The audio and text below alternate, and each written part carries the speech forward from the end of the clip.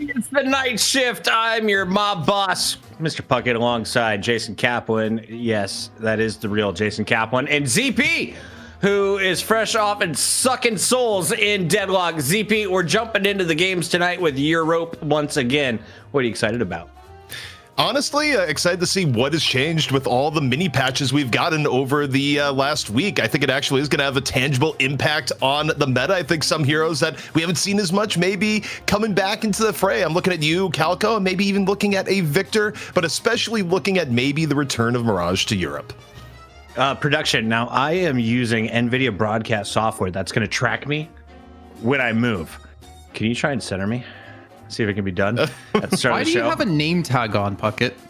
I found it on a Chipotle jacket, and I thought it would fit at the show because we're all the night shift. I'm employee number 1. Jason, you are actually employee number 0. Zero? I do wrap up well. Let's talk about see these. your eyes through the sunglasses, unless that. No, I don't know if that's actually your eyes or not. Can you see that, ZP? You can see like some weird eyes that are definitely not his eyes. True. It's the NVIDIA broadcast software. Yeah. It's so creepy. It's very creepy. It's not Halloween yet. Okay. It's not Halloween yet. We're going to get there. Now, tonight's show, I'm going to stare into your soul more than Jason Kaplan because that's what this software does. I can look anywhere in the room. It still makes it look like I'm looking at the camera, Jason.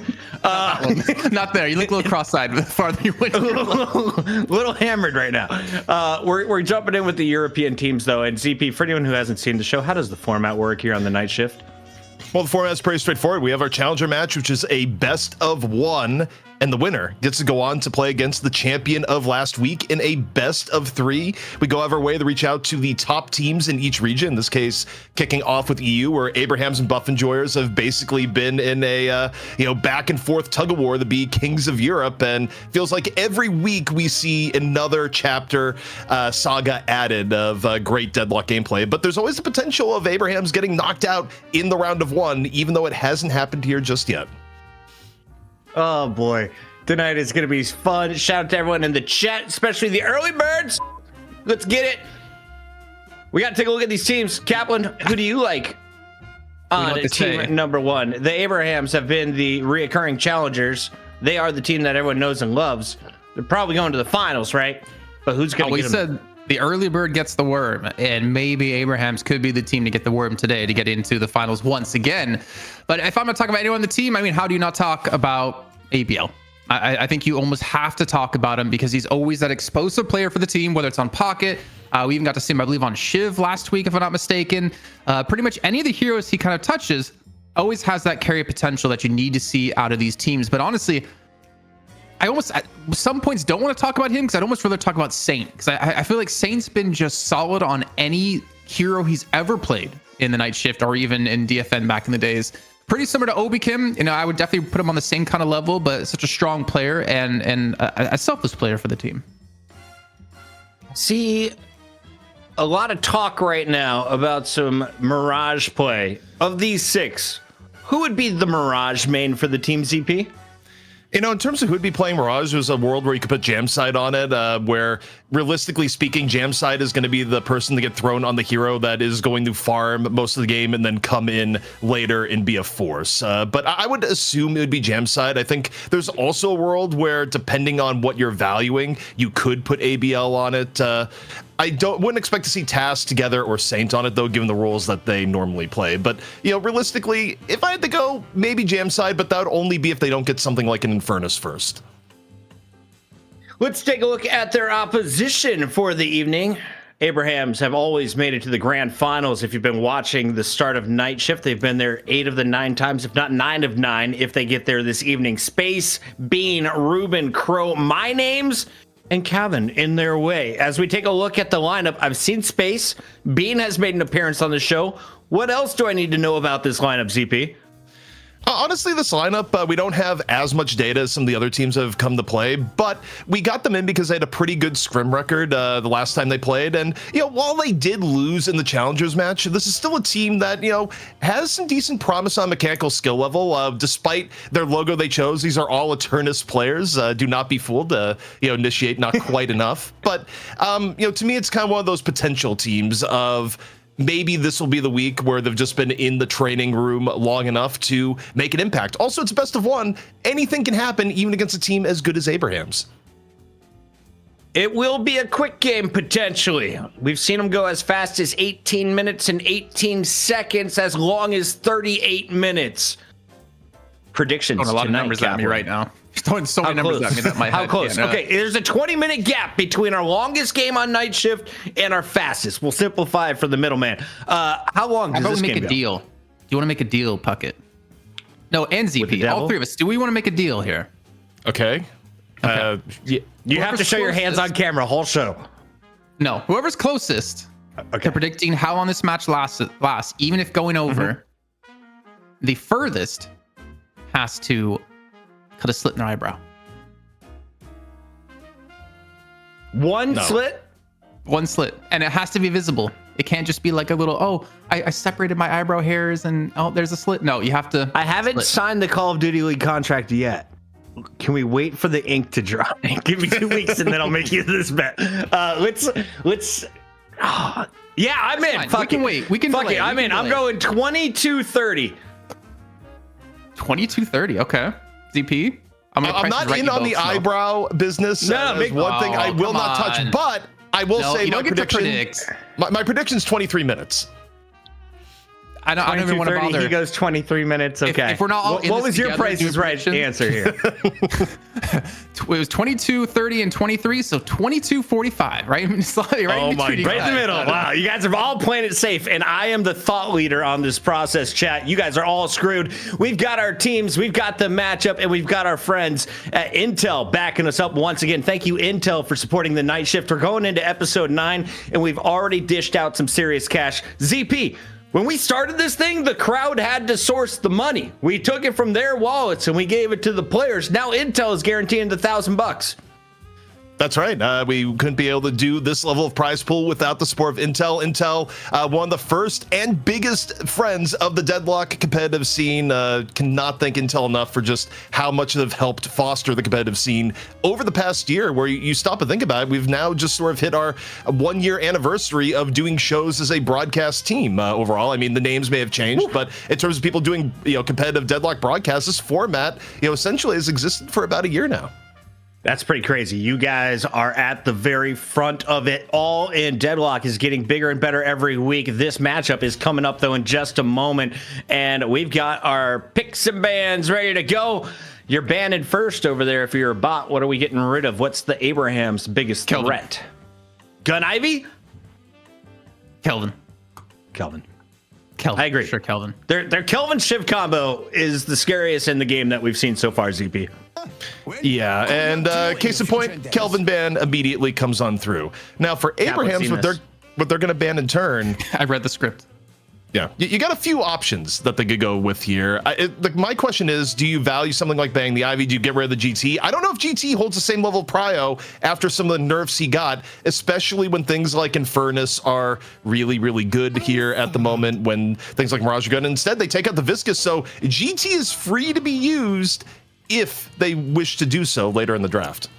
If I remember correctly, it wasn't on paper that big of a hit on Great Talon. It was like a 0.01 change to his spirit scaling on his charge shot. It works out to And be then about 10%. the tier 3 reduced by actually, sorry, it's 0.11. Never mind. I can't read and do math correctly. Like I said, Puck got me confused with numbers. So actually, it was pretty decent welcome. of a hit.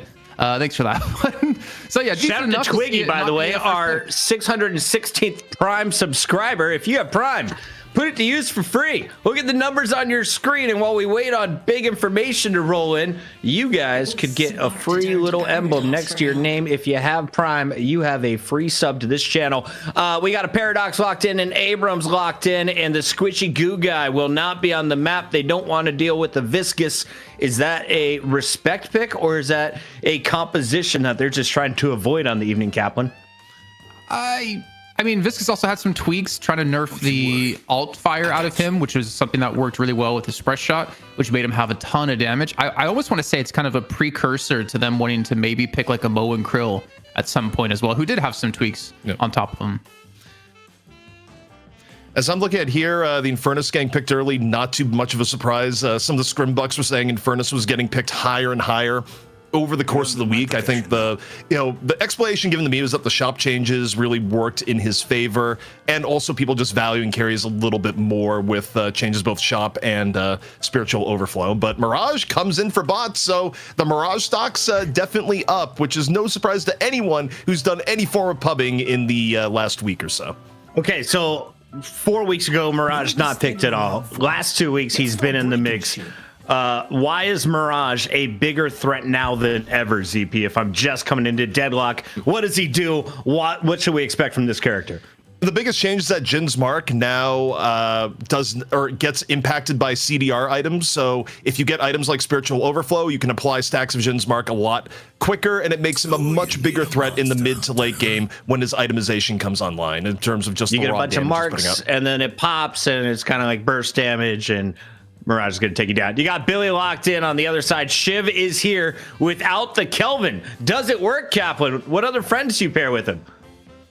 I don't think you need to pair anything necessarily in particular with them. I think just Kelvin Hanging out with those losers. makes him stronger than he already was because the extra sustain he gets. I have to kind of like brush my memory back to see if he was altered at all in the latest patch, and from what I can quickly see, he wasn't too much. But it's just all around going to be a solid pick for Together, I'd say. He always goes the dagger build, the serrated blades, and then builds towards spirit to be like a frontline kind of tanks, and spirit power in the past has been really strong, though. I don't know if it's as strong anymore, ZP, going into these tweaks. I feel like they did tone down spirit a bit. Yeah, I mean, they hit Spirit a little bit and also buffed gun on the later end. I mean, a lot of the gun changes come into play more so at later stages of itemization. Like once I think you feel the most impact when you're at like 28K of items invested in the gun. But it does mean that, your late game options do trend a little bit more towards having at least one or two gun people on your team. And speaking of gun people, I think, well, this is interesting for Abrahams, actually, because Jamside is probably playing the Infernus, but now you also have an Ivy, so you have two characters that you'd normally be funneling your late game carry farm to here. ABL's going to be Infernus, I think, for sure. Just knowing that he plays a very similar kind of role as Hoot does over in Buff Enjoyers. But I'm curious to see, like, he's going to go like the Hoot build, because if you guys didn't catch it, ZP did put up the Hoot build on Infernus that we saw last week over on our public Discord. Right. If you want to check that out, you can type ! Discord. And I did play it today, ZP. I played it actually before these games, and we won. Coincidence? No. Hoot knows the shit. Can we take a moment, though, and give a shout out to our casters from last week? Uber Shouts was so good at doing something that you guys suck at tonight. That's calling out the community subs. Can we give a shout out to Jax Libido in the building, dropping 5 already? As soon as we shouted out Prime, we got Toenail Nibbler coming in. Oh, you freaking weirdo. Welcome in, you little nibbler. We got Eternal Salt. We got Custard with 4 Ds. Steady Slabbin is in the building. Callisto, Master Uguay. And then the Libido is rock hard saying, I can't wait to see Puckett slit. Also, speaking of slipping and sliding, we got Viper gang played, and Viper got some pretty big reworks on her screw jab dagger in particular that may, it's hard to tell because it was a pretty big set of changes, but I think it's something that could make Viper a lot more deadly in general, and clearly we haven't seen a Viper. But this draft is kind of ridiculous where you think about farm, you'd want Viper to get farm, Ivy to get farm, and Furnace to get farm. Like I think actually, I think Saint's going to be on the Viper.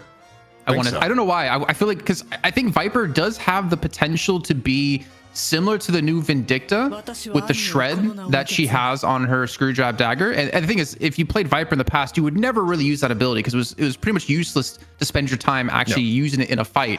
But now, it gives you extra slow duration. It gives you the recharge on max level if you hit it. Also, there's a stacking bullet resist. Negative bullet resist, taking away the bullet shred, I should say. I wouldn't be surprised to see like Viper paired as like kind of a supporty hero nowadays. Can we get a Viper pick rate chat? If 3 times in the Discord, 3 times on 9 shifts. That's my quick guess. I don't think I've ever seen it, and I came in on shift 2, so I'm thinking there's been 1 Viper pick on night shift. We've had 7. What week total. was it? Was it week 1? 100% win rate. Yeah, I feel like it was Hydra Nation that picked it. And the weirdest thing about that game where Hydra Nation played Viper is that Viper basically didn't do anything. Like Hydronation effectively won the game off the other heroes. Yeah, Leffa was on Viper, and we looked at Leffa on camera like maybe 2 times the entire game. What I will say, can we get a little Viper cam? Sorry, go ahead, Zeeps. We glossed over it, but also Calico in general is kind of a stat monster right now. Like if you've played against Calico recently, she's gotten like buff after buff after buff, and in general, she's a very like just powerful hero in general at the moment in terms of being able to get in and out of fights and, you know, get meaningful trades. And I think the buffs may have just hit a point where, okay, we're now valuing Calico more, because I don't think it'll just be bots that's going to show Calico here tonight. Guys, is this just a comp choice from both teams, or is this no longer a gank meta? I feel like I haven't seen a Hollywood. I feel like we haven't seen a Bebop. I haven't seen any of these characters that you guys told me were like really good because they would just grab you and bring you to their team. I think this is just the disrespect play of Abraham's, honestly. I don't think this is a fully serious comp out of them. I think they're going to this knowing that they're probably going to win this match. And they're definitely a team who's been extremely cocky, thinking back to the initial like well plays with ABL over on 1 win. I don't think this is necessarily a comp they would run up against Buff Enjoyers, but ZP, I don't know if you would agree with that. It's hard to say. I mean, I think week to week, like we do have big meta changes. So like the very first game, I try to reserve judgment to see where things are at in case we're missing something. I mean, Abraham's, you know, as you kind of talked about, went pretty heavy on the shred here. Bots, meanwhile, you know, decide, okay, we don't want a Bebop or a Holiday, you know, or a Mo, like heroes you would generally have in the playmaking role. And, you know, realistically, when you look at their pick potential for bots, they're basically relying on their front line. They're relying on Abrams and Billy to be a lot of their, we're going to catch people out this way, with Calico providing general pressure. But it's different than having an option for like a hook or a lasso or a combo that usually teams consider to be critical. So it's a different look from bots also. Do we have any whales in the chat? I've been in Vegas. I'm coming in flush, ladies and gentlemen. I'm ready to get weird. I will put 10 gifted down if Viper is our MVP for the Abrahams. Is there anyone else willing to back it up with a 5 or a 10 gifted for a specific character? Who do you think is going to carry the lobby, or who do you want to cheer for, I guess is the best way to put that. ZP, is there anyone on the bot side that you think is a threat on any of the heroes that have been locked in?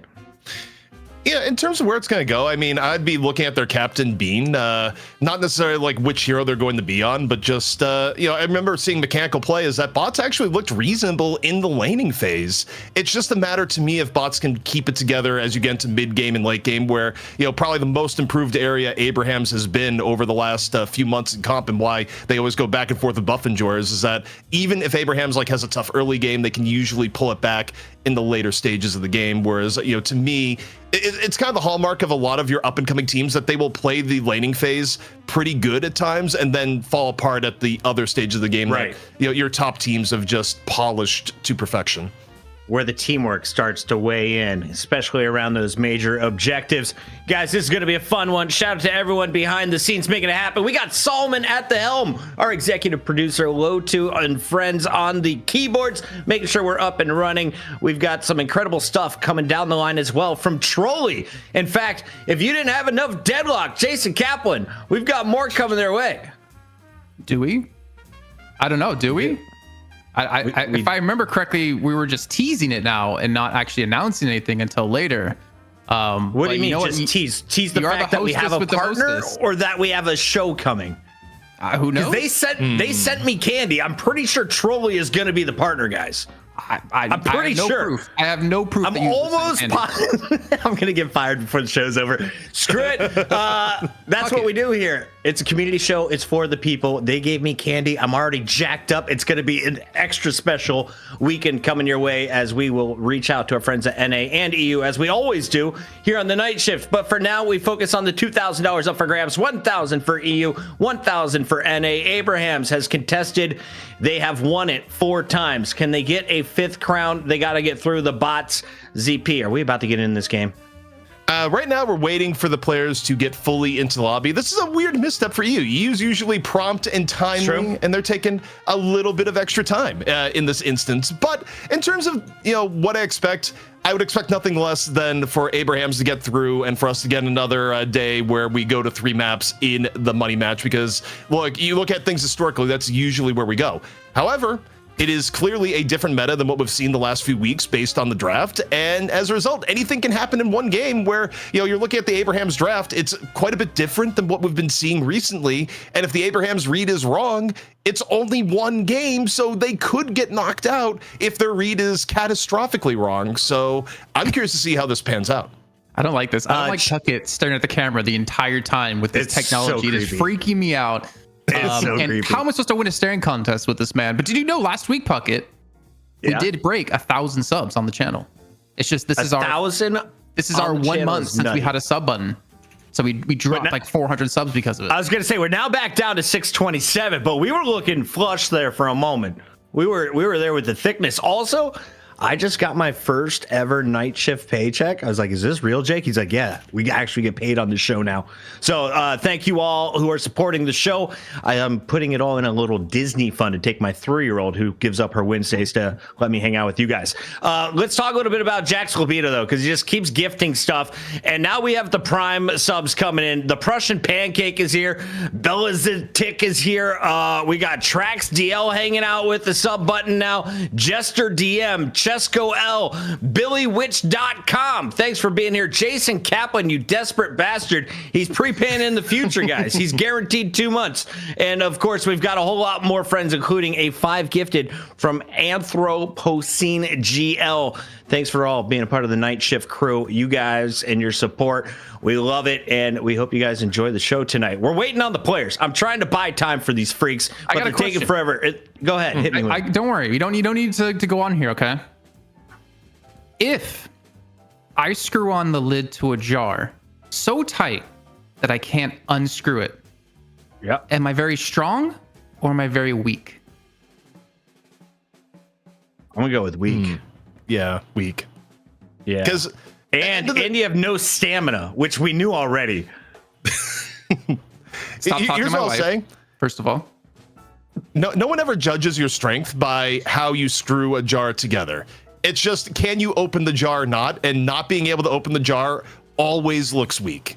That's fine. Also, like, what are the chances that Jason's jar is like a little bit gross on the outside? It's got like that spill, and then that creates like that ultra viscousy stuff that then just hardens and it becomes unpliable. So it wasn't the fact that you were strong, you were just disgusting, and now your creepy ass jar is just staying closed, and we should probably not try and open it. I like the way you went with this. That was not what I expected, but you know what? I should have learned that I should not expect the expected when it comes to Puckett. I should try to expect the unexpected. I'm so aggressive tonight. It's the testosterone. Tristero, thank you for joining the crew. Remy the Ruler, thank you for joining the crew. So we're having a lot of fun. Can we talk about this? You know what? Yeah. We're talking about the subs, but the real interesting part of the show for me, ZP and Puckett, is coming into the NA portion. Like the fact that Hydra Nation is now technically dead, which has been the longest standing team by name in Deadlock. Are they technically dead, or are they just like on a hiatus, like a band that broke up, and they'll have their reunion tour? 3 went to Sneaky Golem, and 3 went. Well, 3 haven't gone another team yet. I think Low Main might not even be planning to play competitive anymore. I don't know. His stream titles have been very depressing lately. ZP. Yeah, low main right now, basically stepped back. Leffa is currently not on a team. So for all the people that leave comments on YouTube about the Leffa hate watch, well, there's no Leffa hate watch this week, but hopefully continue the watch regardless. But yeah, from Hydra Nation was Hydration, Rocane, and AVG that went to go team up with Rocker, Golem, and League on what is officially Rocker's team in Sneaky Golem, which is why they're not called Hydra Nation. And I was specific there. It's like, you guys have 3 Hydra Nation members. Why not keep the name Hydra Nation? And the response is, it's Rocker's team, therefore it's Sneaky Golem. It's cursed name anyways these days. It's time to rebrand for them because they got the Grim Reaper of North America is what they became. But I do wish, the best of luck to all the players on those teams and wherever they eventually do go. But it's nice to finally have Sneaky Golem back. More importantly, it's nice to have Goober back. And even more important, it's nice to get into the game finally here, Puckett. Shout out to the 1200 on Twitch. We've got even more growing over on youtube.com/Deadlock Night Shift coming at you every Wednesday. It's EU. Let's get into it. Who moves on to the championship match? All right, Jason. AB was on Viper.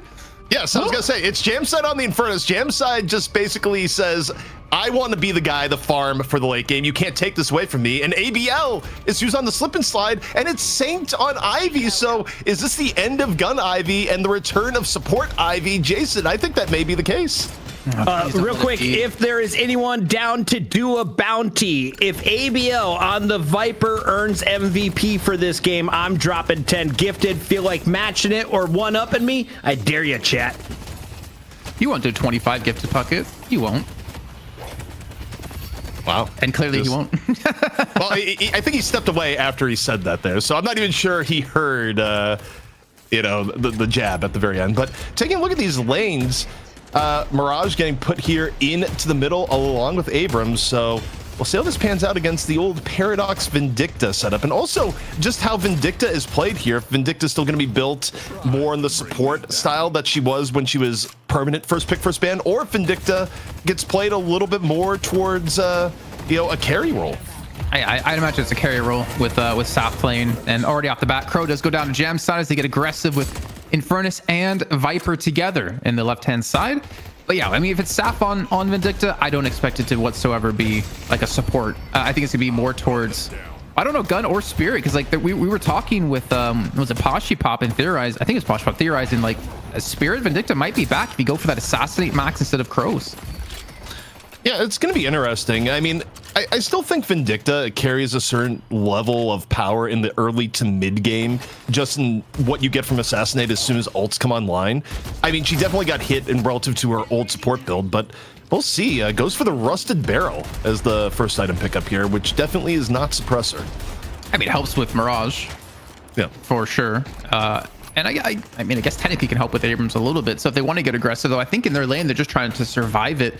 I wouldn't imagine a Vindicta Paradox would be looking for kills whatsoever in this lane, which is kind of interesting because I would think normally you would want to put people that you want to go for kills and you want to get aggressive in towards that middle lane to get those early towers to rotate between different sides of the map. Also looking at ABL's build, the early extra charge, Screw Jab Dagger, yes, is what I'm getting as I look at that. And it seems to be, a way more aggro lane than I would have expected. Though, speaking of aggro right now, Bean running for his life down here in mid as Jamside picks up another kill. This left lane has been a disaster for bots. I want to ask you a very hard-hitting question here, ZP, because I will take this with a pinch of salt. Is it the heroes right now for Abrahams that's being so overpowering for bots, or is it just Jamside and ABL? I mean, Jamside usually isn't that explosive in lane. I mean, usually Jamside's in lanes that tend to be a little bit neutral, so I'm willing to chalk up a good amount of this to ABL finding some secret sauce on Viper. Well, I'm here to see how it's going to play out here. I'm curious to see as well what kind of build he exactly goes for. As we have a dive under the tower. I was on the right-hand side, little quick parry to the Guardian. Back to ABL here. He's got improved, was that improved Spirit as well with the extra charge? So definitely looking for the one. I can never remember the name of the one because it's so wonky to me. The Screw Jab Dagger. Try saying that five times fast. Screw Jab Dagger, Screw Jab Dagger, Screw Jab Dagger, Screw Jab Dagger, Screw Jab Dagger. No, but faster. Yeah. That wasn't that fast. Oh, come on. Nothing you can do is ZB. Go. I'll wait for the right time. But also, man, oh man, Drow getting burnt to a crisp off on the left-hand side. And that's a Yamato Calico lane, by the way, too. A lane that I would have rated pretty strong on paper. Trying to take the battle back to Jam side here, running some real danger. And now you take a look at the Calico end and can't get away. Absolutely brutal. Oh my god. The Petrify coming around the corner for the kill too. ABL at 4.2 thousand souls. Got the Imp Spirit picked up already. And he is going to go shopping here. Is that Guardian probably be going down in the next few moments as well if Gemside wants to continue to push it out. So far, the bot's left lane with the Yamato and the Calico, played by Crow and Kaven, just getting absolutely demolished. And if you need them to be part of your front line, which I guess you technically don't need them as a front line, but if you need them to assassinate, you're not going to be getting that for a very long time. Also, the ability to just do anything that lane is effectively gone. When you're down nearly 2k souls this early, against your lane opposition, you are going to get bullied, and it is long past your point to be able to do anything about it. Realistically speaking, for bots, you have to assume it's going to be gone, and that's where it is. But also, speaking of gone, quick little charge on to Saf. Saf just going to back out. Not too worried about the situation here. Time wall going to go down as bots try to make something happen in the mid lane. A little bit of the chase here out of space, looking for Sane, who we actually will get the kill onto. So finally, we do see bots start to strike back here. And to be fair, it's not that big of a lead at the moment. Only 2K difference between the teams. So it's not as crazy as it maybe seemed over on the left-hand side. But ABL, you just imagine over time is going to become more and more fed. Already at 5,000, and with Jam set at 5.5K because he did get some solo farm when ABL went back to go heal. This is I feel like it's not as close as it looks on paper at the moment, ZP. No, and I think you really have to look at the specific difference for the heroes in lane, because once this Guardian goes down on the left, the ability to take the win on left and turn it into advantages on the other lanes is going to be really high. Also, the fact you think about late game win conditions, your Infernus getting a big leap up on the game is huge. Swap though in the charge, but it's not going to be enough to turn into an immediate kill, just a little bit of Guardian pressure. Well, speaking of pressure, ABL gets another kill. This is on the left-hand side. Kaven dies yet again. Almost taking out ABL, to be fair, considering he's almost 2,000 souls ahead of his opponents in this lane. So it came down to a very close fight, but unfortunately for bots, not going to be working out here. We can see Jam side, Imp Spirit, Swift Strike. I'm curious if he's going to go towards like the capacitor build that we saw Hoot go for, or if he's going to play more of a standard like Jam side kind of item build where he goes like very damage oriented instead of more supporty, not supporty, but more survivability. It'll be interesting. I mean, I think for how Jam side goes, oh my god, the ABL rotation now off to the right side, that feels bad. Where you have this turbo farmed Viper that now can go to the lane that was winning, overpower, get the Guardian down. This was the best lane that bots had going here, and the Petrifying Bola comes out and Ruben just gets cut down. This is the problem when you lose one lane this badly, is that lane can then go and infect every other lane, Jason, and just cause this sort of domino effect. I like infect because of Venom out of ABL with the Viper. You know, but I'm not seeing the MVP so far for ABL if they win. You know, I'm still thinking towards Jam side. So I don't know if Puckett's gonna be getting those 10 subs in out of himself. The fact said he's gonna match it. So if I do 10, he does 10. Let's go, Viper. You're confusing me because you're messaging me saying like don't pick ABL, so I don't have to spend 10 subs. That doesn't sound like Puckett at all. I totally wouldn't message you on the side to save myself $50. Please don't win. I don't think you would message me on the side, period, to be fair. But ABL, he's over towards the mid lane. You can see diving pretty much past the Guardian there, looking for some damage over onto My Names, who's been forced to go back to base. And both these two heroes just gonna be floating in the sky until eventually Bean does come crashing to the ground. And ABL, he joins the party once again, looking for the kill, and he'll have it paired in with Saf. ABL is making Viper look absolutely terrifying, to the point that I do wonder how much this has been accounted for in draft strategy from buff enjoyers as they're looking at this here and maybe going, wait a second, do we now have to change up our draft strategy to not let ABL get the lizard? Because this has been ridiculous. I mean, part of it is now ABL got a ridiculous start on the game from higher farm in the left lane from how much they wanted, but in a way, Viper is already at raid boss status and you're 9 minutes into the game, Jason. The thing is, Viper, she's still so susceptible to CC, and it's still relatively easy just to lock her down and kill her. So, yeah, I mean, obviously, it's a little bit of like column A and B in this one with how the game's played out. ABL making Viper look really good at the moment. But we still have a fight kicking off here and towards the middle. Both teams pretty much loading up and getting ready for a fight. But it's just Space to be the one to send back to base, and they're looking for this last Guardian. They're going to have it. I don't really see a way the bot should be able to contest this. No, it's not going to happen. Also, left-hand side, I mean, Gem side, just taking solo lane farm in this situation, looking to add on to his souls. First to hit 5 figures at 10K. And look at another, you have 2 lanes crashing together on the left-hand side, and Jam side's going to get all of that farm here, Jason, as Bean is again getting terrorized. Wait, ABL, charge comes in. Bean nearly flips it, but not enough. He's at 3.4k souls as well. Really want to see what he's going to be buying up for next. And actually, so far, what we are seeing out together, he actually picked up Rebuttal. an item that obviously has been recently changed, giving melee resist now, which is very effective against Space and Beam, playing the Billy and the Abrams. Interesting to see it actually being picked up here. Well, the stance on rebuttal I heard from several players is that it's just really good stats-wise right now. The main penalty you get for picking up rebuttal is the fact that it takes an item slot. But while slots aren't an issue, it's an efficient item, even if you're not getting benefit from the parry end. But also, you're up against a Billy. Having rebuttal lets you throw out parries a little bit more often and not get severely punished for it. And the reward for actually hitting a parry is, of course, tremendous. Yeah, very, very big and very instrumental for Billy and even an Abrams to some extent. Also, not to mention Calico, who picked up the lifesteal. Well, speaking of Billy, Space does get finished off here with another kill coming through. Together at 8.5 thousand souls. Jamside's on 13k. My lord, he is so far ahead that I don't think you can send anyone in his lane. And maybe not even any two people to stop him. But this is going to be at least a nice take out of the urn, since it's going to be on their side of the map, blocking this one in for an extra 3k souls.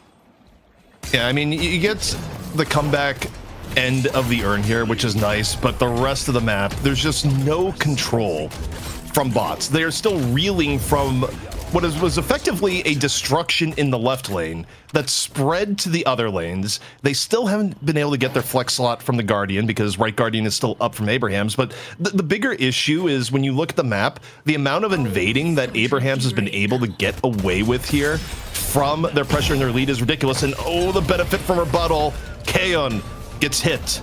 And also, that's worth noting is that you'd think, oh, you're getting it for the Billy.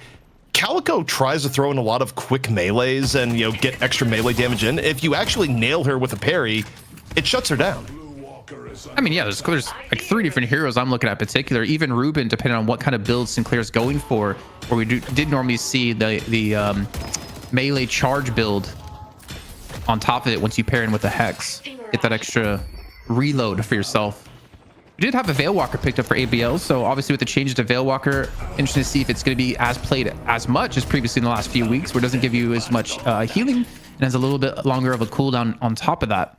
But I don't really think the cooldown nerf is that big of a deal. I think it was like 1 or 2 second change. The big change of Veilwalker is that Veilwalker is a lot less attractive to rush as your first item. I think in the mid and late game, it still maintains a lot of its power. Also, speaking of maintaining power, ABL just continuing to carve up the map wherever he's at right now. 400 HP. Get hit a little bit here by Yamato, but again, the dive is still rough to do. I mean, near tower, you know, outmanned at the very end. I mean, maybe you get it, but it just does not pan out. Looks like Jamside is going to be going for that capacitor build that we did see last week when Infernus was played for the first time, and honestly, it felt like forever. If I'm not mistaken, Saint even has Tesla bullets too. So is he even really playing supporty here, or did I just misunderstand what item he had picked up? But this Mirage, my names might fall down from just the ticking damage over time, or just ABL and Saf coming from the side to continue the fight. And again, this has been Bean versus ABL, where I feel like half the clips we've seen of ABL has just been chasing down good old Big Blue. But it does look like it's going to be a disengage from bots here. Bots, of course, is trying to get a little bit of pressure onto the left lane. Space, meanwhile, getting caught in the right. And, you know, at 84k to 66k, Jason, you start wondering what your win conditions are for bots. And the win conditions are pretty narrow, especially given the fact that a lot of their pick potential was based on their front line being competitive. And with this level of soul gap, you're not getting that much pressure from either your Abrams or your Billy in creating those pick opportunities. But is Viper looking like an MVP yet? Nah, I'm still not feeling it. Yes. I'm still thinking Jamside. 17k. I mean, he's just been this threat in that left lane. He's not allowing anyone to get that free farm to keep him in check. You know, I don't know if I can feel it. Maybe if I give him my PayPal, we can change my mind. Look, if Jamside is a car, who do you think paved the road that Jamside is driving on right now? It's ABL. ABL did the paving. He was out there on the construction crew. As we see together, gets hit with a parry, but clearly not really a big deal either way as Sinclair continues to tick down. There's not a paradoxical swap coming through. It looked a little bit weird from what I saw, but it looks like it actually was used just to get away to safety. And well, safety is something that Together is trying to find as he does get charged into the wall, but he gets the parry onto one. Of course, the rebuttal is going to save him some time, but he is bleeding away here. He should be falling in just a few seconds. No health remaining. He eventually dies just from the bleed out, and Caitlyn gets a kill onto together. And maybe there's a chance for bots to turn this around. As we can see, Ruben's not here to defend this one. Jamside keeps pushing the left-hand lane to get a free walker. And eventually, Abrahams will still come out ahead in this fight. Can we get some updated prediction, boys? The chat said at 13 minutes, this game is over. So what time do we think it ends in favor of Abrahams? I mean, it may end on the earlier aside. The way things are going here at the moment, they're about to have their second walker down. And when you get this far ahead, you start questioning on maybe we can just force mid-boss. What are they going to do to stop it? Where we didn't even talk about this because we haven't seen a whole lot of Viper get played, but Petrifying Bola is also one of the stronger abilities to control mid-boss. When you're looking for, to make sure you get every charge and deny people from coming in the contest, yeah, you got to Sinclair on the other side, but Bola itself, I mean, we've seen get used to great effect at mid the few times we have seen Viper if you go into the deep, dark Deadlock past. He doesn't have it maxed yet, which is where he really needs, or she really needs for it to be like super effective in towards middle. You can see they're only able to stun up Bean as Kaven just made quick work of ABL. But I mean, obviously the paradoxical swap coming through. Kaven, you might get one kill, but you're not gonna get away with much more than that. Keeping things equal at 1-to-1 trade, and very quick rotation of Abrahams here to defend this. At least keep it equal for now. Even maybe looking for more because Jam's on the left hand lane. He's in that 1v1 against My Names, and well, his name's is dead. You can't even really look at Infernus at this point if you're bots, if you are a solo player. There is not a single character on bots that could take Jamside in a 1v1. And truthfully, Jamside is so far ahead from the combination of how the early lane went to just being left to his own devices and left this entire time that you almost have to bring 3 if you want to take down Jamside in any concrete, efficient manner. But if you're allocating 3 people to the left, you're going to lose a lot of your jungle and your middle walkers. So it's a very tough spot for bots to be in right now as the Bola into the midair to stop the seismic slam from getting away. Yeah, just on 15,000 souls. Unless you invested straight into that ultimate, you're not going to have the ability to have it unstoppable within it. And again, you see the chase here, and it's not really much of a chase. Kevin down to half HP just from running through the flame trail, the flame dash. And then we see the combustion come through, but it's not really going to stun anything because the shadow transformation was used as Crow's being forced back to his own base, and not in the way he intended, as he has to respawn back in. Abrahams get 2 quick kills here on this lane, and the fight's not over just yet, ZP. Well, Billy with the chain gang, but when you're this far behind, you're just chaining people in to be more efficient at killing you. This game is pretty much about as far gone as it gets for being 18 minutes in. A charge in from being met by a Bola by ABL, and yeah, Bean can sort of be in the area, but at this point, the ability for bots to confirm kills is very, very hard to do. Yeah, and honestly, I see the only way they can really get back into this is somehow My Name's getting really fed at the moment. But even then, the front line is just going to be slaughtered. I mean, look at Saint, 26,000 souls, and he's supposed to be the support of the team inherently within like the roles on the roster. Though the way he's been building is definitely that old style gun carry Ivy. I mean, he can pretty much 1v1 anyone, maybe even like 1v3 like we were talking about before with Jamside, though. Jamside going to be a little bit easier to escape. Also, for those wondering on builds, it is a full Spirit Viper build is where we're at. So it's not the Gun Viper build. It is more so ABL playing a build that lets ABL just continually roam and create opportunities as Jamside hits the crouch key at Mach speed. I think his crouch key's broken, guys. I don't know what that is. That's not allowed in some esports. What was that, a macro to like crouch that quickly like that? Or that was just incredible button mashing. He's been training his pinky finger his entire life at that moment. I mean, those were some quick squats. I need to get me some of those. Looks like Crow, well, I was gonna say survive, but eventually gets sniped out, and the lead continues to grow. Over 40,000 souls now in the lead for Abrahams, and it's really showing no signs of stopping. What was the time? I think Puck had 22:30, you had 23, and I just split the difference at 22:45. Yeah, looking like there's a chance we might be right here. Well, you got the mid boss coming up. The question is for Abrahams, how quickly do they want to end it? They're so far ahead that they could just take this and camp for throne. Oh my god. Oh, he got tethered. He didn't have a chance to seismic slam in. Not a single rejuve crystal being taken. The hex thrown out, at least onto Jamside to buy some time.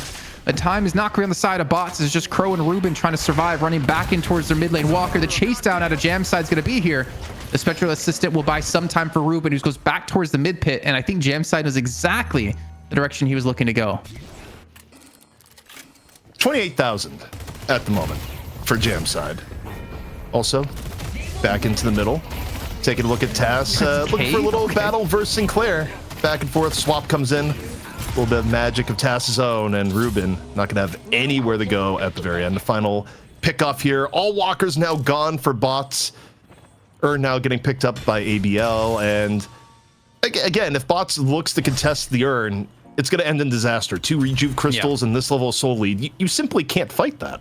I think I feel like they almost just have to try, because if they're being forced to defend a siege coming out of Abraham's, I don't think there's any realistic chance they can defend it. And they're going to lose stage 1 patron, they're going to lose shrines, and maybe the game from there. So I feel like you almost have to make your last stand here towards this urn turn-in. As we can see, the way they're positioned, it's not really going to be happening. Or at least trying to be the one-man army, going to be getting caught out here, trying to retreat towards the safety of his team. But there's just more enemies in front of him. He eventually goes down to together, and the fight going to be kicking off with a chain gang. A good pull-in on multiple players out of Abraham's, but you don't want them in your face. You want them away. You just see the stat difference here where the chain gang comes in, and that would have been a great chain gang if the game was remotely even. But Jason, it's not remotely even. The other team has way more souls than you and rejuve. You get both rejuve crystals out, but you lose 4 people in the process, and needless to say, the base is going to get crunched as a result. Both shrines are going to go down. First stage patron is going to go down. Abraham's may back out after first stage patron, though, to do another round of jungle and then go in for the final push. Can we actually maybe get a quick check-in on Saf and what item he's been going on the Vindicta? Because I'm also like really curious to see, with Vindicta getting some more player recently, and obviously the changes coming through, as well as the items, would we see... Okay, so it's still going to be like Spirit. Interesting, but does have the max level ultimate. No, not max level ultimate. So not even going for the Assassinate build, and not even maxing out Crow either. The important thing for me here is that you also get the rescue beam on top going. Look, if you're going to be in the air, why not have the option to pull anyone out of danger if they go a little bit too deep? I mean, probably more intended to help ABL out. It's just the game has been so one-sided that ABL hasn't really needed the protective nature of the Vindicta, pull ABL out of bad situations, because nothing has really been a bad situation for ABL and the Viper. And actually, on that note, could we hold tab for a moment? I'm just curious what the amount of kills are, because ABL got a ridiculous amount of killing blows at the beginning of the game. I wonder what the final tally is at the moment. Don't know if we're allowed to show that on Twitch. Might be against the TO. Oh my god, he connects on a Ruben with a petrifying bola, and he's gonna fall 49-7. Wow. Well, Crow picks up 1, but that may be all they pick up here. Task goes down. See Saf just scouring the skies. And Jamside actually going to be the one doing a lot of the heavy lifting here on a 33k Infernus. 5 down for bots. And surely this is the end now approaching. But at 23 minutes, I had the time prediction at 23. It's looking pretty close to the mark here, Jason. I mean, is 30 seconds close? I guess technically it is. It looks like Abraham's, though, going to finally go for the finish here, take down the patron, and Abraham's will take down bots in a best-of-1 advance once again to play against Buff Enjoyers. 1,500 people watched that beat down over on twitch.tv/Deadlock Night Shift. Shout out to the 1,000 over on YouTube and everyone tuning in on kick.com. We are partying with ZP and Jason Kaplan on the mic tonight, and the Abrahams are going somewhere they're very familiar with. That is the championship matchup here for Night Shift. This time, it's shift number 9. ZP, who earns your MVP? It wasn't the Viper, sadly. Whoa. 10 gifted stays in my pocket. Oh no, it is going to be the Viper, because I think going in for ABL, it was the part where we haven't seen Viper in a while. Viper gets changes and gets played, not only does well, not only crushes lane in a way that we haven't really seen a Viper do before, but then plays a Spirit Viper who, after they get the first lane, roams around essentially as a playmaker, making every lane absolute hell for bots. I mean, that was a very active Viper, not a Viper interested in getting farm, but one interested in keeping the tempo up for Abraham's the entire game long, and it was really, really successful. I like what we're going to say here. We're going to take a look at some of the best moments from this game. The whole team looked like they were just having fun, Kaplan. You called it at the start. You saw the composition. You thought maybe they're not taking their opponents seriously. Was it a comp surprise? Was it just individual performances? Why did this work for the Abrahams? I don't want to be mean, but Be mean. They're head and shoulder above the competition because no one really has a team outside of them. That's the problem. If you look at EU compared to NA, I think between the best team, or like maybe the best two teams, and the rest of the teams, EU, like the gap. Stop licking me. The gap is so different between the two. Whereas NA, things are a lot closer. There's so many different teams that could easily pull off a victory here in the night shift. And then EU, it's just two teams. But I think a lot of it's skill difference. I mean, obviously the Viper. No, I don't even want to say that the Viper is necessarily like a crazy pick that could potentially have caught bots off guard. I think it was more of just like ABL and Jamside just that good in lane that they could overpower and then knew how to take that advantage further on into the game. ZP, thoughts on this one so far? I just want to see if Abrahams does the same draft strategy going up against Buff Enjoyers into the money match, because it was a super interesting take. I also do love the idea that, normally you expect Saint to be the one playing the supporty things. Saf runs this Vindicta build that, is kind of a mix of everything, but also grabs the rescue beam. And while we didn't really see a lot of even fights here, I like the idea of you run the Vindicta, you have the rescue beam, and you basically use it as a safety valve to get something like a Viper out of danger when necessary. So the approach to team fights in an even game for Abrahams is something that I think could be really interesting if they come into the next game with a similar draft. I just hit all the spammers with the ban. I feel all powerful. That's how the Abrahams must feel after taking care of business against the bots. Now it's Buff Enjoyers Abrahams round 9. Ding, ding, coming up. Kaplan, as we take a look at our MVP, though, you said it might not be the Viper. You're showing love to other characters, but at the end of the day, 10 gifted is 10 gifted. We'll do anything for free subs, and ABL will get another MVP award. This is number 27 for him on our 9 episodes. Anything for subs. Well, we were Anything? like risking eyebrows. We turned ZP into like a green man for a little bit. Jake was going to wear a Catwoman costume. I mean, we for did Batman. hit the 1K just a few weeks too late for him to wear the cat suit. Was a little late. Late for the cat suit. I think what I am enjoying seeing, though, at least here in this with ABL getting the MVP, is the fact that we had some changes, kind of took it to heart, and started to invest some time into some other heroes that potentially could be the new kings or queens, in Viper's case, of the meta. I'm really curious to see, like as ZP said, is there an opportunity to see something similar to this in the Buff Enjoyers matchup later on, or was this just cocky instead of Abrahams? But that's what I like about the night shift so much, man. We get to see, some similar teams on similar skill levels every single week. Every patch that comes out, it changes up the meta. We get to see the teams reflect those changes, and then immediately get to see those in my own pub games and get absolutely smashed by the overpowered stuff. ZP, we haven't seen a lot of Viper in comp. That's according to the chat. What do they bring ability-wise? Would we see it in a championship match coming up next against Buff Enjoyers?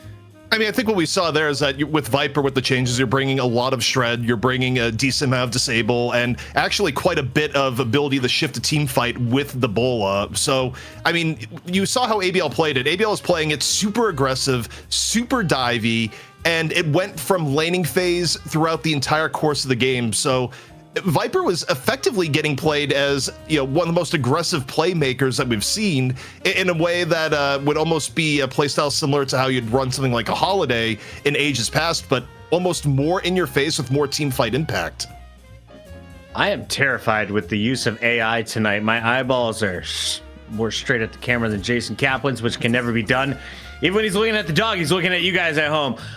Hey, cutie. What's your dog's name, Jason? Oliver, and he does not wear a shot collar, so don't call me Hassan. Not yet. You're about to become a full-time crew member here. We're going to a break before I get fired. When we come back, we'll be talking Twitch terms of service, how to treat your animals, and who is going to win in Deadlock Europe. We'll be right back.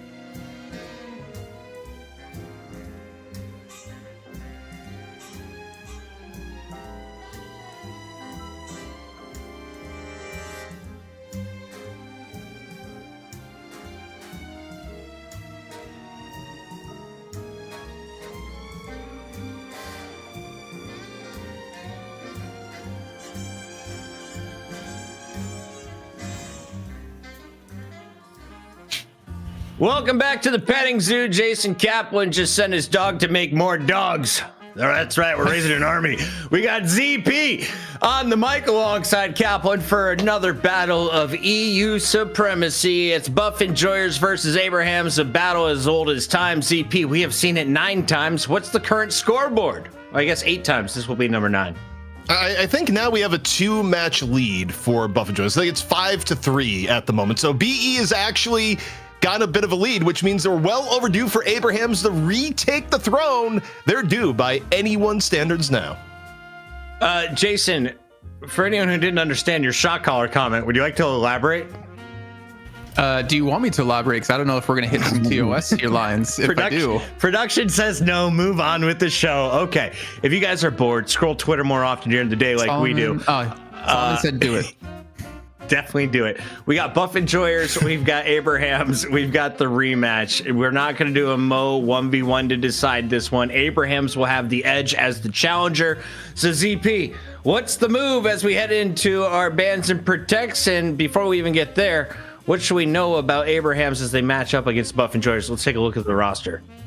Well, as we take a look at the roster, I think the one thing you have to know is that Abrahams has a pretty long list of comfort heroes. I would say Jamside on the Infernus is one of them, especially now that Infernus is good. I think if you are Buff Enjoyers, you look to take that away, and you also look to deny any form of the Shiv Kelvin combo. Buff Enjoyers has been burned by that way too often over the last few months and going against Abraham. So one way or another, the draft is going to be manipulated that you don't get a game with Together on Shiv and Saint on Kelvin at the same time. In fact, I'm not sure Kelvin's going to get played this entire series because I think both teams are going to take the liberties of banning it if there's a threat of the other team taking it. That's where I have it. Now we have Tasson the Paradox in the image. This is the player's favorite character. Is it going to be the best option in the current meta, Kaplan? Can't answer that. Honestly, I don't really know. I don't think the players really fully know as well. I mean, it was coined as like some small balance changes, but honestly, it was just a lot of changes across the board with items, with heroes as well. If you're talking about like picking, like getting picks, yeah, I think Paradox can definitely stay as one of the top heroes if she's not the top hero for it, even though we've seen a lot of Bebop in recent weeks.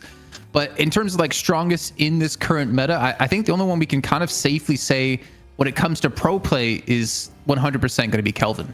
I don't think there's any arguing around him being an S tier hero, even like S plus tier at the moment. Let's take a look at the opposition for Abrahams. It's the returning champions, formerly known as Virtus Pro. They go by Buff Enjoyers.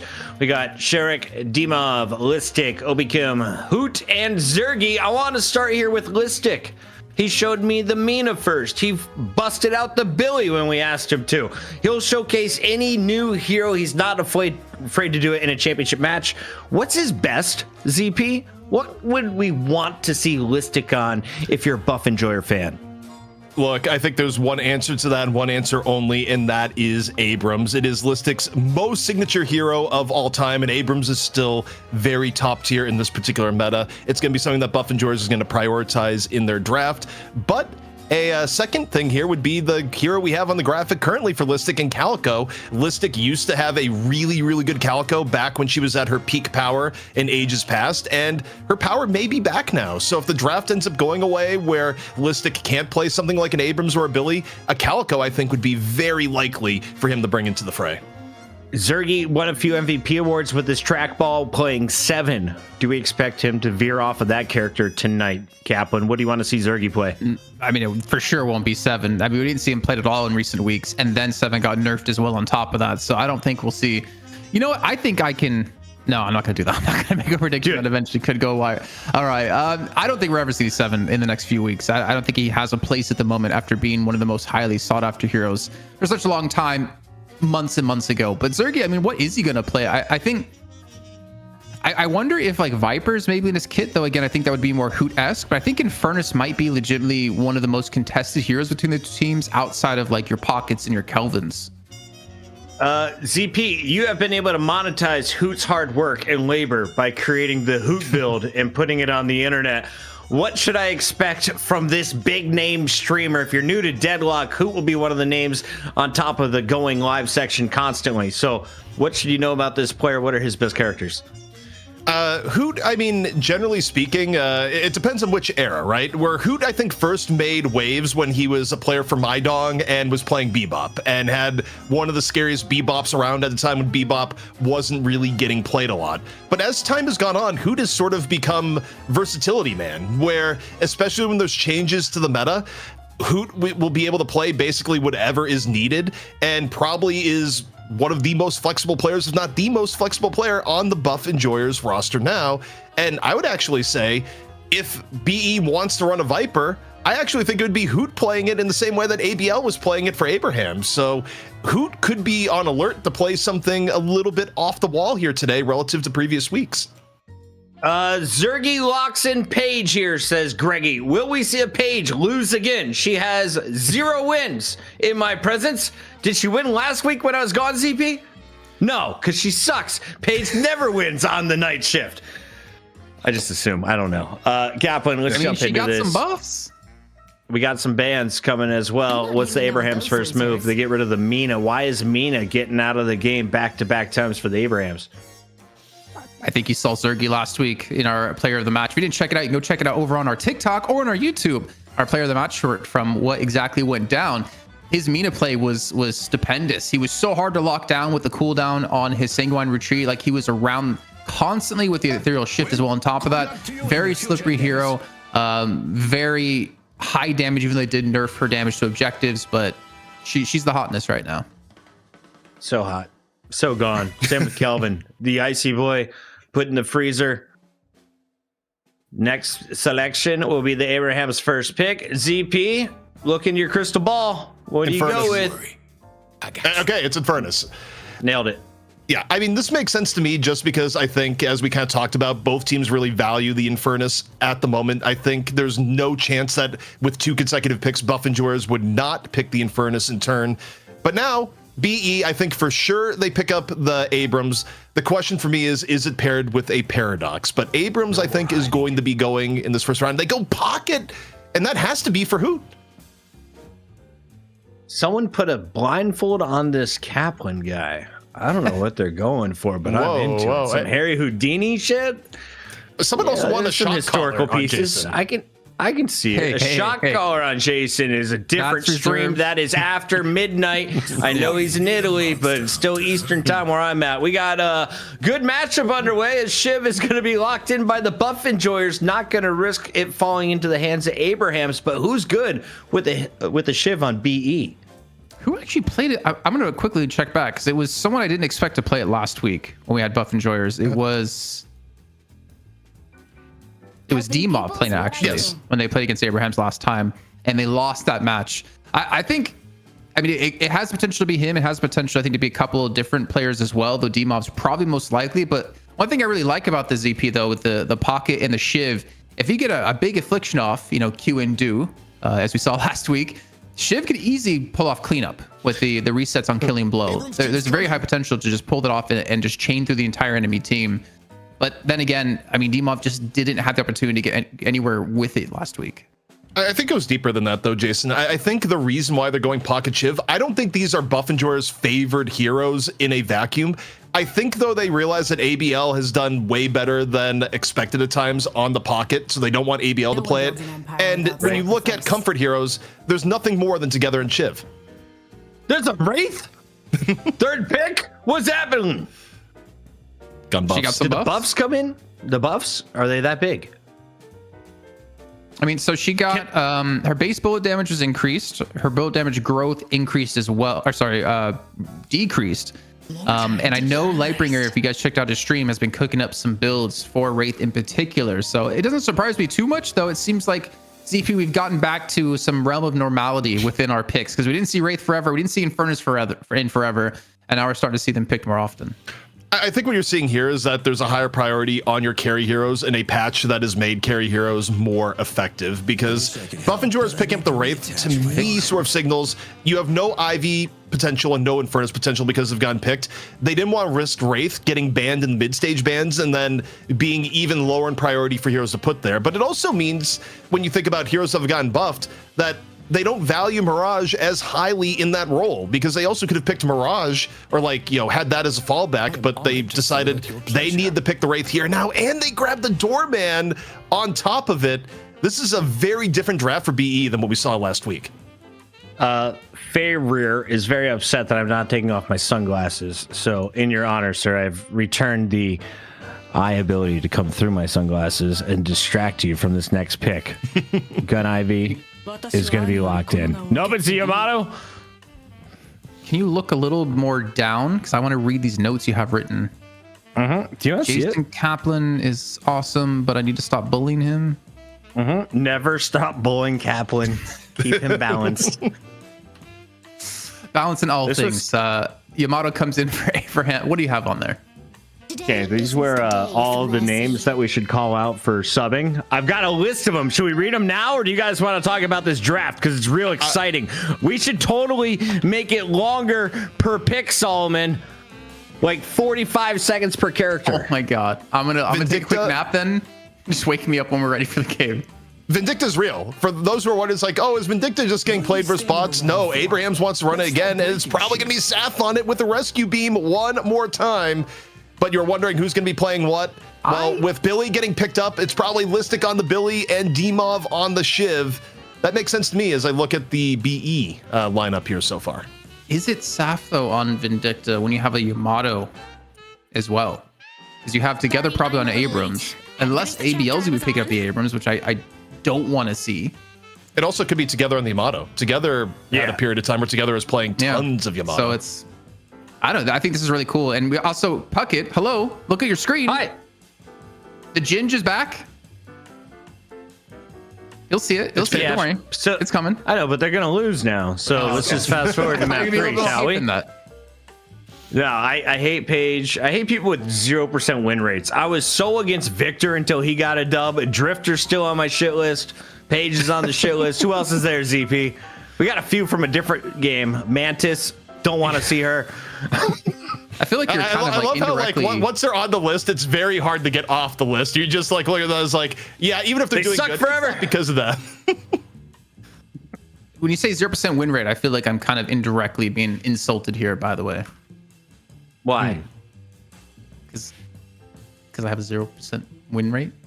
No, you're really good. You told me earlier today that you were using the hoop build and you got a dub. You're at least at 50-50. I have won 2 games in recent memory. Once against DDK, and poor him, didn't get a single win in the game night. And then once, right before we got into the show. Do you think DDK is out of all of us the most fake pro gamer? Because he has all the guides. Here's how you dial in your accuracy. Here's how you take care of your body and your mind. No, Mitch is the most fake gamer, because the first day I ever met him and played a game with him, he was the worst blitzcrank I've ever seen in my life in an ARAM on League of Legends. That it made me never want to play with him ever again. Yeah, but how do you miss hooks? He found a way. Ooh. And a third person top down. Rough, Mitchell. Jason, you gotta get to Mitch War. You have to give some respect on one of the best World of Tank players to ever exist. I don't actually know if he was one of the best players, but he did cast that game for a long time. Are you kidding me? Oh my God. The chat would like us to hone in on the Page being there for the shift. Is it a duo? If so, observers, let's dial in on that. The Doorman is always fun to watch for those who are like me and don't know what the hell Wraith does because she doesn't make it into comp in the most recent weeks. What should we expect from the pink hat fedora person, ZP? I think for Wraith is that her early game is a bit better now, but the biggest thing for her is that not only does she get a big benefit from the shop changes, where if she invests in the gun items, she gets a better benefit towards the tail end. Spiritual Overflow also gives her everything she wants between the CDR, more gun damage, and more damage on the cards itself. So the buff to that item really helps quite a bit. So overall, I think Wraith got buffed on multiple ends. Is it worth that early of a pick in the draft? I guess we'll have to see. Are Mo and Krill gone forever? We'll talk about that later. Right now, we've got 12 other characters locked in. It's Buff and Joyers Abrahams, round 9 championship match, $1,000 up for grabs. The game's already paused. So Jason Kaplan, tell us the story behind your mustache. What inspired the look? I just saw how glorious Mitch could grow a mustache, as well as Dan. We don't talk about it much, but DDK can grow out. He's got hair everywhere. 100%. Yes, he does. And this is the only thing I could grow on my face. Unfortunately, I can't really grow like a beard. Can we do like handlebars on it though? Okay, game's back. Sorry, ZP, take it away. Well, we're getting into it, and people are wondering about lanes. You got a Paige Billy lane, and that makes sense. I think if you're going to pair up Paige, I don't think she has as many good lane options as some of the other heroes, but you pair it up with Billy, and you get really effective trades when Billy just wants to go in. Yeah, you get the headbutt. The little knock-up makes it very easy to land your snare as a Page, and that's a lot of damage you can potentially pump out. Not to mention, you go Guardian Ward. It's like a generally first item for Page. You're going to make that Billy extremely tanky, as we can also take a look at who is playing what. Shark's going to be on the Page. It will be AB on the Yamato, and Saf, again, as you said, going to be on the Vindicta here. Also, we got a return of an old school premium lane that it's easy to forget because we didn't see it in a long time, even when they were both meta. Just because it was hard to get both at the same time. But we got the Abrams Vindicta lane, the one lane that arguably was at the same level as Shiv Kelvin for a long period of time. And we'll see for Abrahams if, even with all the Vindicta changes, if it still maintains its scary lane presence in the early part of the game. I mean, it looks pretty scary. You can see Pocket and Ray sitting pretty far back, but the mid lane's really where the pressure's been so far out of Abrahams, getting Demov and Obikim already very low. Demov's been sent back to base here. And Obikim actually going to continue to try to farm up while waiting, or maybe he's just trying to get the mini a little bit low, so we could see the return of his teammate before. But no, he's actually going to get some solo farm himself. Maybe go for that level 2 door for the barrier to make it a little bit more sustainable for them. Jason, And I see don't weakness hate this.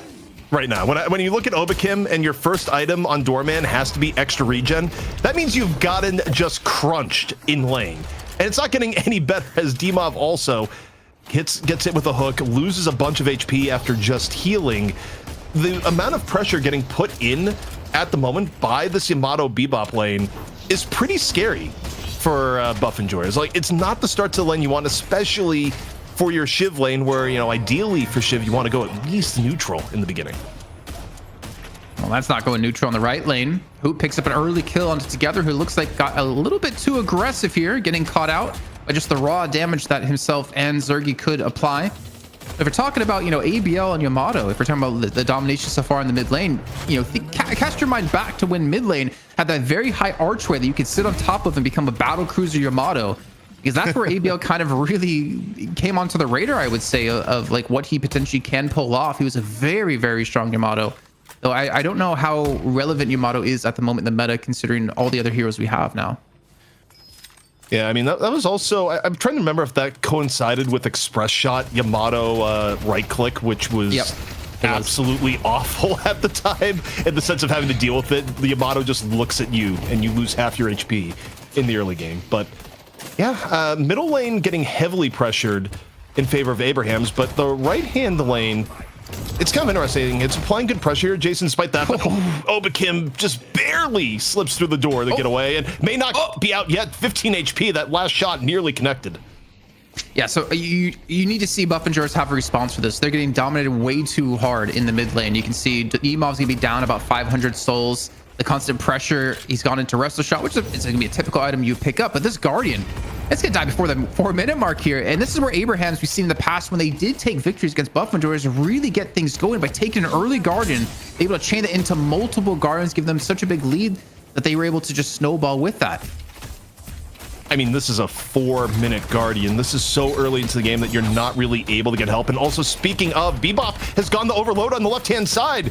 Buff enjoyers, the one lane that they thought may be okay right now with the Page, now dealing with extra pressure, which is really tough. Just the fact that Tass is opened up now, Jason, to be a menace to the left and right. And there's something I wanted to go into, but I just wanted to 100% confirm it before I say it. Is there an attack speed reduction out of our Conjure Dragon? Or does Paige have an attack speed reduction of some sort? Or is that Billy? Truthfully, I'm not sure. Okay, well, I thought I saw some attack speed reduction, which is like so hard to deal with as an Infernus and an Ivy, considering you're all about your attack speed. I'd have to look at Paige. Paige also could have built early suppressor on top of it. I hate how there's just so many changes happening and there's like so many tiers on abilities that it makes it really hard to remember what can do what. But we do see the first buff come up, and they might be able to get a catch on a Saint here, but he will escape just barely right around the corner. As we see Jamsite continuing to farm up and push the lane at 3.9 thousand souls. And Abraham's, with a nice early 3K lead. Yeah, and I mean, the real danger here for buff enjoyers is the middle lane going awry that early. The fact that Tass is now freed up, and also the part that you look at the individual farm. I mean, it's not as bad as it otherwise could be, but it does put Dmov behind the 8 ball a little bit. So, the impact of this is going to come into play a little bit more as the game progresses in regards to the middle lane being this open. But for now, taking a look to the right-hand side. Just seeing Hoot doing a little bit of freelance to mid, now going back in to the right to defend a Guardian that's began rough. Meanwhile, a trip to the Baroness. Uh-oh. I can't confirm, by the way, it's Billy with Blasted. It gets 50% attacks, fire rate reduction. So that's what I was looking for over in that lane. Yeah. But a nice use of the Baroness Hotel there to get themselves an easy kill into ABL, who's just been such a pain. And maybe this could be an opportunity for buff enjoyers to take some ground back in the mid lane. Okay, so for BE, tough start with the middle. Trying to find a way to stabilize just a bit. And now taking a look here, you see Shiv. Okay, is Shiv flirting with going to the right-hand side? No, not just yet. Still getting dragged back over to middle. But you do see some rotations coming up here. Saf was potentially going to go mid, now going back over to the right. But look at the left-hand side where things are getting really up close and personal as Listic ends up going down. And it's a deep dive here on the left here, Jason. Sharik just kind of getting crunched in the back. Paige and the 0% win rate might continue here yet again. Pocket's going to be happy. I don't know, maybe sad. As we see another Guardian being taken of Abraham's, extending their lead a little bit further, only 3,000 souls in difference. But they are definitely controlling the pace of the game. Here's to see a very quick push here onto this Guardian, trying to take something for buff enjoyers, but they're being flanked from the backside by Saf. The tether not going to connect though onto the doorman, who tries to get into the door to safety, and Obikim will get away in the nick of time. And Abraham's, speaking of nick of time, will be here to defend this Guardian and not let a single objective go down yet. Overall, taking a look at things, about 2 minutes before first earn into mid buffs. But also here on the left side, again, up close and personal together. Looking to chase down here onto the Billy. Billy taking refuge in onto the Walker. 2 Guardians down in favor of Abraham so far, while still maintaining all of their own. And now you look at some of the impacts of this, just a little bit of jungle being taken by Abraham's on the BE side. Okay. Do you want to get aggressive? Well, I mean, not really aggressive. You just want to defend off together. It was in their side of the map. We did see a lot of double Sinners takes last week between these two teams as well, invading very early on to lock those down, to deny it away from their opponents. I was expecting to maybe see something happen on the right-hand side for buff enjoyers, but again, kind of being down, not having the safety of their own Guardians to retreat to is very difficult to do so. And speaking of Guardians for ZP, a big push out of Dmov trying to get this left-hand one. Yeah, I mean, for BE, you at least want to get one Guardian down here to give yourself a little bit of room to work within the enemy jungle, but it has been tough going. It is a shift up, though. The Dmov, of course, was in middle now, looking for a little bit of refuge on the left-hand side. Meanwhile, take a look here on the Abraham's end for the defense. Just Saint on the Ivy, looking to poke down, but it's not going to be enough to save the Guardian here. Abraham's not too worried about it, but Yamato, Shout Transformation, now looking for the dive on the Sharik after the Guardian is down, but not going to full commit to it. Yeah, obviously trying to spot out where the rest of the team is for buff enjoyers before they commit hard into a fight. Not really favoring this one. You can see Hoot and Zergy were on the right-hand side going towards the shop, and I'm also curious if Hoot's been able to pick up Majestic Leap just yet.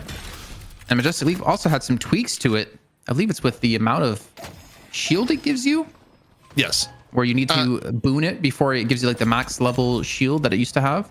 But basically, if you rush Majestic Leap, you're not getting as much barrier in the early part of the game, but it's basically the same into the mid and I think a little bit better late game as far as its scaling goes. It's just, it was specifically to weaken Pocket builds where Pocket would rush Barry or Leap at the very beginning. But speaking of getting rushed together, looking for a little bit of entry off into the BE side, and it's not a full commit. Billy's just able to back out. And we're still seeing Cultists being picked up. I was curious to see if we'd have it picked up as heavily as we've seen in the past. But again, I think the initial tier 3 camps with it still makes it very effective, but I don't know how it works out in the long term. I think even Cultist is boon now, if I'm not mistaken. To like quickly go check because there were so many changes. Cultist was always impacted by boons. It just lost a little bit of the scaling that it had. Yeah, the thing and the flat health. Oh, the pull from no. I was expecting more. It's just like you get the long pull, and then it's just like, actually, Doorman, please continue along your way. It's not actually what we're looking for. Using that as a little bit of a bait too to take a Guardian. See it being picked back up, looking for the take with the help of the door. Zerg was there to help defend it, but you can see the chase is going to be together. And with the changes to earn, you run slower, but you get more resists. So I think we're seeing the effect of that. A lot easier to track down, a lot easier to respond to when it's being picked up. But both teams have completely grouped this right-hand side. Saint, though, is pushing a Walker in the left-hand lane. And if you're Abrahams, you could just let this earn go. It's only the first earn of the game. You don't need to commit to this fight. On the same note, Abrahams has a comp that's pretty good for contesting earn, so they're still going to look for some kills here if they can find it. Chengang, though, out from Listic, creating space, finds ABL in the melee. We'll see if Abrahams is going to be able to get something out of this. They are outnumbered here, and together right now, looking for parries in the melee, able to get on out. Way more sustainability than you may think. Billy getting pretty low in the interim and ends up falling at the very end.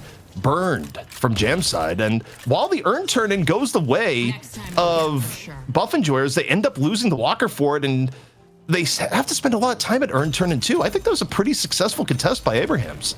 Yeah, I mean it was a net 1 kill for Buff Enjoyers, but in the grand scheme of things, losing your Walker, it's not gonna be a trade you wanted to have happen. So a great little use of the earn out of Abrahams. So I guess, yeah, the use out of Abrahams, knowing that Buff Enjoyers are looking to commit and dunk that one in. They lost a Guardian if we think back to the beginning of when the earn was hooked back in, then it continued to run towards that right-hand side of the map.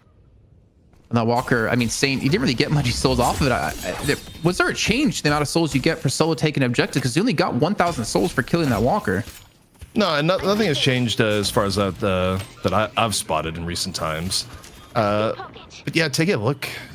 Abrahams, ABL, a little bit deep in the enemy territory right now, where the amount of BE that have rotated into the left-hand side, this is actually a little bit perilous, and Hoot potentially looking to come on in for a little bit of the action. Rotation now in from Abrahams in turn, 4-on-4 on the left, and either side deep diving. We do have an ABL disconnect into a reconnect coming up here, so time to take a breather, look at what's happening, maybe even for Puckett to drop a few subs.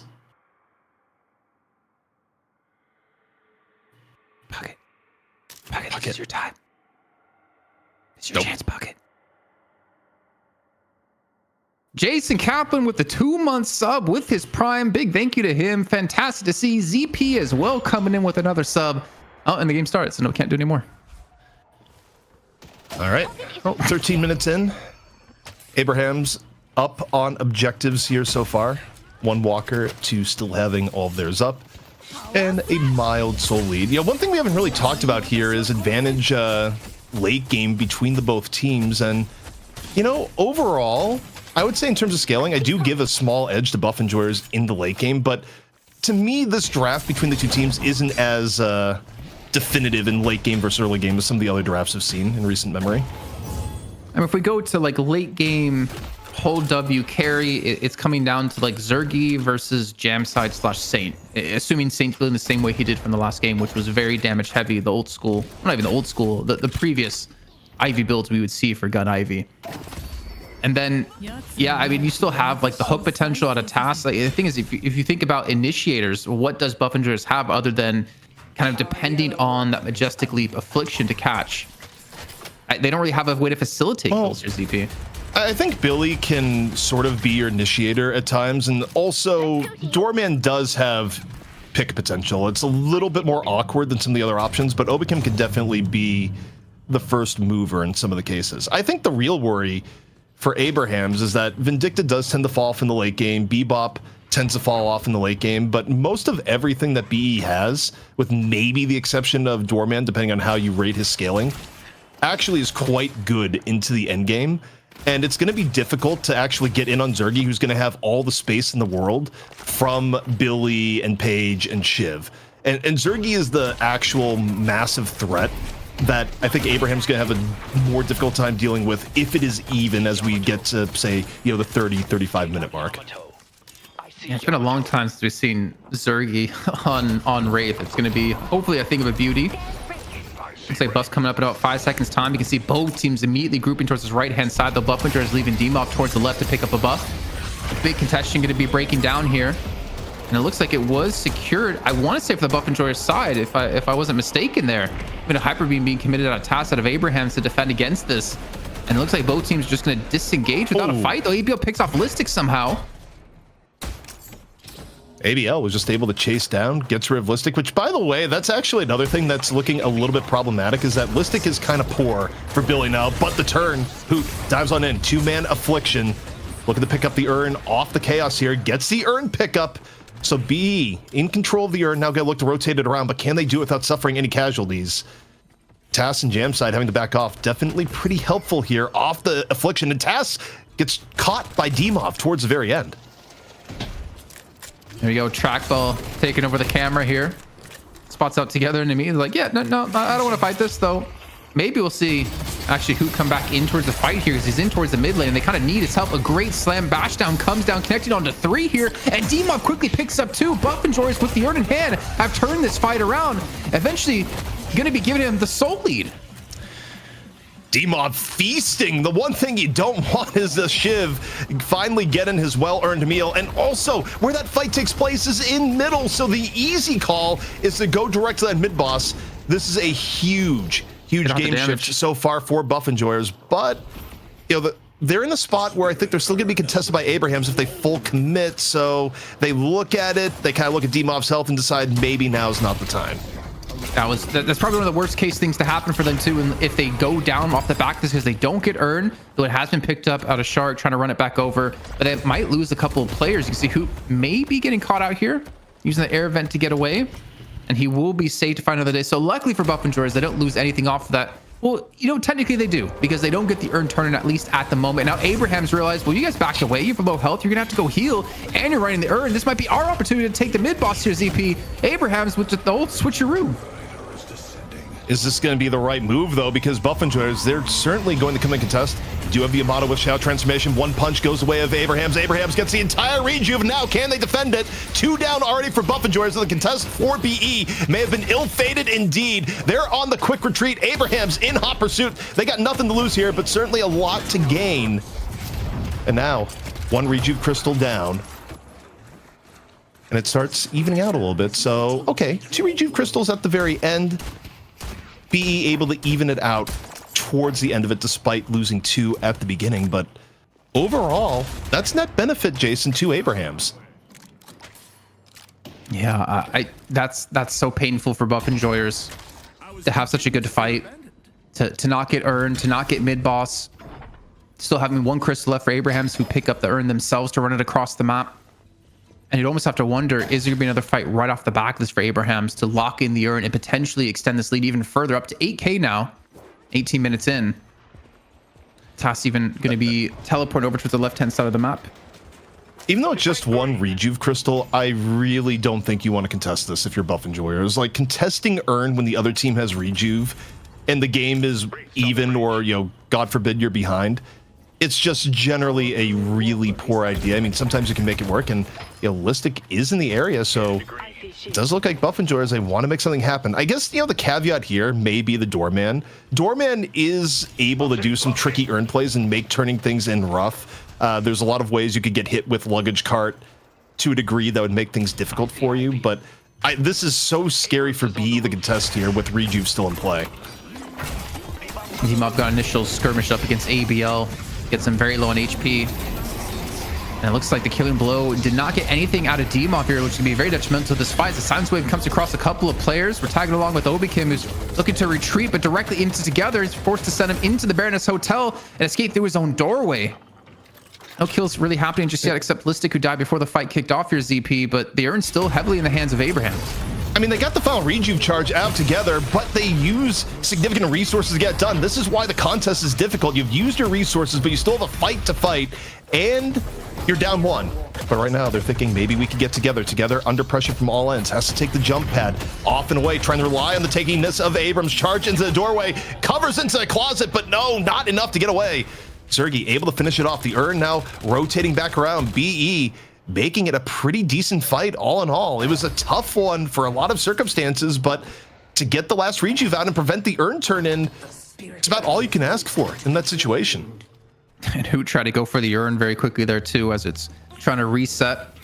As we hit the 20-minute mark, it does fully reset back to the left-hand side of the map, where we still have the presence out of both teams. Zergy's going to be here with Surge of Power. He's got Tesla, he's got Cultist, even some Spirit Life still being picked up. So I want to imagine it's going towards Leech. But both teams are realizing how important it is to get this urn and turn it in. Unless it's going to be the one to carry it across the map yet again. No time we're going to have back-to-back urn fights here, ZP. I think that's exactly what we're about to have. And you take a look at ults, both teams very drained from the last fight, but nearly got their stamina right back up. And yeah, I think both teams will very likely be in on this next urn. Of course, the urn did a reset. Is worth a little bit more heading into this. You see the skirmish here in middle. Meanwhile, this may just be a quick dine and dash for Billy, but no, decide they don't have the opportunity. And now you see the rotation in from Abrahams to really kind of set the grounds of this next urn fight. I think Buff and George are committing, though, to actually go for a push onto this Walker, realizing, well, we lost the Walker before out of the push out of Saint. Maybe we can do something similar here if we can draw them toward the right-hand side of the map. You see Hoot and Zergy paired together to defend against Saint, or a Saint to defend against them, I should say. I kind of like the position of Abrahams. It's like, let's take your jungle while we're grouped up here. Let's make something out of nothing at the moment, because they're just currently just sitting and waiting with this urn, trying to pull Abrahams in the wrong direction. Also, we haven't really touched on it, but 21 minutes in with no second flex slot actually is really, really poor for buff enjoyers. You're now at the point where it's impacting your item builds, and you're starting to build stuff out of order because that slot has not been gained. And that's sort of a hidden power nerf beyond just the fact you could look at the souls and be like, oh, that's even. The flex slot, that not being here yet is a big advantage for Abrahams. It's only going to get bigger as the overall soul count in the game goes up, until BE can find a way in the macro to just, you know, rotate in, make a trade, do something to get that first walker down. Shark with the urn yet again, trying to run towards the right side. And this is an inevitable kind of fight here that has to happen if they legitimately want to turn in this urn. You Steam on the right-hand side, trying to go for maybe catching a gem side, who's up to 23,000 souls. In the meantime, by the way, Saint's at 28,000 souls. He is so far ahead of everyone on his own team, and not to mention the opposing team, other than Zergy, that when he gets into these fights, he's going to be very hard to deal with. It's just him and Zergy to be farming up this lane on the left-hand side. Like, Saint's gonna hurt, and yeah, he's gone like the typical, he's even gone with the Fury Trance mixed in here for the Spirit Resist that you get, not to mention the Life Steal. And I think he's gonna be looking for the fight here. I think they decided, you know what, we're tired of you contesting this urn, we're gonna go for a fight here. Zergy's not gonna have a chance to defend against this, so he has to commit to the urn, or sorry, to the Walker. Oh, but Together is completely crunched at the beginning. Silence Wave hits. Together not able to hit any buttons to get away, so it comes at a cost. It's a trade, 1-for-1. Sherrick also going down in turn. But the frontline power for Abraham's getting hit, the support power for BE hit. And now the fight going a little bit more in the progress here. Zergy taking the Walker down while this happens, so BE gets some value. Now for Abraham's, can you punish? Because so far, this is a really good trade for BE so far. Yeah, they're getting tremendous value out of this. They get a Walker, they trade 1-for-1 in kills. The urn is in the hands, though, of ABL, looking to actually confirm this one and dunk it down. And it looks like he's not going to be given the opportunity. So just quickly switching hands with the urn. But Buffinger is coming out in the head, or ahead in the long term at the moment. And they might even get a push on this right lane Walker, because they have the lane here shoved up as well. That may be overplaying their hand. They do see that both Ivy and Vindicta are at middle and left respectively. But with urn control being had, that does give Abrahams a little bit more time to fix their lanes before going in. But now ABL is heading on forward, looking to turn in, and the full fight is now about to begin. Blood Tribute picked up too for Zergy. We haven't seen the item too often, though we always hear the rumblings of it being an insanely strong item that just hasn't been fully tapped into yet. This has like been the longest urn contest because it's not only lasted for the last 4 minutes with this urn, it's lasted from the urn before as well. Both teams are just being so careful on their positioning right now. Is the big thing is that they're all around each other on the minimap, but the engage has not yet been a thing. However, now Dimov up on top, senses weakness. Saf getting real low. Was silenced for a moment, but takes down Saf. First pick off the way of BE here. Together is also super low off the beginning, but so is Zergy. Zergy was getting dove on. And Dimov, not particularly healthy either, but Hoot's able to chase it down. 3 kills here so far for Buff Enjoyers, as the ones that are low HP are able to get away. Dimov now getting chased towards the latter end of the fight. Can Abrahams get anything to even out? Right now, it may not be the case. It's been such a clean engage from BE so far, as Hoot is looking to put on the finishing touches. Oh, he gets through the door in time, but he's still low on HP. You can see Saint's still alive, and Saint's putting down a lot of damage, down to 200 HP here for Hoot, just trying to escape. It looks like he'll be successfully able to, as the next urn has respawned in and picked up once again for Buff Enjoyers. So BE coming out with the 1 kill advantage in this fight, or sorry, 2 kill advantage in this fight, and urn in hand once again. This has been such a crazy last, what, like 6-7 minutes of time here, ZP. Honestly, I mean, it might look a little bit boring to some people at home watching, but you can just see the respect out of both teams towards each other, and kind of realizing that this game kind of sits on a knife's edge. That if you get this urn turning and the kills off the back of that, that could be your match 1 already done. All right, I saw Noob question, and I was thinking the same thing a few weeks ago. I see Sherrick over on 17, together at 16,000 souls. Then you have people like Zergy at 33,000. Are these players super behind? What is their role on the squad? Why can they be that low compared to the rest? They're that low because they're not taking resources from the people they're trying to funnel resources into. Like, Sherrick's not going to be going and grabbing jungle camps, and Sherrick is not going to be grabbing solo lane farm. It's just who you're going to portion your souls to. And for BE, for example, they're giving those preferential spots to Zergy because as you get to the late game, Sherrick as Page doesn't need that amount of souls to be effective, whereas something like a late game carry in Zergy does. Yeah, All chat. about that economy game. Are we going to see an urn finally turned in on CP? It's been a long time, man. It's been interesting because neither team is running a comp that is so good that it could just power through the other team on urn. It's led to these long positioning battles. The thing that's been a little bit tough, though, is I think BE has been a lot better at managing their CCs. I mean, you see Together go in and just immediately get slapped with Silence Wave. CC in general. Speaking of CC, we got Trip to the Baroness right now. In on the middle, followed up by the luggage cart, and Tass is isolated and taken down. Knockdown, though, comes in onto Together. Again, getting hit with the kitchen sink and the anvil, as it were. And off the CC. It's Together trying to reposition, get out of the fight, but so is Sherrick on the same note and can't get away from ABL. Once more, a 1-for-1 trade. These respawn timers are so long, man. 63 seconds for Shard, 42 left for Tass. You can just tell every kill, like, I mean, if you get 2-3 kills, you have a mid boss, which is already respawned back in. Zergy's able to take down Together, who just can't seem to get a break. If you're going back to the question from Puckett, I mean, would you rather have an 18k Abrams or a 19k Page? And I would take that 19k Page any day of the week. Together's just not really effective in these fights other than a stun bot. And Dimov chimes in for another kill. It's currently 3-1 in favor of Buff Enjoyers, and you know that mid boss is looking mighty tasty. Mid boss, you think, would be the play here, especially getting Jam Side out of the fight. The biggest, well, usually I'd say the biggest DPS threat. You got the 35k Ivy that wants to make an argument, but now with only 3 people up, the mid boss getting absolutely chunked. Do you send Saint in here? You can make an argument for it. It's only 3 rejuve crystals now, not 4, so it's not as devastating for the second mid boss, but getting 1 can make a big difference. But it's not going to be the case this time around. They don't go for the contest. It's not doing Ido from last week to take away all those crystals. Ooh, And ABL gets caught trying to go for it. Yeah, ABL was in the area. Doesn't go for it, but they're aware he's in the area. Ends up getting picked off towards the end, so bit of a misplay, I think, from Abrahams there. And now BE fully in the driver's seat, 3 rejuve crystals, a lead on the game, and they should be able to get Urn relatively risk-free on top of it. Puckett, I'm calling it now. Page is going to get a win. I hope you're prepared and ready to go for this one. The lead that they currently have of almost 20,000 souls. Page. Wait, you're a Page fanboy. Hey, listen, anyone who doesn't have a 0% win rate, I'm worth watching, or I think it's worth watching. Do we have When any they 0% suck, win rate heroes just get them left? out. Well, McGinnis, because McGinnis hasn't been played. True. Facts are facts, Yeah, GP. for night shift, yeah. And then, you know what? Let's talk to Hoot. He's gonna play his Patent McGinnis next game and get a win rate on her. They're gonna regret it. It might be 1%. Does Drifter have a dub? 100%. Yeah, he got a dub last week. Shit. We had support Drifter.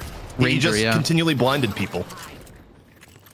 All right, I guess I love all the characters right now. Well done, Deadlock. Well, it's not over yet. Paige hasn't won just yet, Bucket. Don't worry. What's kind of scary though for Buff Enjoyer, for Abrahams, is that Hoot, he's got Transcendent cooldown now. He's got Majestic Leap. I'm assuming. I don't think I've seen him pick up Ethereal Shift, but it has to be on his site very soon, because the way Transcendent cooldown works with active items, or with items in general. It makes him such more of a threat that he can soak a lot more abilities and damage if he gets into the back line. But this is a little bit ballsy, ZP, but they do get a catch. That's gonna be over on the jam side. If they could close it on top of this, jam side could be felled, and that could be the chance for Abrahams to get back in the game. Well, Jamside does get a little bit of support, but it's Tass who ends up giving his life to give a little bit of cover, and together once more getting hit with the kitchen sink. The CC chain is unreal. Together, unable to get away, and Jamside still falling by the wayside. 3 clean pickoffs here for Buff Enjoyers, and they're getting even more. ABL Shadow Transformation into Simple Death. The Walker soon to follow, and Jason. That is 5 down for Abraham's. Buff Enjoyers looking to put this one away. This is guaranteed stage 1 patron. This is now 2 more flex slots opened up. The final flex slot for Buff Enjoyers you're talking about before. They were struggling for them early on, but now having all of them unlocked and all this extra money on their side, 9,000 for Zergy. I mean, excuse me, I don't think they go for the finish here necessarily, but they do have 3 Reach Crystals left. Just end it. You got this, Zergy. Go for it. Let's make it interesting.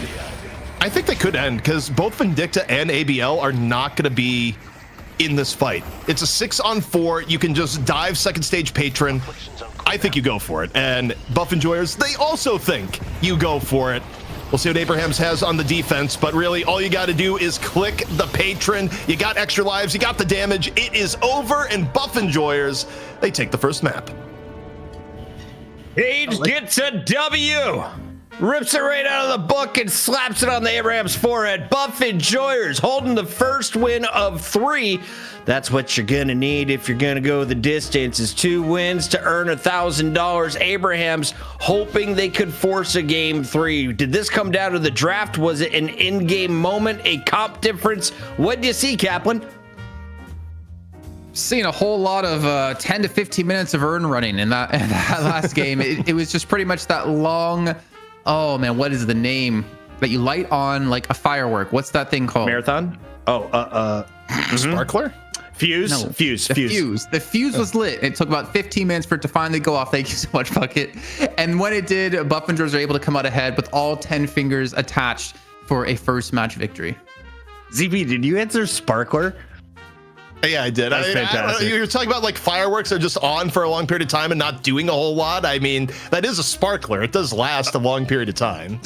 Very solid answer. Not Italian sparklers. ZP They goes suck. with the most Italian sparklers. Got nothing on the 15 ones we build here in seconds, Kentucky. I'll tell you that. All right, as we put the shades back on to piss off that one guy in the chat, let's break down what we just witnessed, ZP, because this is the Buff Enjoyers putting belt to ass in game number 1. Looking at the end numbers, it was a convincing dub. Was it that story all along, or was it close? I think this came down to initiations towards the end. We ended up in what was effectively a stalemate with very long earn fights, neither team having a comp that was strictly good at just securing the earn outright. So both teams really had the way how they did engagements, but the one thing Buff Enjoyers decided that they were going to do for all their engagements is that they were going to use items like Silence Wave, they're going to use items like Knockdown, and they were going to focus on Together at the beginning of these fights. Abrahams had a real hard time maintaining their front line, and with Together oftentimes going down early from all the focus fire, they were able to start whittling down other key players. And, you know, for Buff Enjoyers, they were losing Sherrick earlier in the fights, but not before Sherrick was able to get her ult out, not before Sherrick was able to get most of her actives out. And realistically, if you're going for trades, trading the low souls page for the the Abrams, you're kind of good with those trades. So Bro. for me, it was the engagements. No way. Look at like do you remember how this game started? With Tass and ABL absolutely on the mid lane of Obi-Kim and Dimov. And Dimov comes back with 0 deaths, most player damage, most kills. Like that's insane. I think that's a true testament to the mental game out of Dimov and Obi-Kim and Buffingers in general to have be punished that heavily in the mid or the early game to bounce back into a win like this. Kaplan, chat wants to know, is there a cheater in this game? Was anyone looking fishy? I'll let you know after I check some VODs. All right, we're going to look at some VODs. Some weird Puckets stuff look a was little going fishy. down, but something that's not so weird is our MVP. It's Zergy or D-Mob, 50-50 chance. Chat, who do you think deserves it this time around? It's not the page. Don't show me a bunch of page highlights, right, CP? I mean, look, you gotta give it for Sherrick for being a team player on the page, but I think to elaborate a little bit more on Dimov is that Dimov was just in the gutter, and there was one really good fight where Hoot was able to land a great affliction, and Dimov was right place, right time. I think ended up getting something like 4 out of the 6 kills in the team fight over a very small period of time, and that got Dimov right back into the game, which kind of proves, you know, look, even with the worst start imaginable, the right circumstances and the right team play, you can get right back in it, especially with Shiv. So, Kaplan, who do you think had more impact, though? Because I'm looking for front runners. Are we going Zergy? Are we going D-Mov? Are we going Hoot? Depends which one will make you gift 10 more subs to the channel. Ooh. I'm an easy man. I see money and I want to go on Abraham's. I want an Abraham's MVP. I want to tell the full comeback you know, together, story. MVP. God, that's a big bug. MVP Lipstick. for keeping the mental game strong after being destroyed so many times. Oh, we still have one more game to go, at least, until we do have our MVP to be crowned. But we do have potentially a different kind of MVP bucket. Yes, we will crown our most valuable player at the end of the best of 3. We're looking for front runners right now. Chat, let us know who you think deserves some applause. But one person, and I guess one team that truly does, is Trolley, because they come on board with the night shift crew to make it official. ZP Deadlock is taking competition to the next level. You have an empty pack in your hand. It's already gone. These things are delicious, and so is this prize purse. $20,000, 10K to North America, 10K to Europe. We have the biggest Deadlock tournament yet, all thanks to our friends at Trolley. That's right, and this is going to be a combination. We're inviting some of your top teams that you've been seeing for weeks, but it's also open qualifier. Wait, open? Right. Like I could play? You could. No, not you, Puckett. Not you. Gotcha. I got to work the show. But tell me, if I did want to play, how would I participate, ZP? Well, it's all on the link, both there and in chat. We're going to have a Discord server up tomorrow also to keep things a little bit more organized. And yeah, realistically speaking, if you can sign up for this tournament, is not all invite. While we will have 4 invited teams in each region, we will have a qualifier day, which is the first day of the tournament.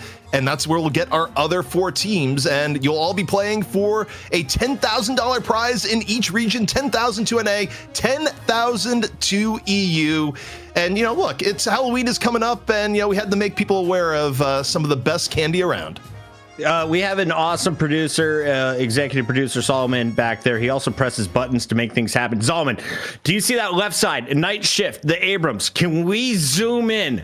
Right next to the trophy, maybe the finest artwork to ever grace this channel. I don't know who draw these headsets on these worms, but this is fantastic. Jason, I know you guys don't have sour worms over in Italy yet. We're trying to get you some.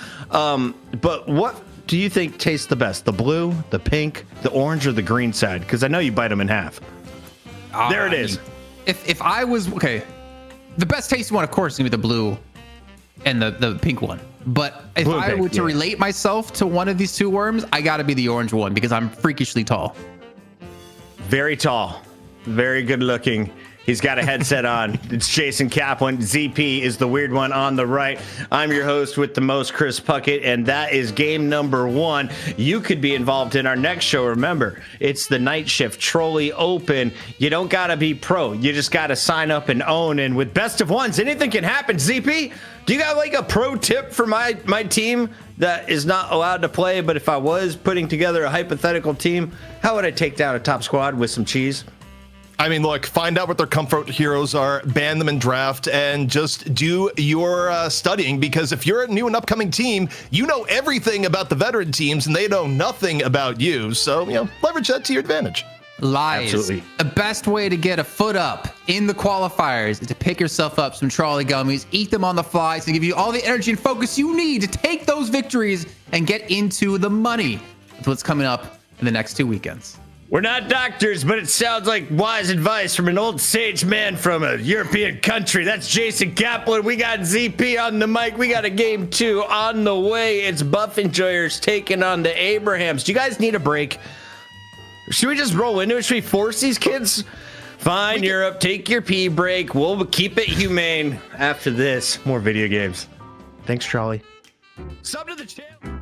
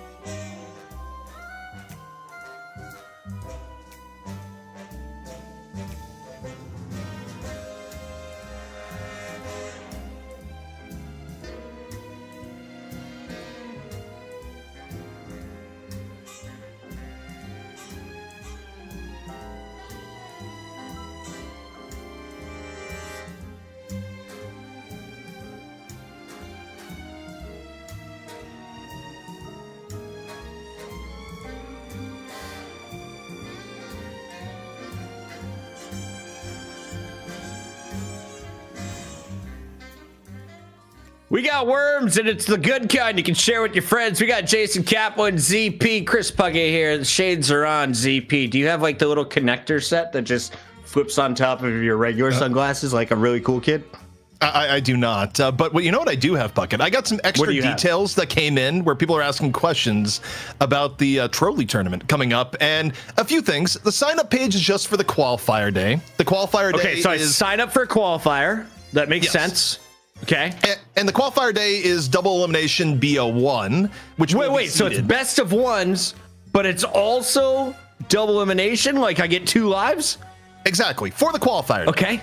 Okay. And that leads into our group stage, which is going to be Swiss, where the first round is a BO1 into BO3s, where you still have to like lose twice to be out of it in the group stage, which then goes into the final day, which is playoffs, which is going to be single elim, but BO3s the entire time. So if you've been waiting to become famous, now is the time to sign up and become internet famous on Deadlock. Yes. Also, I can confirm that our 4 EU teams are set for the tournament, and the 4 invited teams. The teams that get a pass to Saturday directly for EU, it's going to be Buff Enjoyers as our number 1 seed, Abrahams as our number 2 seed, Lodos as number 3, and Bots as number 4. The chat is loving it. Thank you all for the trolley support. Thank you for the tier 3 from F&T, keeping a 2-month streak alive. That's $50 they donated, and it's all going to a great place. Thank you to Solomon, everyone behind the scenes, and of course the excellent sales team that worked alongside Trolley to bring Deadlock and Night Shift together. It is going to be a blast. One more time, if we have the graphic, let's throw it up there for him, Solomon, because we're going live next week with North America. After that is EU. It all begins October 17th through the 19th for NA, October 24th through the 26th for Europe. And then, of course, any candy you have left over, you can pass out to children or eat on your own for Halloween. It's the perfect month to do this thing. Kaplan, I'm fired up for this tournament. I even heard that the viewers might have a chance at winning some candy as well. I don't want to go too much into the details, so you have to make sure to tune in to find out. But I also just heard from Production Puckett that the Pucketteers are not being invited to the North American portion. The Pucketteers are disqualified again? Yep. Sneaky beavers. I'm relying on you guys. Go deep.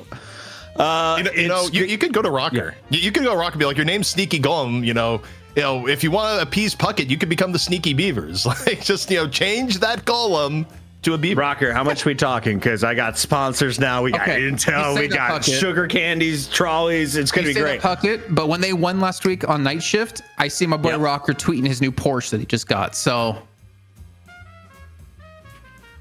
okay. I don't know if you're going to convince him with money. I'm just saying. I was going to say my EWC checks just cashed, but those aren't going to cover shit. All right, let's get into Buff Enjoyers. Abrahams. Game number 2. Abrahams, of course, losing game number 1 after getting the first ban. This time, Buff Enjoyers will be banning out first. And Enjoy Stuff just dropped 10 gifted on our forehead. We started around 600 subs on the night. We're already at 713. We passed 1,000 last week. Thank you to the 1,600 people watching right now live over on twitch.tv. Make it 1,850, excuse me. And over on youtube.com, we've got another 1,200. The Kick fam is always growing in our TikTok family. I hope you guys are enjoying the VOD. So we've got some great clips coming your way, and another Kelvin ban means the Icy Boy is not going to be seen for Europe potentially at all tonight. Pocket is going to be the first ban for the Abrahams. Does this make sense, ZP? Yeah, I think it makes sense. I think Hoot was part of the reason why those fights worked out in their favor as they went longer. Hoot was able to get pretty good, solid afflictions the whole way through. And yeah, I mean, that was a big deal. Also, Buff Enjoyers decide we don't want to deal with Kelvin. Of course, you don't want to deal with Abrahams on Kelvin. And they ensure that they get the Infernus when they have first pick. All of this makes sense. Also, I got one note on the Trolley tournament that's coming up. It is region locked. No EU, you cannot go and steal NA's money. I had like 4 DMs from EU teams being like, can we sign up in NA? And the answer is no, but that's why you have the tournament in EU. They think they can win NA with ease, guys. These guys, come on. Mad disrespect. They're like, we will play with the ping and slap you NA kids around. I don't know if they're wrong.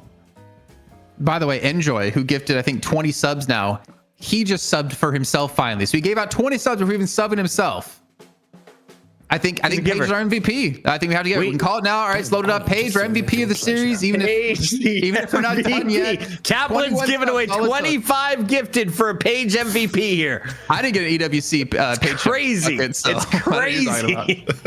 37 gifted, he said, ZP. That's a wild number to choose. No, he said 39. It was actually 39. He did say 39. That's right. That's what I heard. 69, and then Puckett said for 70 he'll give out his home address. So you guys want to know exactly where Puckett lives? Just send him some goodies. We're going to do some watch parties in the backyard. I barbecue in between games. We have it on a big screen. It'll be fine. We get back to the draft, and the doorman is back in action. Who's a bigger pickup for the Abrahams? The Shiv, the doorman? What do you want to combo with these guys, EP? It's a little bit interesting that doorman got picked with this high of a priority. That is a little bit wild to me, but also the Victor coming in, not just getting played, but getting picked in the first half of the draft. The buffs are real, and buff enjoyers decide they want to enjoy them, I suppose. I mean, there were some rumblings of this, but to be picked third, that is wild. Kaplan, did you see another 10 gifted just got dropped by Enjoy Stuff because Kelvin got banned? I can't see anything with these sunglasses on. It's ridiculous. Doesn't it make the job a little bit harder? But it's way more fun. Like when you're at this level, you just got to throw challenges at yourself. All right, Victor's in. What's being picked and what's happening around the show right now, but I mean, yeah, he's coming with a lot of subs here. But yeah, Victor, I've seen Listic playing a bunch of it on his stream. I've seen even Zara. I think I was watching Zara. Was it him or Goob? Man, it's him or Goob right now. They both look the same to me. Playing it where you actually like proc your ultimate on purpose and you rank it up to max level first because it gives you, while it's on cooldown, the extra damage and fire rate. So you can actually go towards like a gun build for Victor. But I'm really curious to see what buff enjoyers might be going with this, because he got nerfed and then he got buffed and then he got nerfed and then he got buffed and buffed and buffed. And was, oh my God, he comes in with 25 big ones. Kaplan just got covered. Kaplan just got covered. That's just right. Thank you. Enjoy Stuff. I hope you can drive to Ohio. That's where we cook barbecue ribs for $3 a pound. Or drive to Italy. 6 slabs. ZP is driving in. He's bringing the mashed potatoes that he's hand mixing.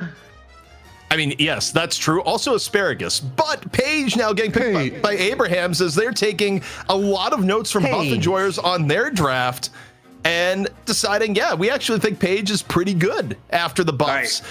So this is kind of a ridiculous If she loses here, though, are we allowed to go back to Paige hate? Have you seen Is it acceptable? Paige? If she loses, because like if she wins, I clearly have to like her. I mean, look at her. I know what you and Uber you have to like her. I just see that book and I just want to knock it out of her hands. I'm just a bully. Yeah, so I think what's really interesting, by the way, is that Mina made it to the second round of picks and was actually picked up here. ZP is just nomming down on some sour gummy worms here, man. I'm jealous. I haven't gotten any yet. Show us your tongue. I know they're coming. Show us your tongue. Is it bleeding yet? ZP got like a whole box of them. It is half empty. Okay, so realistically, the first bag got erased instantly. The second bag got erased after a few days. And now production is pleading with me to say, please save some bags for the event. Like, I know they sent you 15 bags, but at the rate you're going, you're not going to have any there. 15 bags? I did. Oh my God. Dude, it's insane. It's a box. Yes. My wife is like, there's a heavy box for you on the front. I was like, okay. Picked it up, opened it up. I was like, oh, these are all mine. Threw them in the basement away from the kids. Here we go. The stash is in the chat. Hayes is in the game, and we got a Paige playing alongside a Grey Talon and a Wraith, which Zergy just put an MVP-like performance on for the buff enjoyers. What does Zergy and crew lock in for the 6th, or I guess 12th and last pick here, Kaplan? I'm thinking the buff enjoyers. Billy goat? Billy? They don't have a ton of front line right now. Let's get this show on the road. But Billy would be most likely played by Calico. Sorry, someone in chat asked me to do that, so I hope they sub now for that one. This is interesting because, like I said before, Listic's been playing a lot of the Victor, but to see Calico being picked up, I mean, not like he was the only Calico player for the team. Oh my, another 25. Is that 50? It's like 70 subs from Enjoy Stuff. Let me send you my PayPal if you want to keep subbing. You can hook it up here. But yeah, big thank you to it. Wait, okay, tell me what to do Enjoy with my voice stuff. for I this don't know one. if it's a birthday party. What are we celebrating tonight? The fact that Kelvin isn't getting played earned 10 subs. The fact that ZP's on the show, I think, got us 10 subs. The fact that we put pressure on you to sub got us 25 subs. And that one was just an unexpected 25 sub bonus. I don't know what we're doing here. He said, but Bucket. enjoy. He said in I'm chat. ready to party. He said in chat, if I do 25 more subs, which was the one he just did, ZP has to finish the entire bag that he's eating right now.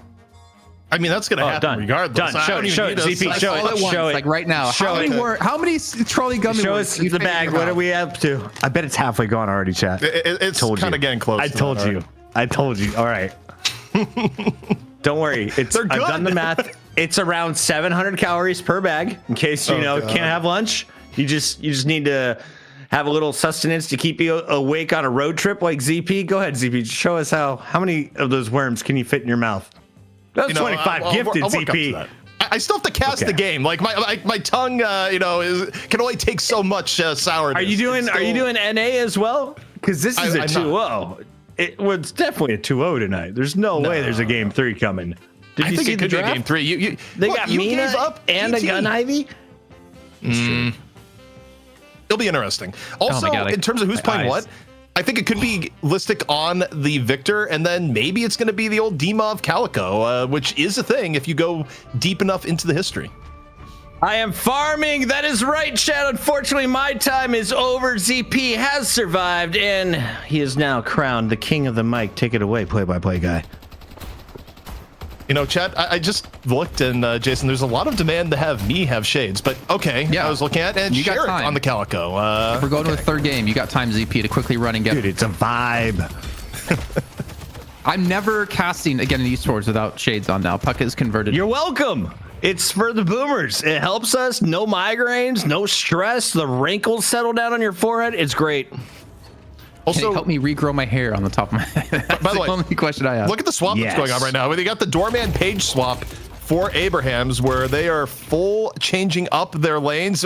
Now Wraith is changing up. Abraham's deciding, you know what, we want some more favorable lane matchups, and they decide this is the one after Doorman goes in the left lane and immediately lost half of his HP. Well, speaking of losing HP, ABL down to 70. Oh, I thought that was 100 subs for a second there, and I almost pooped myself a little bit. Just 100 bits. We're safe. We're safe. But yeah, Thank you this for the has little been bits. Don't no Putin. little bitties, you know, little bitties. But yeah, we've seen some like adaptations already come through. A lot of damage being done early on, and this time it's ABL the one to take the brunt of the damage, at least when it comes to mid lane. Considering he was the one. ZP. Oh my. ZP. 25. Can ZP. we get a picture-in-picture of ZP on camera? ZP. Can we just have a permanent ZP cam as he is forced to eat trolleys while doing play-by-play? The only way to stop him from doing it is to sub with 50 gifted. Look, that's a little bit too much focus on me in this moment, but I assure you, this bag of trolley that I have right now is not going to be lasting that long. But as I look at this lane matchup that's going here so far, I mean, look, for BE, this right-hand lane, I think has to go well. You're investing a lot into Mina to carry things forward, to give Obakim a good ramp, and so far, Zergi's Mina has been kind of the raid boss of Night Shift the last 2 weeks, where when Zergi has had it, Zergi gets ahead of the game and then never quite stops. Yeah. I'm so distracted by all these subs coming through, to be honest, because we beat our all-time hype train record at level 12 now, which is kind of insane, kind of ridiculous. But just like this game, it's going to be ridiculous and tasty, like what's coming up the next 2 weekends of play here with our tongue, friends of bloody tongue. Sorry, that wouldn't happen. Would never happen. Why am I even talking about it? Look at this cat. It's a cat. It's a calico. Wow. Together ends up falling, and yeah, I mean, the Calco lane looking a little bit more decisive, being played by BE right now. Just Calco and Furnace here on the left hand side, and this is after the lane swap, Jason. Remember, this is Abraham's picking their perfect lanes, but it hasn't resulted in perfect play. I can hear you just swallowing the deliciously sweet saliva after eating those gummy worms, and I'm very jealous over here in Italy. But yeah, this lane swap not working out too well for them at the moment. We see a dive coming in on the mid lane past the tower is indeed going to be Listic on the Victors. He gets a kill onto ABL. He's got the Spirit, and he's got the extra charge as well picked up. And he's got 160 HP at the moment, but this is a phenomenal start here for Buff Enjoyer. Still at 2K so far, only 4 minutes in. Yeah, and remember for Abrahams, they're facing elimination should this not go well. But the thing that's wild to me is just how much the draft has changed in 1 week, where yes, you had balance changes come in, but just a very different take on things from both teams. Now, as we take a look at this, things slow down a little bit, some of the chaos settles. You know, you take a look back on the mid lane, and it's pretty pushed up despite the fact that, you know, BE was able to get good Guardian damage at the beginning, but now it feels like Listic is holding on for dear life, low HP, with ABL just looking for opportunities. Zuri playing from the high ground here. Trying to go in and get aggressive for these doorways. ABL does get the kill on a Listic in the meantime, by the way, in mid, but Demo's able to turn things around and get one for himself on his Haze. Here comes the Owl, and again, next, ABL gets the +5 there. This is a great start for Abrahams, considering how things were already going. ABL in particular, we know how strong he can be on a great talent. But ZP, I got one more question for you. What's that? How many more subs does Enjoy have to gift for you to do a big team fight with just gummy worms in your mouth, with at least 5 in your mouth, and you have to like cast wilds in your mouth? That's gonna be difficult because as much as I like the concept, Jason, I don't. The worms would have to be in my mouth for a long time because you can't just predict when the big team fight is gonna happen. You know? It's a 25-minute mark, and then you have to hold them in your mouth until we cast for 1 minute. I feel like ZP has 1 week and 3 days to prepare for this moment. Just a heads up, ZP. It's coming. North American qualifiers. You know what? That's fair. We save it for the weekend, as it were. But It's gonna be a good weekend. one thing build-wise we didn't really touch on with GT is that a lot of people think gun GT is actually viable now. Like, I'm kind of curious to see what ABL is building, but you know, it's a build where you maybe start a little bit on Spirit, but then as the game progresses, you go more gun items, and Rain of Arrows Talon can actually be horrifying with some of the gun changes here. So, you know, I do wonder if that's in the cards for Abrahams off the start here so far. That's kind of what we're in right now. It's not, I mean, I like how we put out our tier list of heroes in September, ZP, and I think like 1 hour later we had the balance changes come through, so it made our tier list absolutely useless. But considering we're only really like a week into this, less than a week in, we don't really know what's going to be the king of the meta anymore, or what the builds necessarily might be, because of some big changes to items, to big changes to how some heroes, you know, work. Like Victor in particular, as I do see the ultimate being procced here, unless he's going to rejoin the fight once again. But there is definitely the possibility for like a gun GT, and he does do a ridiculous amount of damage, but so does Hoot here on the Infernus. As he gets a kill on a Saf. I didn't expect this to happen right under the tower. Yeah, Saf just getting run down. And yeah, I mean, the tier list video is pretty rough. Also, in terms of changes, we're in the realm where Victor gets about 2 balance changes a day over the last week is where it's been. But Page going down right after the Guardian down. Sometimes you just want to let go. Here comes the Owl, though, coming in from the outside. May get one, and does. ABL. Hello from afar to Sherrick. +10. He's ramping up that damage. I mean, he might as well just go gun at this rate if he keeps getting free damage on his Owl. But looking at the rest of this, I think trying to analyze the comps a little bit, because honestly, during the draft phase, I was just enjoying Enjoy with his bajillion gifted subs he was doing. It's weird to see that there's really no front line. I mean, yeah, you obviously have Listic, you have Shark, but for Abrahams, you don't really have a front line. So where are their picks going to come from? It's either from the poke damage of ABL if he stays towards Spirit. It's going to be towards the paradoxical swap, and then potentially locking them in with Page as 3. But they are lacking a front line, which can easily be decimated by like I want to feel like the damage buff Enjoyers has, but they're also in a similar suit. Yeah, I mean, it's interesting how this game is going to pan out. I mean, also you talk about, you know, frontline options that were potentially available that didn't get picked. Abrams might have gotten banned, but Billy was available, and neither team decided to go with the GOAT. So a little bit of a difference there, where Billy has been otherwise so super popular in EU as of late. But also, you know, Abraham's getting a little bit risky there. Seeing Shiv on the opposite side using teleporter. I mean, take a look at Together. Together is deep behind enemy lines right now, Jason. Yeah, I think again, it's going in towards these sinners. I think maybe he's trying to suss that out to see if he could take out the double, the pudding building away. But I'm also, you're not a big Dota player, were you, ZP? If I remember correctly, you didn't play too much Dota in the past. No, I was, but it was like old school Dota. It's like the clan TDA in Warcraft 3 era Dota, into like Heroes of New Earth, when it was sort of proto Dota 2 before Dota 2. Proto Dota. Yeah. So I think I played maybe like 2 games of Dota. But one thing I've always heard is that when it comes to balancing in that game, it's just you make every hero really strong and then nothing's overpowered because every hero is just overpowered. And I wonder if Deadlock's going to go the similar route with all their heroes. If everything is just going to be insanely strong, that you don't really need to balance it anymore, and that every hero is viable in the game, which I would find really cool to see. It's kind of the Marvel vs. Capcom school of balancing, where if everyone has overpowered stuff, nothing is overpowered. And yeah, I mean, that was one of the cool things about Dota, especially in its early stages. Most things felt really powerful, but Paige right now dropping the ult in exchange for the pressure and may get out as a result. In fact, Sherrick ends up falling. What a turnaround by Saint. Go, keep going, Bucket. Let's switch roles. Oh, he went quiet. Okay, I didn't think there's anything that can make Bucket be quiet. That's what I'm hearing. Yeah, I actually heard that he's going to be maining Paige in one of our game nights that we're going to have upcoming later on in this month. Well, it's just a shift where originally it was going to be Puckett's Pocket. Now it's Puckett's Page. And Demov, the good old PP. Quick little, wait, what is the... That is new movement tech out of the Baroness, but it doesn't help Demov from his final exit at the very end.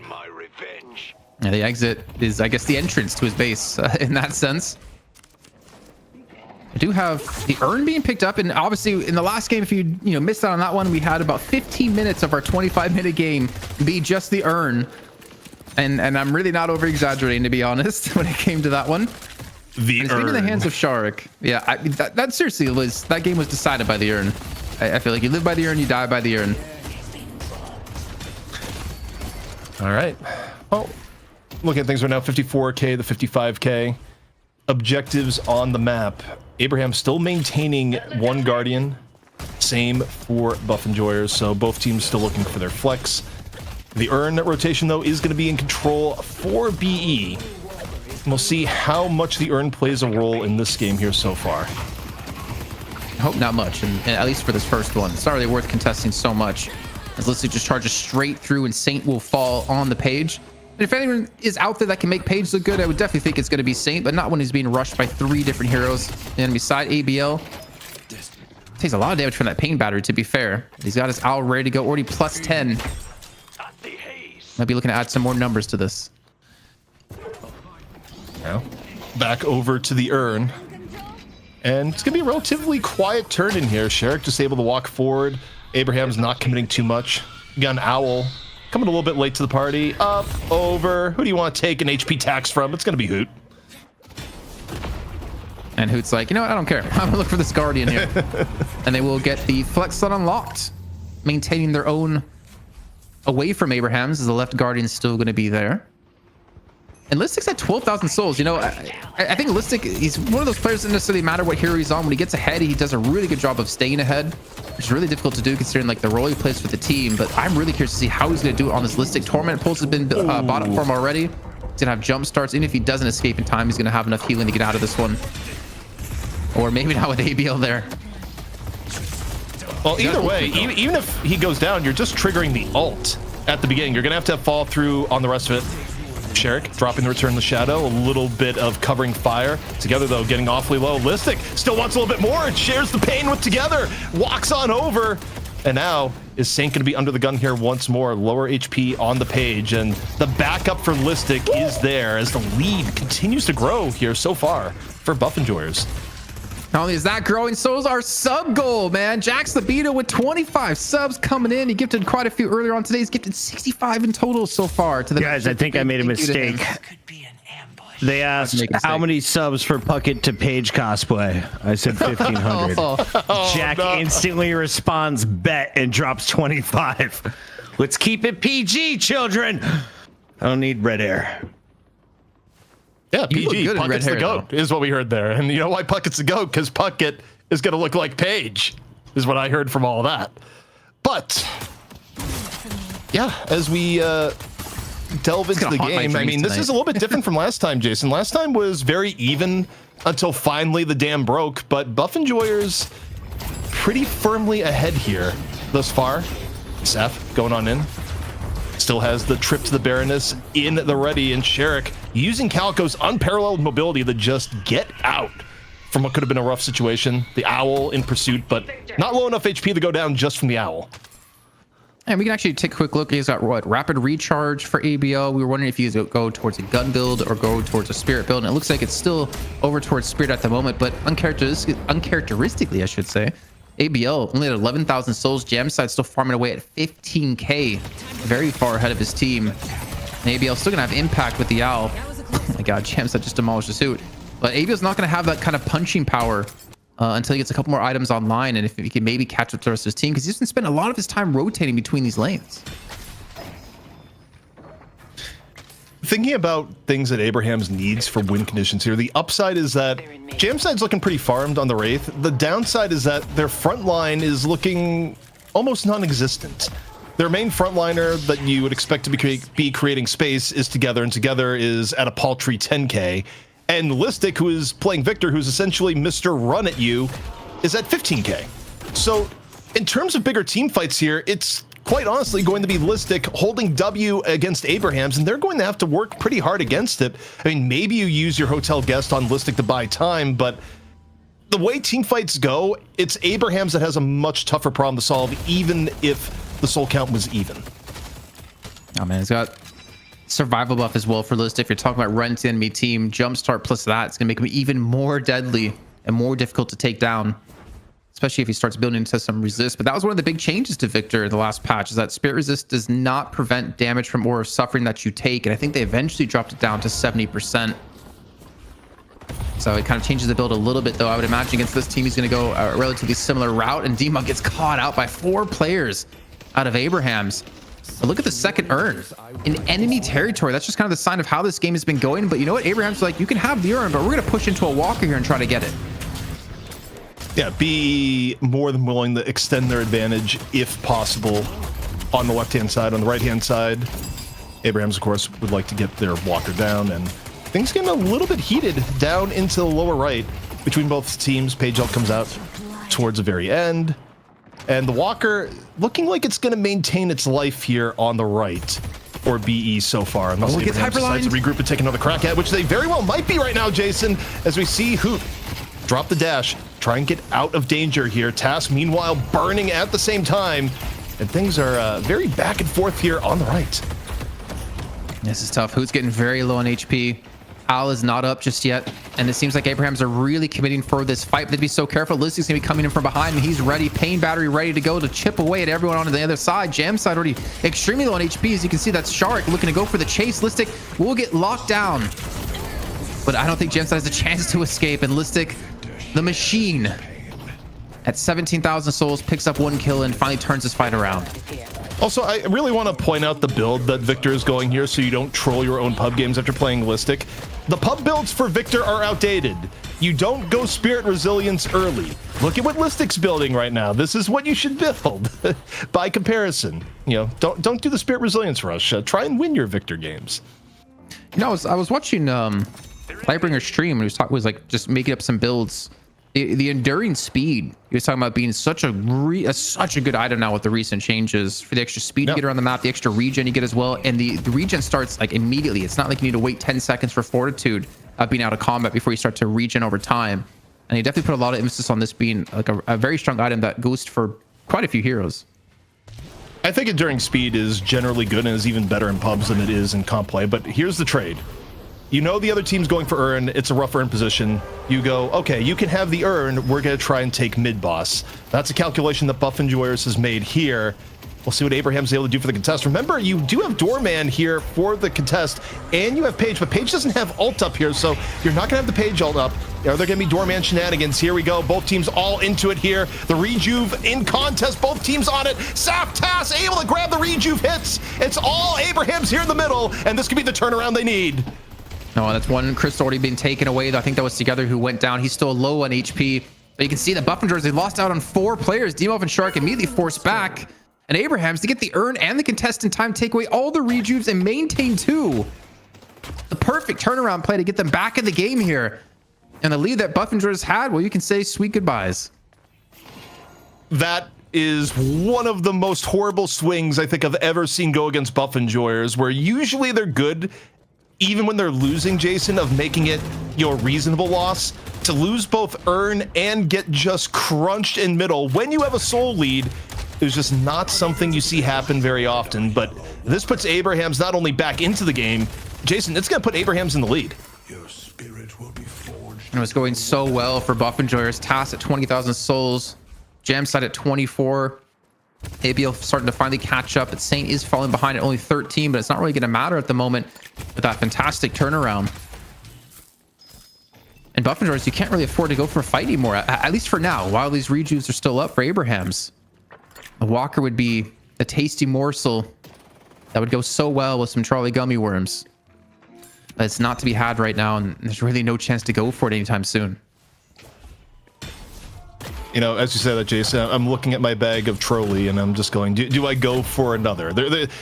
And realistically, if I keep looking at it like that, there's not going to be many left. Is where we we're got at. like The 15 bags. If you're almost out after 15 bags, that's not good. I mean, it's really good while you're eating, is what I'll say. But it's not good when you need to have the worms on camera for production. Right hand side, though. I always want you to show your worm, ZP. Just the blue one. All right, continue with Infernus talks. Don't make it weird, Kaplan. On to the left side we go. Telekinesis now out. Looking to grab Zergy. Can you get Zergy in the period? You do. And, you know, Fermina, as good as she is at escaping, if you actually land Telekinesis, that period of time where she's silenced, more than enough to take her out. Pretty fragile, Jason. Yeah. I mean, especially if you're very low on souls, the lowest in the game. Doorman's going to be pushed on. The rescue beam's being picked up here too. A nice little knockback on the list to keep him away from your team with the Aura of Suffering. But he's going to continue to charge forward without Walker already being taken. The Urn's being ran while all this is happening. And if they can actually pick up kills on the Buff and Joyers and get the Urn turn, this would be a massive W for Abrahams. And Listic, you've already been killed once. You're going to be finished off a second time. And I think Abrahams, I think they just almost turned this into a map 3. This is a massive swing. I mean, it starts at mid-boss and continues with a team fight while you still have Rejuve. Yeah, Saint ends up going down, but the way I see it, Paige has been the sacrifice, both in game 1 and now game 2. You don't really care if your Paige goes down first, if she's the one that's already gone off her ult, already gone off her shielding. If you're putting resources in on the Paige, when she's already used most of her abilities, you're actually okay with that, team-wise. As ABL now, a GT that's ahead of the game just becomes the I will delete you character. And BE is getting the business end of that right now, Jason. Yeah, this is tough times just to think back. If you don't go for mid boss there, honestly, there was kind of like 2 big mistakes made in this series so far. Like Buff and Joyers, when they initially had Urn and then they went for mid boss and then they ended up getting nothing, and Abrahams were able to pick up mid boss. That was a very, I think, big mistake. And then here, going for it yet again, thinking Abrahams wasn't going to contest it, because typically in this matchup, Buff and Joyers were able to get away with plays like that when they know the enemy team is running the Urn. But the contest comes through. They win it out really heavy-handedly with the help of Saf, mostly. And now Buff and Joyers being punished in a very risky situation. Sleep connecting here on the jam side into bullet dance is gonna be enough to take down jam side. Goes up over, no, not quite able to break the line of sight with the acrobatics. Final rejuve crystal is gone, but Abrahams still firmly ahead. This is going to turn into a bigger team fight. Saf right now is looking around going, you know, maybe time to extend a hotel invitation here. Throws out the call bell. Things get a little bit hot and heavy. And is this the fight Buff and Joyers wants to take right now? I feel like the answer, Jason, is no. Yeah, should be no. You can see Abrahams, they're all on the high ground too. They have all the information where everyone is. They can strike when they want to. Like a very smart play for both teams. Well, I guess more importantly for Buff and Joyers to back away off of this one. Look at Obi Kim now again going towards the gun build as well. So no real true support on their side that we've seen in the past. This is tough. I mean, the thing is, even with Abrahams having such dominating play the last, 5 minutes of time, and the fact that they're 14k ahead, I still don't feel necessarily 100% confident that they really have this game won, or that they're fully in the driver's seat, even though I kind of did say about a map 3 earlier on. I think Buff and Joyers have been doing a great job of fighting from behind, like team fighting from behind in particular. I think the problem is, though, is that you have an even soul Mina against an even soul GT in this case, and you have a Wraith that's ahead of the game. a lot of like Zergy at this point, if you're even as a Mina versus this sort of hero comp, you go from a hero that can get out of very difficult situations while bursting people down to a hero that doesn't get out of difficult situations, that dies in 2 charged shot hits from the GT instead. I think a lot of the break points for how these fights would go down just go so against buff enjoyers now that effectively I think their destiny is not in their own hands anymore. They're relying on Abraham's to make a mistake, probably in losing a team fight or getting an unneeded pick right before mid-boss. But short of buff enjoyers able to create a scenario where they get mid-boss, I don't think they can come back. Oh my god, what an amazing play here out of Saf to knock Hoot completely away without a chance to get him with the combustible combustion. You can see the buff enjoyers are looking for the opportunity to pull off a kill, or to pull off a fight, I should say. I see ID.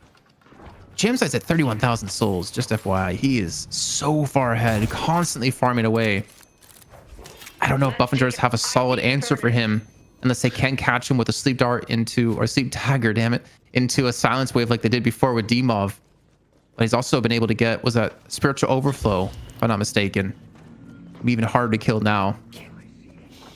I think you have to ask yourself when you look at the buff enjoyers comp is, what does a pick look like for buff enjoyers? And the pick options are kind of not great, realistically. I mean, maybe you get a good engage from Hoot on the concussive combustion. Maybe Listic is able to run someone down, but Listic isn't ahead enough in the game to be in the ideal victor mode of just running at people and living to tell the tale. Yeah. Like, that's a problem for me for BE. For the comp they have, they're not good at engaging when they're behind. And Abraham's is not only really good at engaging even if they were behind, but they're also able to sort of stat check buff enjoyers in the ways that they would like to fight. So you have to look for some sort of rotation that just gives BE an incredible engage. And the fortunate part for them as well is that Listic was in that situation to just run at them in the beginning of the game because of how strong the start was. But he's fallen, I don't want to say fallen behind, but he hasn't maintained that same curve of income that he had before. Obviously, you have to kind of give things over to your teammates, especially when you're ahead of everyone else. Like Zergy's going to need the farm. I mean, Obi can definitely give him the farm now with how his Ivy's currently sitting at 30k. So he's not necessarily that front line for them that they had before previously. And with what Jamside has, I mean, I just don't think Listic's ever going to be tanky enough to deal with Jamside anymore, especially with ABL popping off shots, not to mention the protection they have out of Saf and Tass and Saint.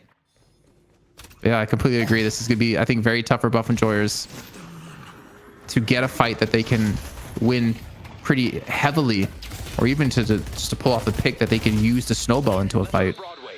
Also, you got a lane fixing owl just coming on out here. I say fixing, it's more like a lane dominating owl that's just making that lane even more of a problem for buff enjoyers right before an earn fight takes place. And again, if you're BE, you think about the long range poke you're going to take here from the GT. I don't think you love contesting earn. You're going to get even further behind if you don't contest earn, but nothing about this fight feels great for BE to go into. But you have a concussive combustion coming on in from Hoot, but the actual soul earn not going to be contested, just trying to get Jamside on the outskirts. They get together, and in fact, Abrahams, they overextend a little bit while the rest of the team is worrying about the earn, so 2 picks thrown away. BE now able to chase down, take advantage of the misplay. 3 down here, Jason, and Abrahams may have just let BE back into the game. How do they come back into this? Like Obi Kim and Zergy weren't even there. They were pushing out the right-hand lane, and yet it's currently a 3-0 exchange. Mid-boss, it's up. And I think buff enjoyers, they want to lock it down this time. They still have to worry about Saf, but this was the gift they needed to get back in the game here. And this soul swing is going to go back in their favor, leaving this to no chance to make sure they have the damage. Though we can see Saf is off to the side, and Saf, no one's going to check him. Wait, Doorman. Oh, the silence Again, wave. looking for plays. Do they get at least one? Nope. All crystals going the way of buff enjoyers, and they make it Saf as a parting gift, who this time around does not get a luggage cart for any sort of shenanigans. And yeah, I mean, you're asking how that happened before. I mean, going for the urn, Abraham just split up way too much. You had one person turning in the urn, another person securing it, and then 2 people deep dive and just go way too deep. And what a throw it is that gives buff enjoyers new life back into the game. That silence wave, I think that was out of D-Mov. Shut down any chance of a steal 2 out of Saf. So perfectly well placed and timed. And now Buffenjoy's going to go on the snowball here. They take the base guardians, getting another flex set unlocked. They still have one walker left to go to, and you sure as hell know they're going to lock this one down. And now they're in the lead in souls. All it took was just one mistake out of Abraham's, and Buffenjoy's punish. You take a look at this. The upside for Abrahams is you're still going to be able to fight evenly. The downside is that Buffenjoyers now has a lot of favorable win conditions back on in. And you take a look at the rejuve time. They've still got 75% remaining here, Jason. So they're going to take their time, get the jungle, and then slam into the Abrahams base when it's down to about 33% left, is my guess. Maybe a little bit sooner if they feel the need. But there's going to be one big fight that Abrahams is going to have to defend, and defending against even a 3 crystal rejuve, it's difficult, especially if you don't get a pick beforehand. Oh, Jamside needs to not die. A rescue beam saving his life here. And there's a Penalsco swap. I think that's on to Obikim, so they're going to get 1 credit off of this, and there's really no saving him either. There's no position on any of his teammates to help him out. And he's surviving for a long bit of time here with the help of the stone form, but you're talking about coming back in, farming the jungle, and then slamming it to Abrahams like you slammed that first bag of Charlie gummy worms. It looks like that will be a little bit delayed here. Not as enjoyable of a slam as the trolley bag in that case for Buffenjoyers. We're losing Obikim and a rejuve charge. Actually, kind of worst case scenario. Now, okay, Listic getting sent over. They're coming in here for the fall through. Can they deny the jump pad? No, they cannot deny the jump pad. Listic was a little bit too close. I don't know how deep you want to chase down on this, especially given it's Victor, he's jump starting. But this also buys a lot of time. There's only 2 rejuve crystals left. A lot of the remaining time, which is about 25%, is going to be eaten by waiting for Obikim to respawn. I mean, really, that pick on the Obikim, Jason, took a lot of the teeth out of this rejuve push. Yeah. I mean, at least it gives some safety to farm up this jungle. They obviously have to be respectful of Abraham's if they catch you out. An owl coming through. I'm not sure if that's to fix the wave or if that's just to see some things, and it actually does fix out the mid lane. Maybe he's been able to, I wanted to say catch up a bit. I mean, Saint down at 22,000 souls. Jamside still at 41,000 and ABL at 33. I obviously like, I think still a lot of these fights are going to come down to, can you catch Jamside?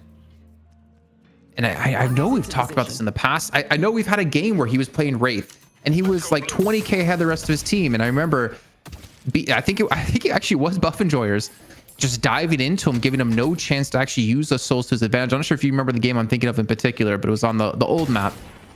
Yeah, it was a long time in the past, but also I think Jamside was a much weaker player back then. That was kind of where the meme was like Jamside would farm the entire game and do nothing. True. And Jamside's like a lot better at making his presence known nowadays, but earn rotation progress, and this is kind of the sacrifice here. The last little bit of rejuve, using it for earn turn in, but things are getting hot and heavy outside that. Wait, into the Baron as it goes, and the earn pickup coming on in for Obikim coming in from Saf at the same time, ends up getting it. That is a ridiculous steal. But while this is going on, Jamside ends up falling. So Abrahams, they lose 2, now 3 people in exchange for the earn steal, and this could have serious ramifications for the base. I think that's stage 1 patron for sure. The rejuve is already gone, yes, but the players' lives of Abrahams are gone as well. It's just down to ABL by himself. His Buffenjoyers are already in the base, actually. They're already going to be going for that first stage patron after these shrines do fall. Is there a world they actually try to close it out now? Demov doesn't have a lot of HP. I think you can, because this is only going to take 30 seconds away from the respawn times. I think you can just all in on the core here, and Abraham's not going to be able to do much about it, because look at who's going to be up. You're going to have the page up. You're going to have ABL up. You say, screw it. You end it here and now. Buffenjoyers on the verge of being champions once more. They are committing to the all-in. Do they have what it takes? Noxostra comes out, and that patron is gone. Buffenjoyers complete the comeback. They win the series 2-0.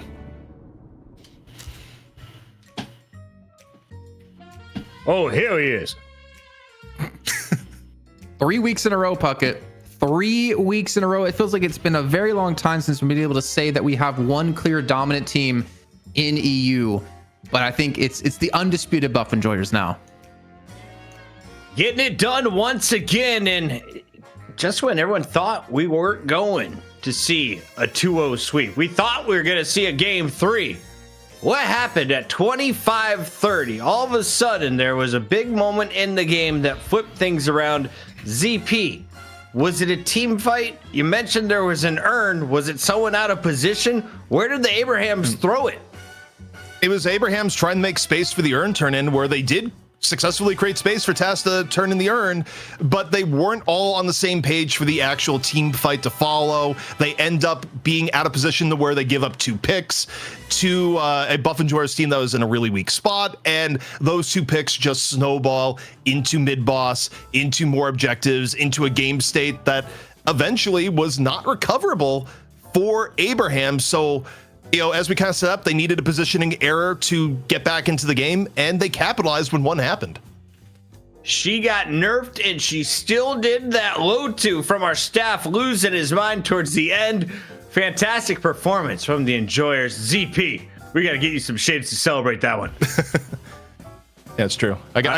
Honestly, I may have a pair somewhere, but I just don't know where offhand. All right. Don't worry. Somebody in chat works for a sunglass company. We're gonna hook you up with the good stuff. Here we go, though. The goodies. Night Shift Ray-Ban Invitational coming up. There we go. November. Brought to you by Oakley. Let's take a look here at some great talent. People are saying he's annoying. Is great talent still great? Goated? Not the case tonight. I don't know. I think this is a tough game to really judge it on. Like, ABL had some decent impact at the beginning, getting like 2 owl kills for the +10. I think he kind of was I don't know. He kind of engaged in a lot of fights early on instead of focusing on farming.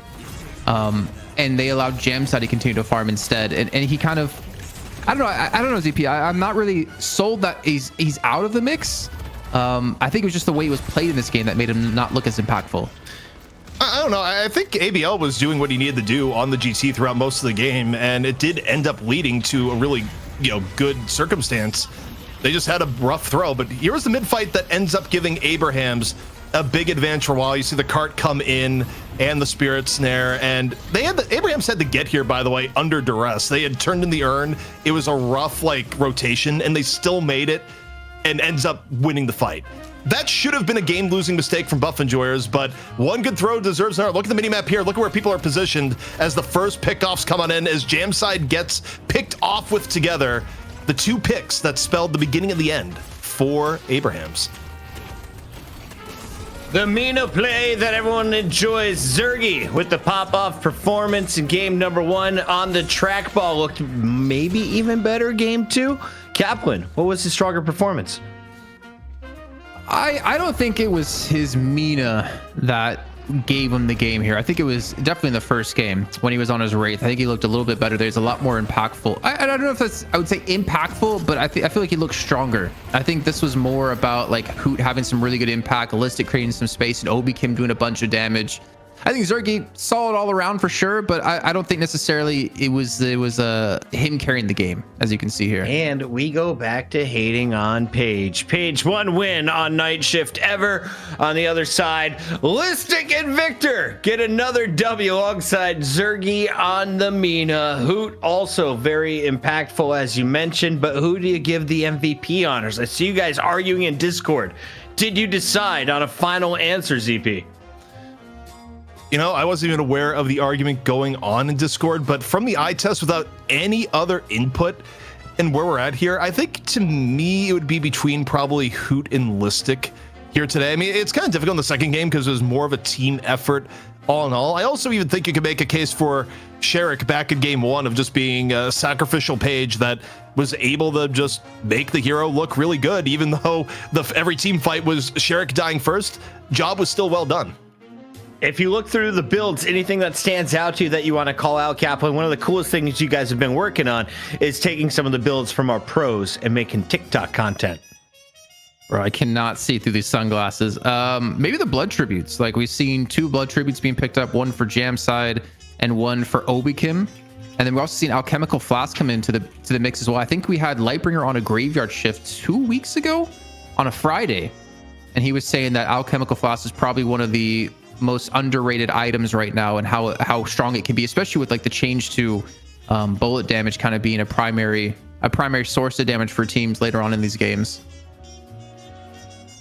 Great call outs. We got Hoot coming by for an interview in just a moment. You got questions for the man? Drop them in the chat. Reminder, you can play Hoot and Friends if you're from the EU in just 2 weeks.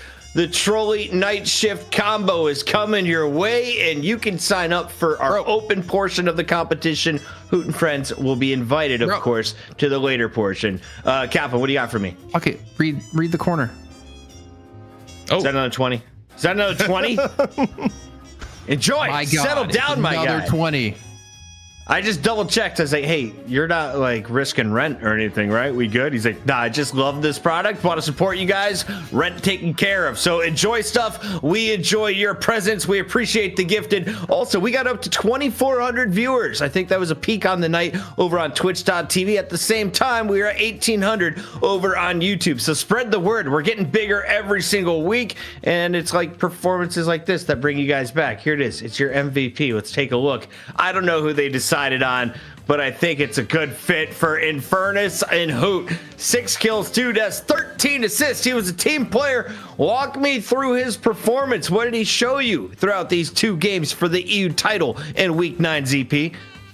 Yeah, I mean, again, I think when you talk about ways that Buff and Joyers stayed on top, you can't overstate how important it was that when KLS decided to take a step back, that they grabbed Hoot, who is probably one of the very best options they could have had, both in just natural skill, natural adaptiveness, but also the fact is that Hoot's pocket back on game 1 was so disruptive that it also changed the draft into game 2, where Abrahams basically said, okay, under no circumstances are we going to allow Hoot to play the pocket once again. And onto the Infernus, I mean, Hoot has just been remarkably stable. And the fact that he's been stable on Infernus means that you free up Zergy spend more time and play the Mina, that you can have, Zergy kind of branch out a little bit, because Hoot could say, yeah, I can also play the sort of carry roles that we'd normally put Zergy on. So, I mean, how Hoot's consistency and ability to kind of slot into whatever role that's needed has just been one of the key defining elements of Buff and Joyers being on the spree of excellence. I think, though, for Buff and Joyers with Hoot, maybe we can ask him this if we have him for an interview, is that I don't think Michaelis would have necessarily played the same or had the same flexibility that Hoot has in terms of his hero pool. I know Michaelis could play quite a few different heroes, but he was definitely like more paradox oriented.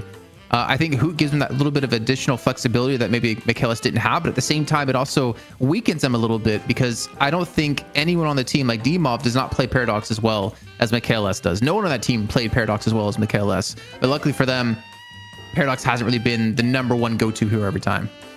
Hoot getting some love in the chat. Thank you to everyone reusing your Prime. Reminder, you got to do it every single month. Amazon wants to make it as hard as possible for you to take their money and give it to us. We appreciate your efforts, and we appreciate our MVP. In just a moment, we're going to be joined by the one and only Hoot on the microphone. So if you've got a question for one of EU's best streamers, put it in the chat right now. My question is, when is Bebop going to be on top once again? I saw him streaming it. What's the new? ZP, you have any insight to the EU flow? What's everyone busting out? Is it just Mirage this week? McGinnis. In terms of EU and what we're expecting to, obviously we just saw EU. In terms of what we're going to see for NA coming forward, I don't know. I think Mirage is going to be played a little bit more in NA, and by comparison, do we see McGinnis? No. Not unless Naked has figured things out. The one and only McGinnis hero going back to the beginning of Deadlock. But when Naked still can't figure out McGinnis, I don't know if it's going to happen to anyone else. I worry, though, NA. They're always like a week or two behind when it comes to the meta. It took them like an additional week or two to start picking up Veil Walker like crazy.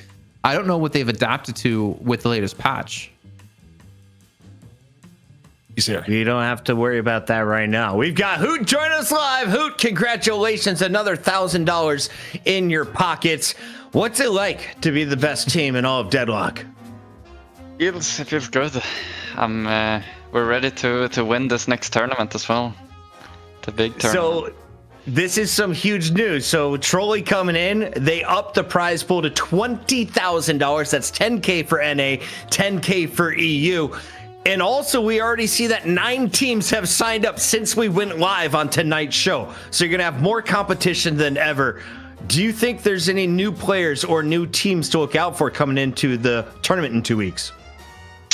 I'm not sure about team. Oh, there is one team that is currently in the making with some ex one win players that started to band together. But I've seen some good players in normal pubs, so it'll be interesting to see if they actually form teams and play.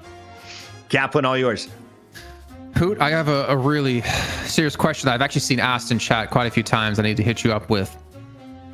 What is it like being one of the most good-looking Deadlock players ever?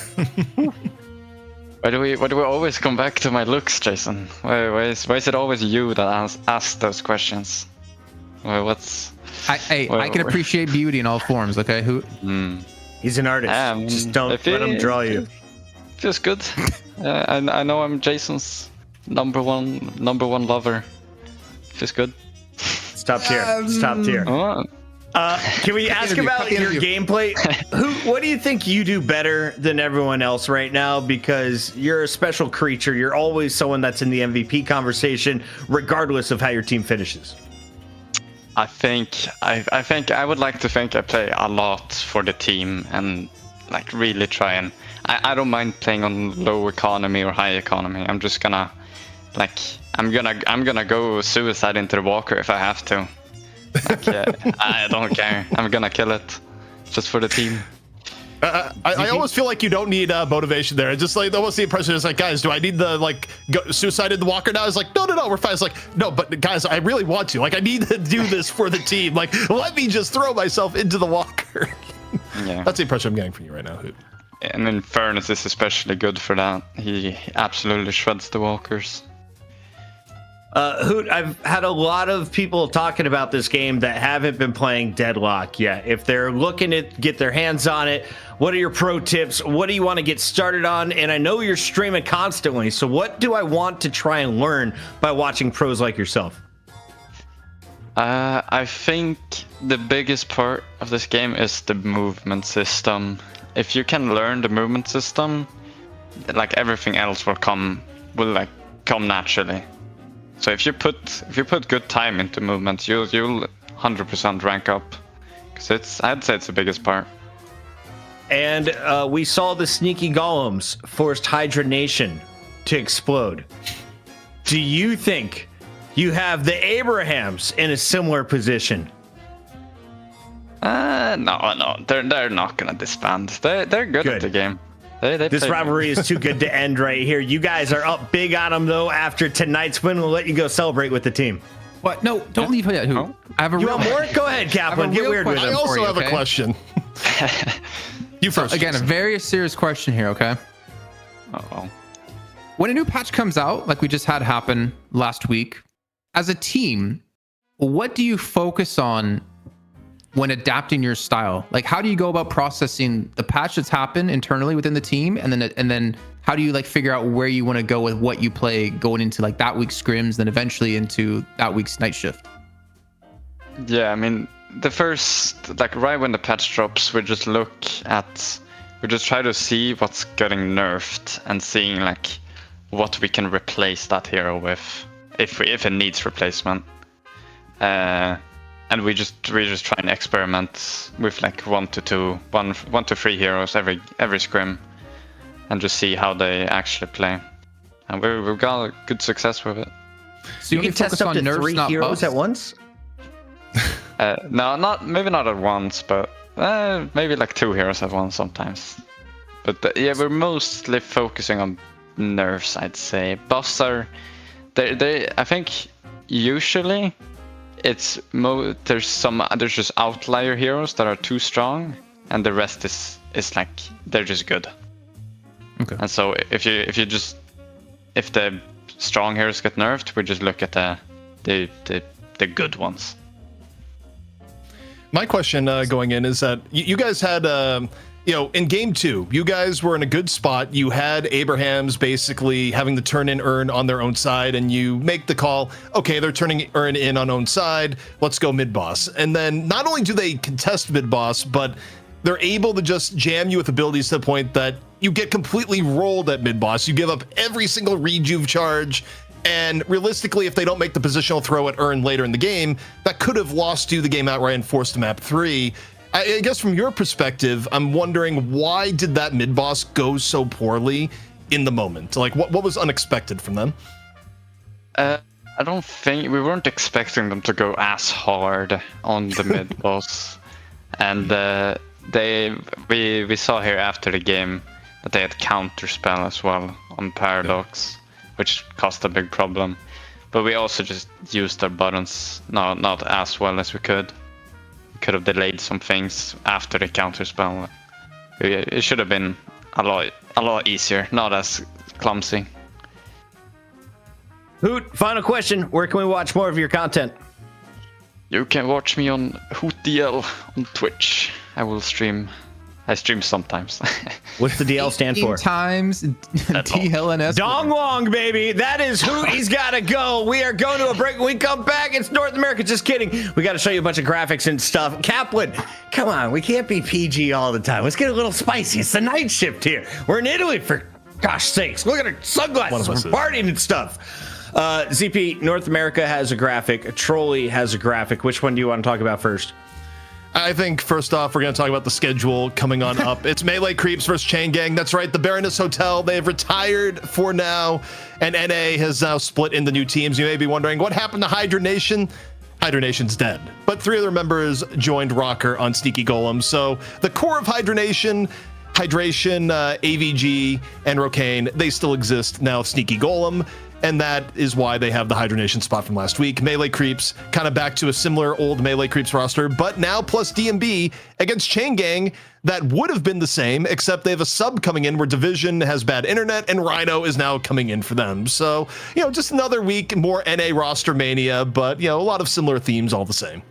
If you're a North American player, now is the perfect time to get your competitive team together. Take advantage of the chaos. Hop on in and play in our Night Shift Trolley Open. It's going down with $10,000 on the line for NA, 10K up for Europe, and you can sign up at leaguetrolley.challenge.com. That's challenge with an O. You read it right. We didn't spell it wrong. It's a website for competitions. It's been around for a while, but if you don't play competitions, now you know about it, and it's really easy to sign up. There's also broadcast headsets on the worms on the left side of your screen, and we got a little break coming up. On the other side of it, ZP, answer this question. If you're an organ donor, right, you die and they take your organs, they put it in somebody else, but it was 50% of your body. Are you still you? Are you them? What is Hydra Nation now? We'll answer that on the other side of the break. Think about it, chat. Heart.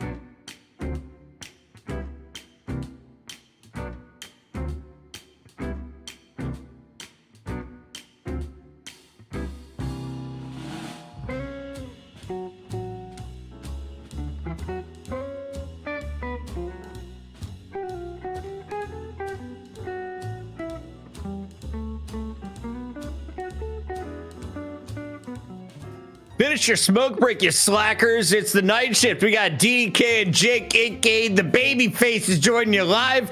Wake up your mom. This is the part of the show she really likes. DDK, what are you excited about tonight? I'm excited about you, Puckett, because you're just so wonderful. Dude, I got a new fresh chop on the mullet. And he clipped the wings. It was starting to get Jake-like. I was starting to get a little bit of a flow, and it's gone, Jake. How long until like I can really pull the chicks with the wave?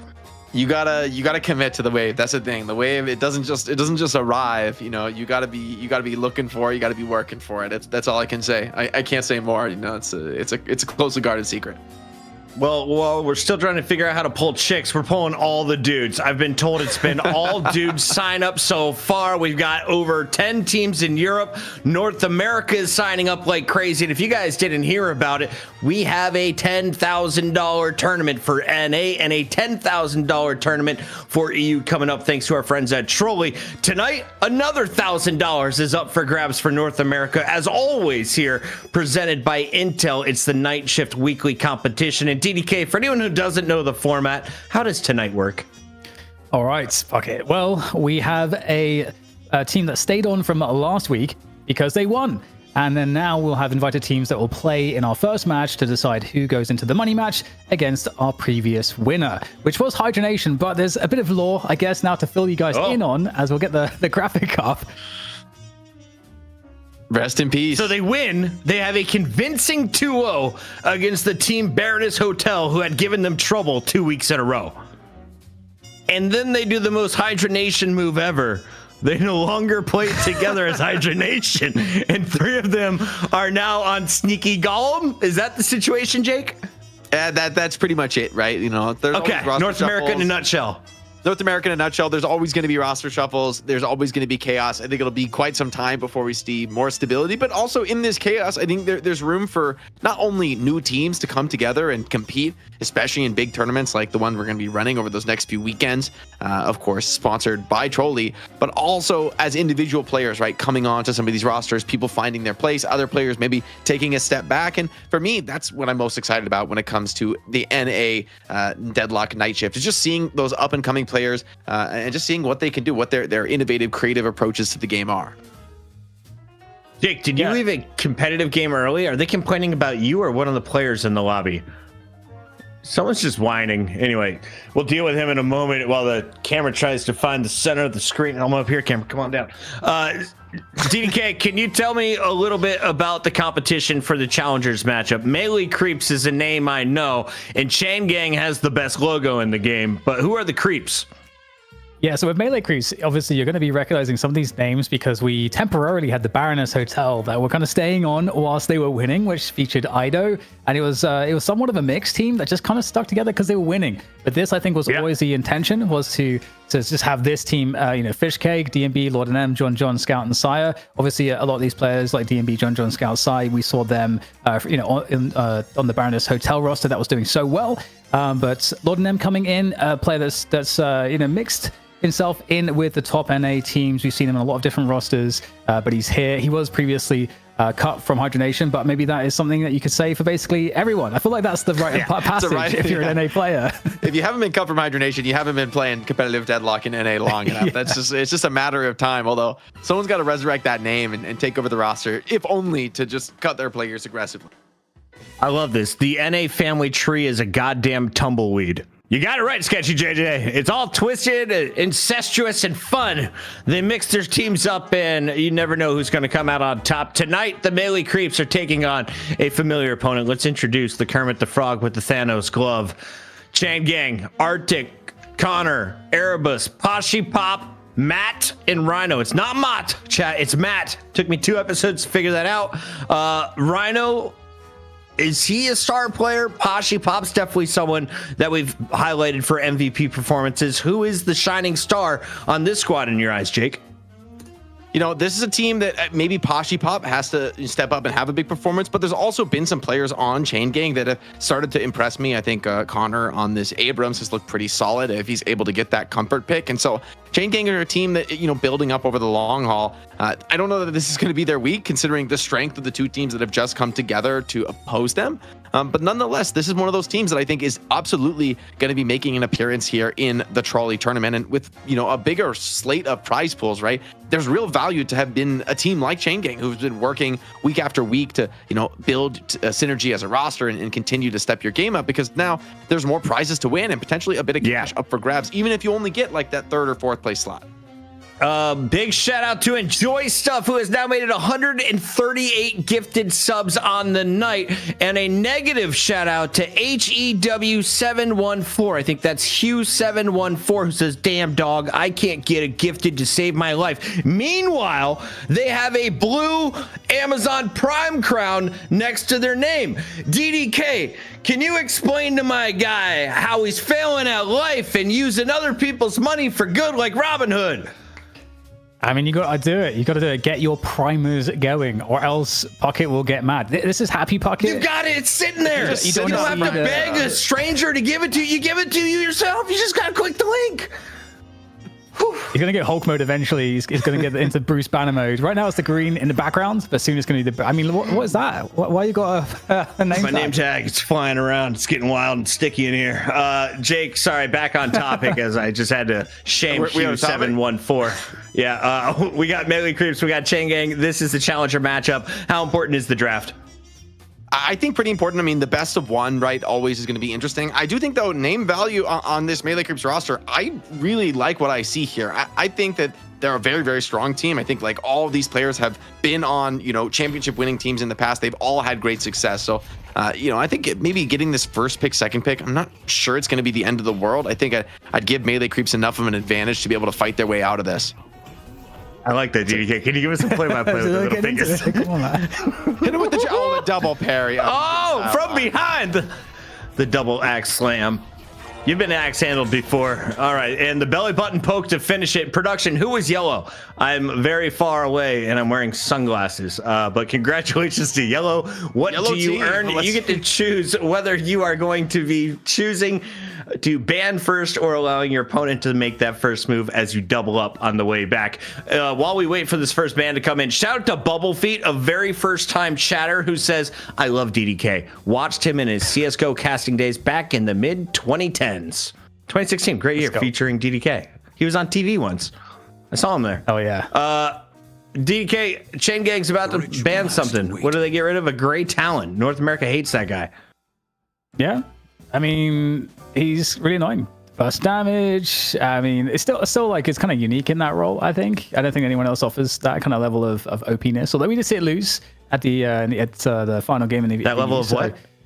That level of just annoyingness. That just like being able to like just burst damage, like burst spirit damage in that way. You can just. I thought you said OP-ness. It's pretty bad. Yeah, and then we got the Icy Boy on the other side. Jake, you caught it. Thank you. The Kelvin is in. That's over my head. I don't know what you're talking about. What are these Americans saying, eh? All right, Chain Gang. You said first the pick. OP-ness. I think. What is this going to be? First pick. I guess it's. I mean, in EU they go in Furnace. Paradox I think is a much more stable first pick. Strong choice. You're never going to be mad at having a Paradox in your lineup. I do like that Melee Creeps took the Kelvin away. I think you just can't. You can't give up the Kelvin. It has just risen again as this incredibly dominant team fighting hero, and especially if you have second pick, you can get a Kelvin Shiv. It's just too crazy. I almost wonder if you just take Shiv anyway, even if you don't have the Kelvin. I think Shiv is also really strong right now. Mina, super top tier pick, has like the carry potential, can outplay and escape and initiate in so many of these scenarios. I think like ultra late game, Mina just does this. She's very almost unique in the ability to just kind of walk into the enemy team, get eyes on everyone, make them show on the mini map, and then just still play your way out of it with E-shift and Sanguine Retreat. It's so hard to lock her down when she's like fully kitted in the late game. We got an Abrams locked in, and my bad, Hugh714 was supporting small streamers. Hooked him up with the gifted. We're moving on. DDK, we have balance in the earth. After locking in an Abrams and a Mina, you got a Paradox and a what?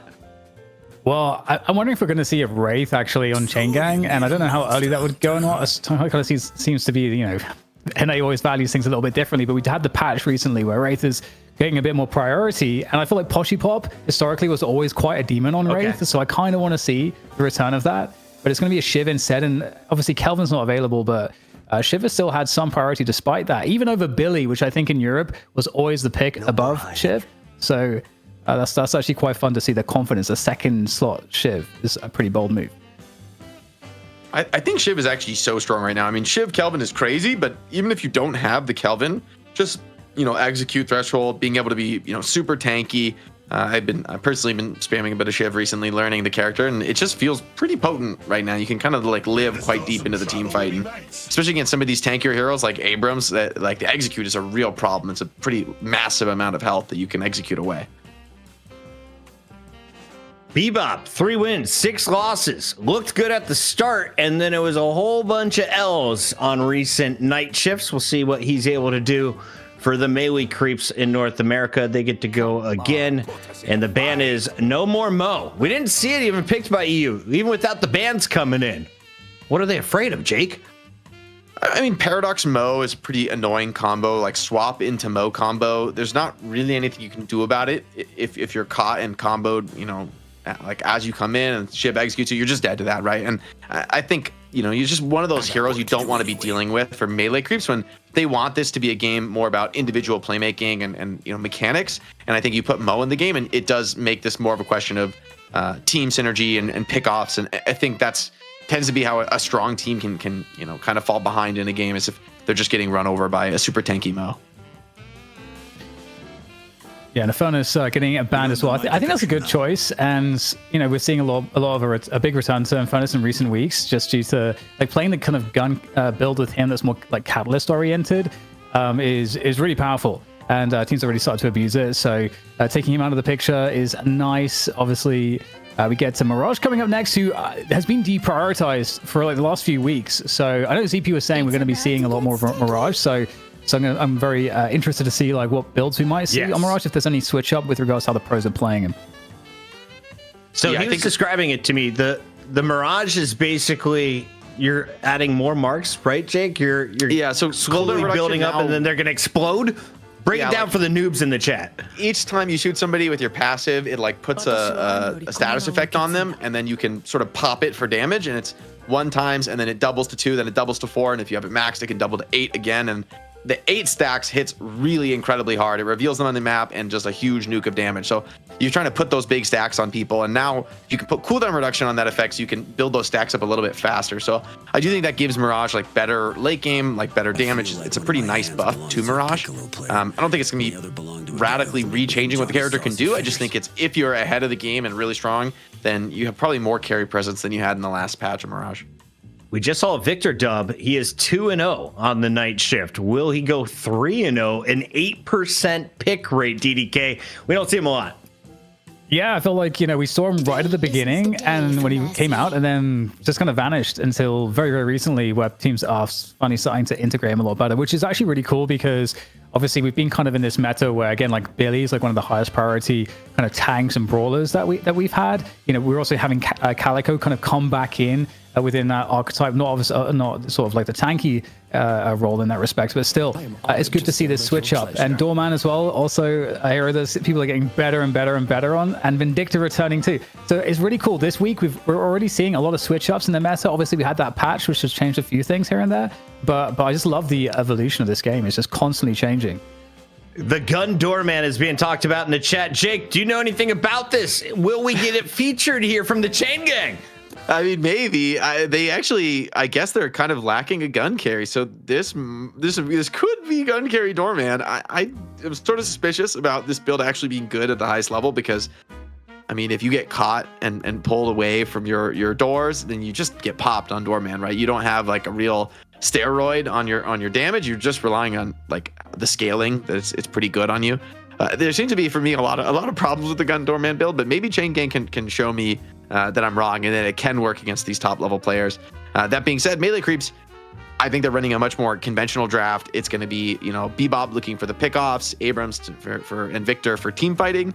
And they have some nice setup in the Vindicta, who, took a long break really of being played, but remember, was a super top tier hero for quite a while and does give a pretty nice amount of utility. And maybe there's like this support Vindicta build.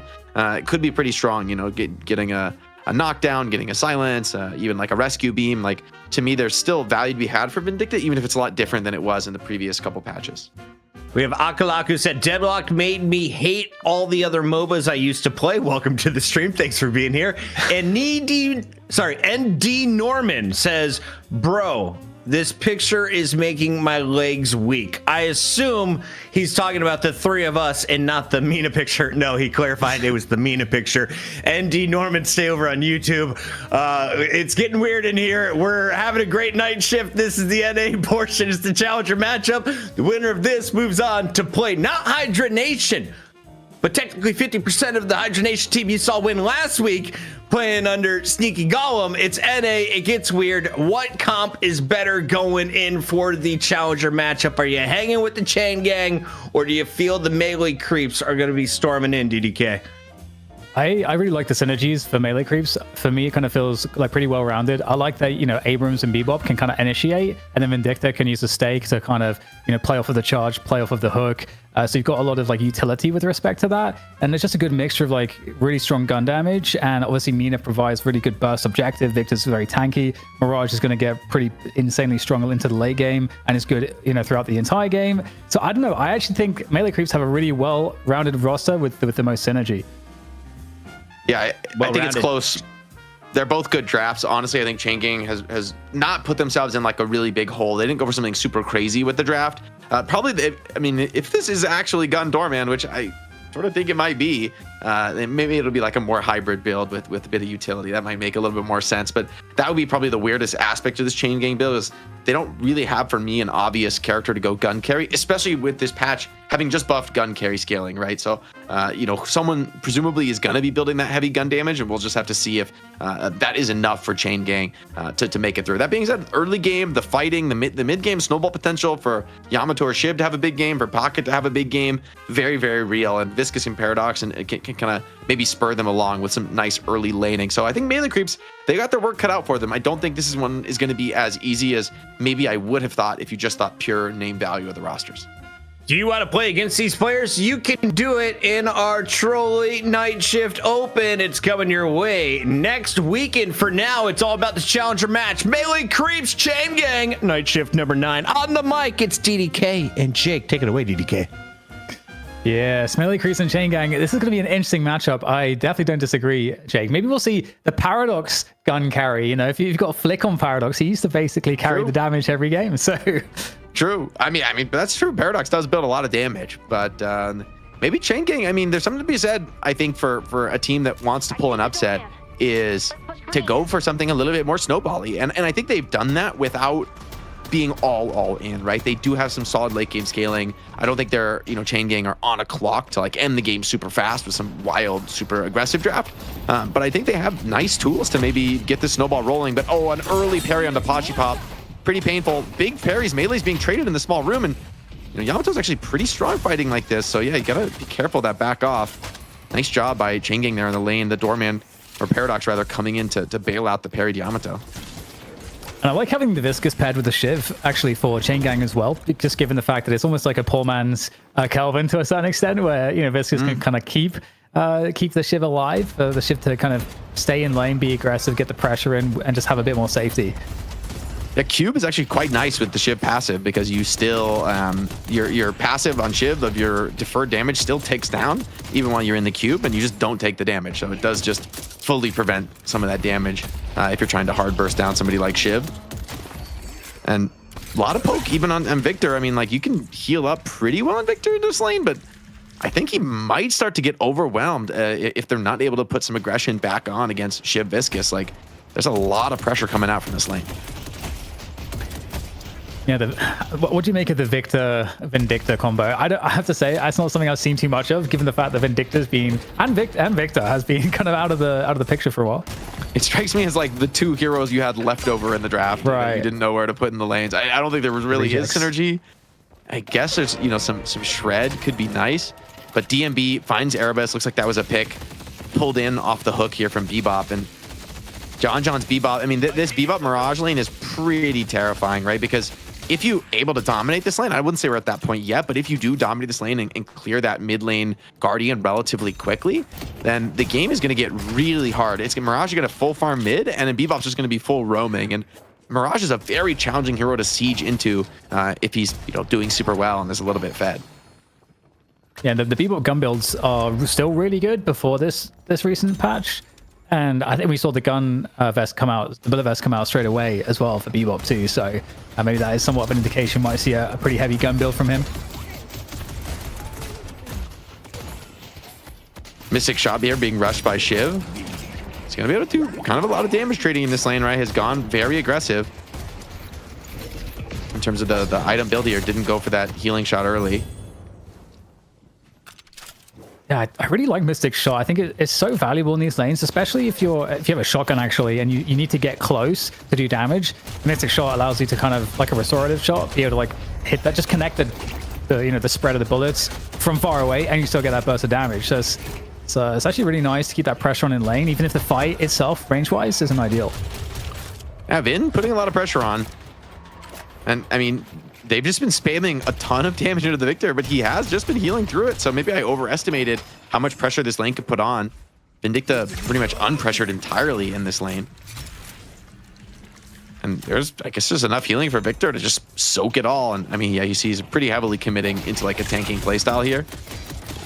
That nice pain battery onto the Viscous. It's really hard for Viscous to be effective in this lane on this kind of low HP, right? You get hit by one tether, one, big spell, and kind of just out of the fight. And ooh, he's got that pain berry. Got to be careful for that on Viscous. Yeah, I was going to mention, we've talked about this lane quite a bit so far, but you're someone that plays a lot of Viscous. What kind of build do you think we would see, and what is the role that would come from that build from Viscous in this game, do you think? I think it's probably still the nuking melee build where you go for the max punch pretty early, maybe a couple points in the in your first skill and splatter, and then go for the max punch and get a bunch of effects that proc on that punch, like the boosted heavy melee and the maybe even something like life strike or spirit strike.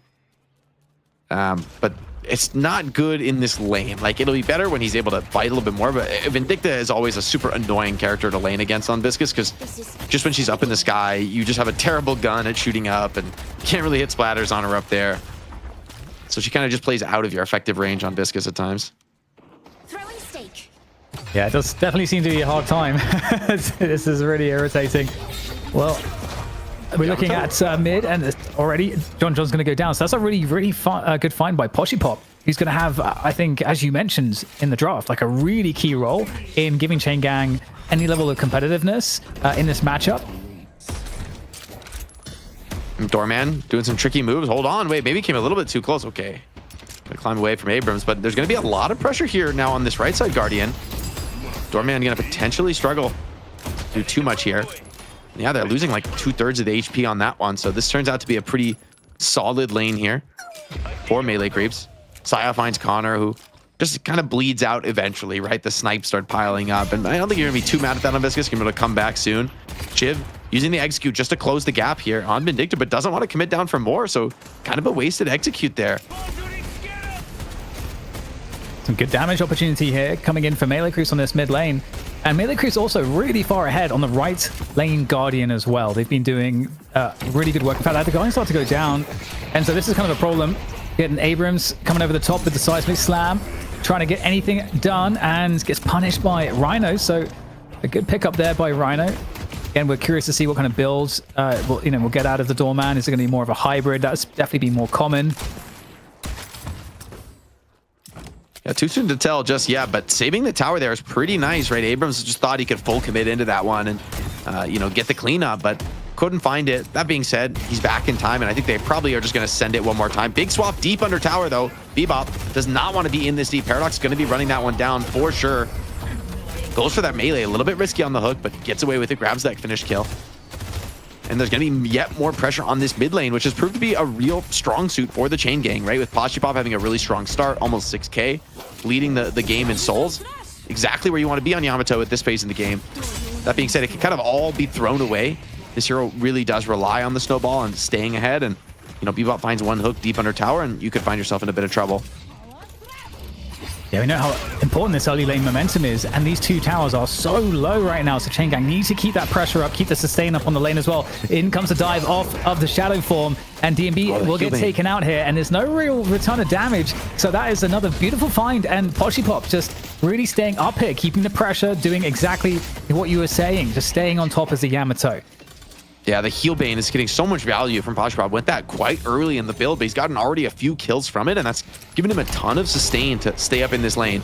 Abrams did go in and finish off that Guardian. It's going to cost him his life once again, and honestly, you're kind of all right with this as Pocket and Doorman. I know these heroes aren't really going to hold the Guardian for that long, and honestly, you probably want to start roaming pretty soon. I assume Matt maybe already has that Majestic Leap, I would think, at 6k here on the Pocket, and can start to get active with the next Affliction, and maybe losing that Guardian, not really the end of the world, although all 3 Guardians going down across the board is going to start to add up, but maybe more kills can come their way as a consolation prize. Yeah, looking for that punish onto John. It is Poshipop back into the mix again. This is where Poshipop could really come into play. Flying Strike is landed under the tower. There is a quick parry to dodge that one, but gets parried in turn. Oh, that's so unfortunate there for Poshipop. The hero plays this time will falter. And like you say, 3 Guardians going down for Chain Gang. So they're in a very difficult position. They already had some of their jungle get stolen by that forward play from Fishcake previous in the left side lane. So this is not a great spot to be in right now if you're Chain Gang in terms of the macro. This fight on the right side lane, crucial. Pocket dodges the Nox Nostra completely there. Nice moves, but Mina still has enough HP. It's going to be a challenging one for Pocket to fight out. Goes for the risky parry. The Umbrella is dodged, but maybe there's just enough damage. Not quite, man. It's Pop Scout there. 2 incredibly low HP, incredibly highly mobile heroes, and Matt comes out stronger. Shiv now in big trouble. No snipe available, but doesn't need it. Saya, the bleed is good enough. Trying to connect his splatter out of line. I was going to say, yeah. pretty tough ask here. But yeah, Matt doing such a good job on the Pocket is certainly such a good focal point. I think previously Matt's really had impressive play to me when I first saw him on the Holiday, playing in a very similar style that you have out of a Pocket, where, you know, eventually we'll get, well, we should already, I assume, have the Majestic Leap on Pocket, enabling you to get some really nice ganks and set up some really good initiations, burst damage, make fights, really go your team's way. So Matt, richest person on the server right now. We'll see how far that goes. As again, I love this from Poshipop. He's keeping that aggression up with a double Sinners punish coming on through from Poshipop. Can he take down John? John trying to get out of there. Is there an assist coming on through to keep him alive? Maybe punish this forward play coming out of his opponent, but no. John gets sent away. Baits out the Shadow Transform. That's pretty nice this phase of the game. Poshipop really wants to be able to find kills every time that its skill is up, so just forcing it out. Pretty long downtime here in the early game. Scout finds a Spirit buff. He's going to be a real problem on this Mina. I think there's a lot of pressure on Matt to deliver some active plays here in the early game, right? 11k, pretty decisively ahead of his team and ahead of the game, frankly, on the Pocket. Pretty good hero in the very early game, I think, to have Snowball, because you just get a couple extra items on Pocket and suddenly you're just unkillable, and you're, popping everyone in these team fights. A big Affliction can really do all the damage and your team just grabs the cleanup. So melee creeps just don't want to give up any of these Guardians. They want to keep the pressure in across the map. A Chain Gang starting to work something in on the side lane. Matt finds Fishcake. Hasn't even used the Affliction. Doorman finds a kill as well across the map. Things going super well for the Chain Gang, despite being down to a couple Guardians. They're not really rushing it to try and clean them up. They do get 1 Guardian here, but really well played. Despite dropping those early Guardians, they haven't wasted that time at all.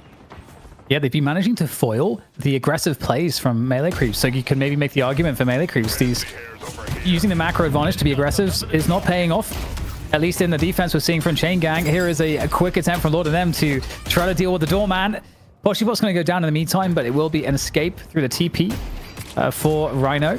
And Matt's becoming potentially a problem. 13k on the Pocket this early, Jake, is not going to be fun for melee creeps. Yeah, and he's just defending the Sidewalker, farming up at the same time, and there's not really much you can do. Sieging into a Pocket is pretty much impossible. He's just going to pop your wave and escape over and over and over again. So he's kind of holding 2 players here.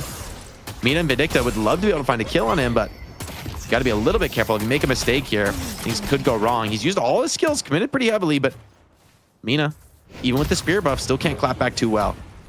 Soaring Hex is good, but I feel like Mina, oh, no, it still has that reactive barrier. Sanguine Retreat.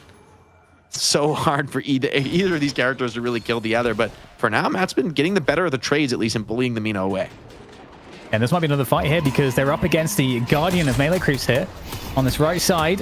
We'll see if they'll be able to get it. In comes the Mina play once again. Scout from up top is solo. It's Poshipop, that is solo on the other roof. So that's going to be a problem as John finds the finishing blow there. And they defend the Guardian. So, things going back in the way of melee creeps a little bit now. Pocket very close to this Bebop. Majestic leaping away. Grabbing a couple stacks in the pocket. So he got 3 stacks if he does want to look for something. And that tower is super low. Nice dodge there away from the Abrams. Standing toe-to-toe for now. 14 seconds on this Majestic leap. You stay around mid. You try to hold this Guardian melee creeps. You could find yourself in a world of hurt. I think that's what kind of Matt is hoping for here. A nice initiation off the Majestic leap. They do want that mid Guardian considering how low it is HP wise, right? If you just get 1 wave of creeps under that tower, it should be enough. Abrams is just constantly hunting for Matt, trying to deal with his pocket. He's too slippery for the moment. Yeah, really large concern though. Oh, a seismic slam, hold that thought. Coming on in, a quick melee connected off the charge. But Matt, again, too slippery. The cloak is able to get him out of trouble.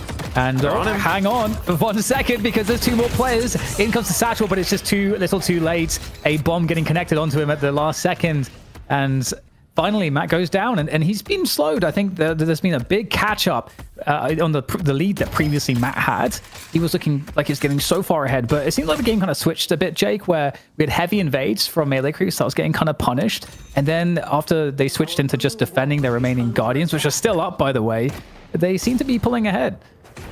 Yeah, Lord and M has been a problem on this Abrams, right? Getting all that damage onto Pocket, forcing a lot of his skills out. I mean, you got to hunt a lot of times to be able to get that done. Now, Viscous, super low, gets absolutely deleted, trying to finish off that Guardian. And I mean, they've thrown so many bodies at it. Honestly, melee creeps have done a fantastic job exacting a massive price out of Chain Gang. I thought, hey, they'd be able to clear that Guardian no problem, but not the case, right? They've been getting crunched into the grinder here. Vindicta thinking about a flank here, but yeah, without the tether, could be a little bit scary. Poshipop could look to turn that one around. Shiv holding the aggro from Abrams for the moment. Has full rage. Might want to look to get a bit of a trade. Maybe that missed knife enough to dissuade him for the moment.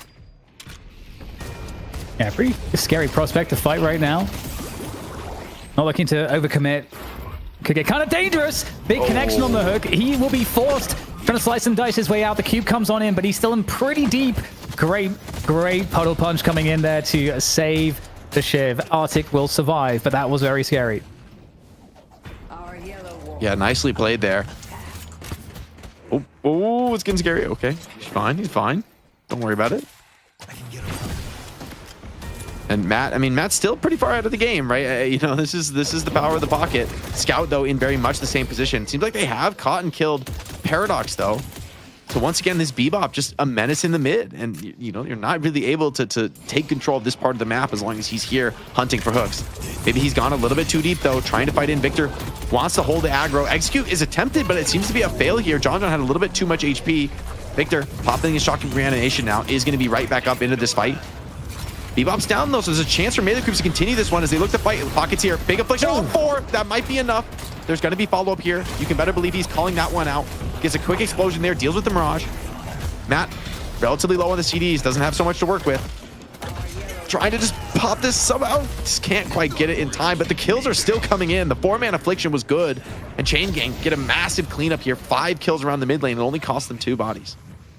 Felt like Matt was 10 milliseconds away from the cooldown on the Satchel, but like you say, a 4-player affliction can't get too much better than that. I mean, well, we've seen what's better than that is the Do affliction from the other week. That was perhaps the best affliction of Night Shift history, but that was pretty damn good. And we get the urn turned in as a result of the map being cleared up like that. And this is going to help them to pull ahead. 20k souls for Matt right now. And, Poshipop able to catch up a little bit now as there's somewhat of a breather across the map as they farm. And we get melee creeps now coming out of spawn, shuffling back onto their side of the map.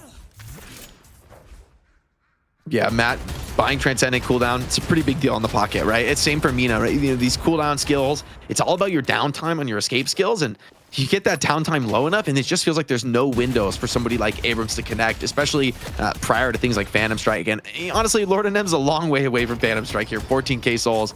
You can't really be rushing that item too early, given that it's like half of your current net worth there on Abrams. So Chain Gang in a moderate lead, you know, just a couple thousand souls, nothing to really write home about. They're still looking to find those big team fight connections, and Shiv looks to bully up Mirage here on the side lane. Looks like Lord M similarly is going to be sent packing. It feels also like D&B on the Mirage is not too far away from some significant power spikes. We'll have to check into that in a little bit. We get this left lane pressure coming on in. Pochipop will be sent away, finding his escape via those jump pads. And as they've been chased back, the waves come under control on the left side. And we're getting somewhat of an equilibrium at the moment. There is pressure on the right side map here. 3 players deep for Chain Gang. That's going to call a response. This might be the next fight. Matt is there as well, so this could end up being a pretty good fight for Chain Gang. A lot of knockdown here. And even the Baroness Hotel pulls him out of Tornado. He's going to be super low coming out of this. Should be an easy execute for Shiv. I don't know if Shiv is even going to need to use that. Just immediately gets popped. DMB out of the fight. Lord and M now.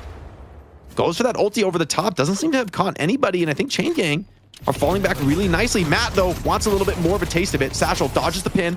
Affliction on 2. They may look for more, right? Shiv could look to be the follow-up here, executing into this. Pochipop caught by the silence from the Mina. And looks like on the other side of the map, it's all melee creeps. They're just eating very good here. Going to clean up 2 quick kills. And the snipe from Simon, man, hits hard. Right side Walker is in a lot of trouble right now. This is absolutely going down. And so the macro game is suddenly shifting, and you'll see that melee creeps, they are mega committed into the left side Walker. It doesn't look like there's anything that can stop them. But the question is, given that knowledge, what will Chain Gang decide to go for? I mean, they had and in no fact, wave actually, here. they couldn't get there. Yeah, they don't have a wave. You know, and despite the deaths for Chain Gang on that side of the map, they were able to clear the creep wave, which is actually so crucial because it protects that side walker, so we don't get the walker trade that you were hoping for as melee creeps. Now you're just down 1 walker, further expanding this whole lead for Chain Gang. And you know, I talked about, okay, this is melee creeps roster, has brought in a ton of players that we know and love, and have, you know, won night shifts in the past, have been, you know, top tier players across the ranked ladder. But now Chain Gang are I would say, in a pretty solid lead this game. You know, 1 big team fight, especially with Yamato ulti, you could easily look towards something like the mid boss. And by the way, Matt, 26K, just 5K up on the next highest player in the entire lobby. So pretty much has 1 late game item over anybody else. And it's going to be a huge problem if he's able to initiate these team fights. For now, he's just continuing to hold down that side of the map, right, on the low HP walker. And, you know, even with 2 players there for melee creeps, they're looking to try and siege this. I wonder, can Matt play his way out of this? Oh, big catch. It's massive. You catch him. Somehow they find him, and finally Matt makes a mistake. The catch is good. The Warpstone pin. Lord and M, he's been trying time and time again for that, but I mean, the 1 kill is so incredibly valuable when the player's that far ahead of the game. Yeah, I was going to say D&B and Abrams, really, really good combination there. As the fight continues, execution onto Rhino with the assassinate, and looking to find some more here as we'll get melee creeps traversing Chain Gang's jungle for now. Obviously, we do have a lurking Viscous, but it's back into the mid boss now off of the back of those 2 kills, and they're going to take this down real quick. And what's the response here? Do we get a challenge from Chain Gang? They might have to try to do something here. They can't just let this go for free. I mean, Matt has no zip. The zip is not going to take him all the way to the mid. He's trying to get there, but I don't think he's going to make it in time. The hook is good on the Viscous. Pulls him off of that Rejuve Crystal. But Yamato is here to look for the last hits, look for the parries. So far, 3 Rejuves, all 3 go to the way of the melee creeps, but they've lost all of them immediately. Only 1 Rejuve Crystal still left, but Chain Gang players dropping like flies. Matt is low, caught and bursted. And the crystals are grabbed for the melee creeps. That was a risky move, but it secured them an enormous advantage in this game, DDK. Chain Gang now really back against the wall, right? A few minutes ago, they were in the lead. They were maybe looking to be the team to take that mid boss. Now, a couple picks go against them. You find the pocket 1 time in a compromised position, and it's enough. Secures you a mid boss and an enormous lead in the game.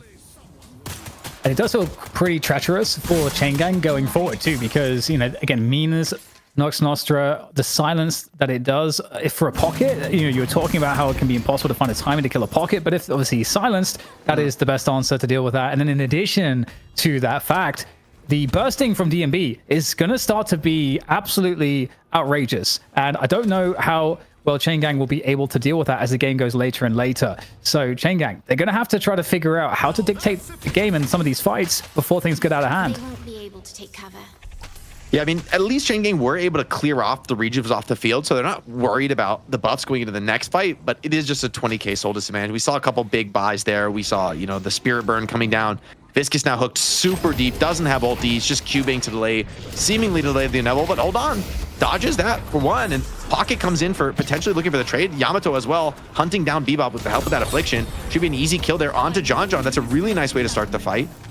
Do you want to chase down a Yamato who has Shadow Transform? It's a risky move.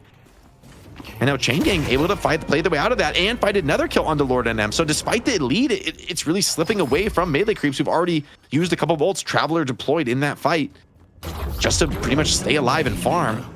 And Mina now caught by the Doorman. If you get follow-up here in time, it doesn't seem that there will be, though. Matt's coming in, though. And I think Sanguine Retreat was just utilized. So not an easy escape here. You're not going to be able to outrun the Pocket. Up to the jump pad. Can you get there in time? Victor for the assist. There we go. We get a side dash coming on through. There's a Sanguine Retreat. And finally, back to safety. Those cooldowns coming in time. And that is it, though, Jake. You know, it just takes Matt to find that affliction. You get the flying strike from the Yamato. You just kind of get away in time. And then that key pick can be found. But still, it's hard to ignore the 20k soul lead that is, well, it's actually 15k soul lead or so that is held right now by melee creeps. Yeah, it's nice. Oh, I love the Vortex Web picked up, though, by Rhino. Could be a problem for some of these highly mobile characters, right? We're talking about the ability to catch things like Pocket and Mina. I mean, Vortex Web can be pretty insane for Doorman. You can Vortex Web people and then hit them with the cart, and it's like a monster stun lockdown combo. And I mean, obviously, there's going to be no shortage of AoE damage with characters like Shiv, Yamato, and Pocket able to follow up here for Chain Gang. And I will say, even, you know, in the past, as melee creeps has held a lead, they haven't been able to really do too much with it, right? We're still at a 2-2 Walker standstill. And also, the jungle on pretty much the entire map has been totally cleared out. In 1 minute, we have the urn and we have the bridge buffs. So that really, you know, stands to reason this is going to be the next big point of contestation. The bridge buffs and the urn. So we'll see how the teams decide to team fight around that. There's a lot of, you know, synergies for both sides. And I'm really curious, Jake. You know, Matt's been, I think, really good at just finding great engagements for Pocket. But how is like an urn fight going to go down?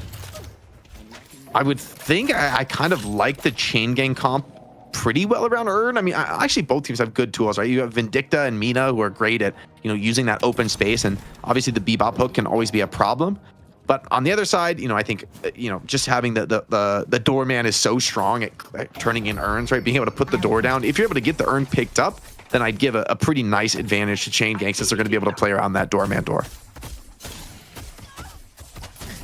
Almost feels like we're in the eye of the storm. You know, things still very chill, but momentarily, inevitably, we're going to get a fight. And the urn spawns on the right side of the map where melee creeps are.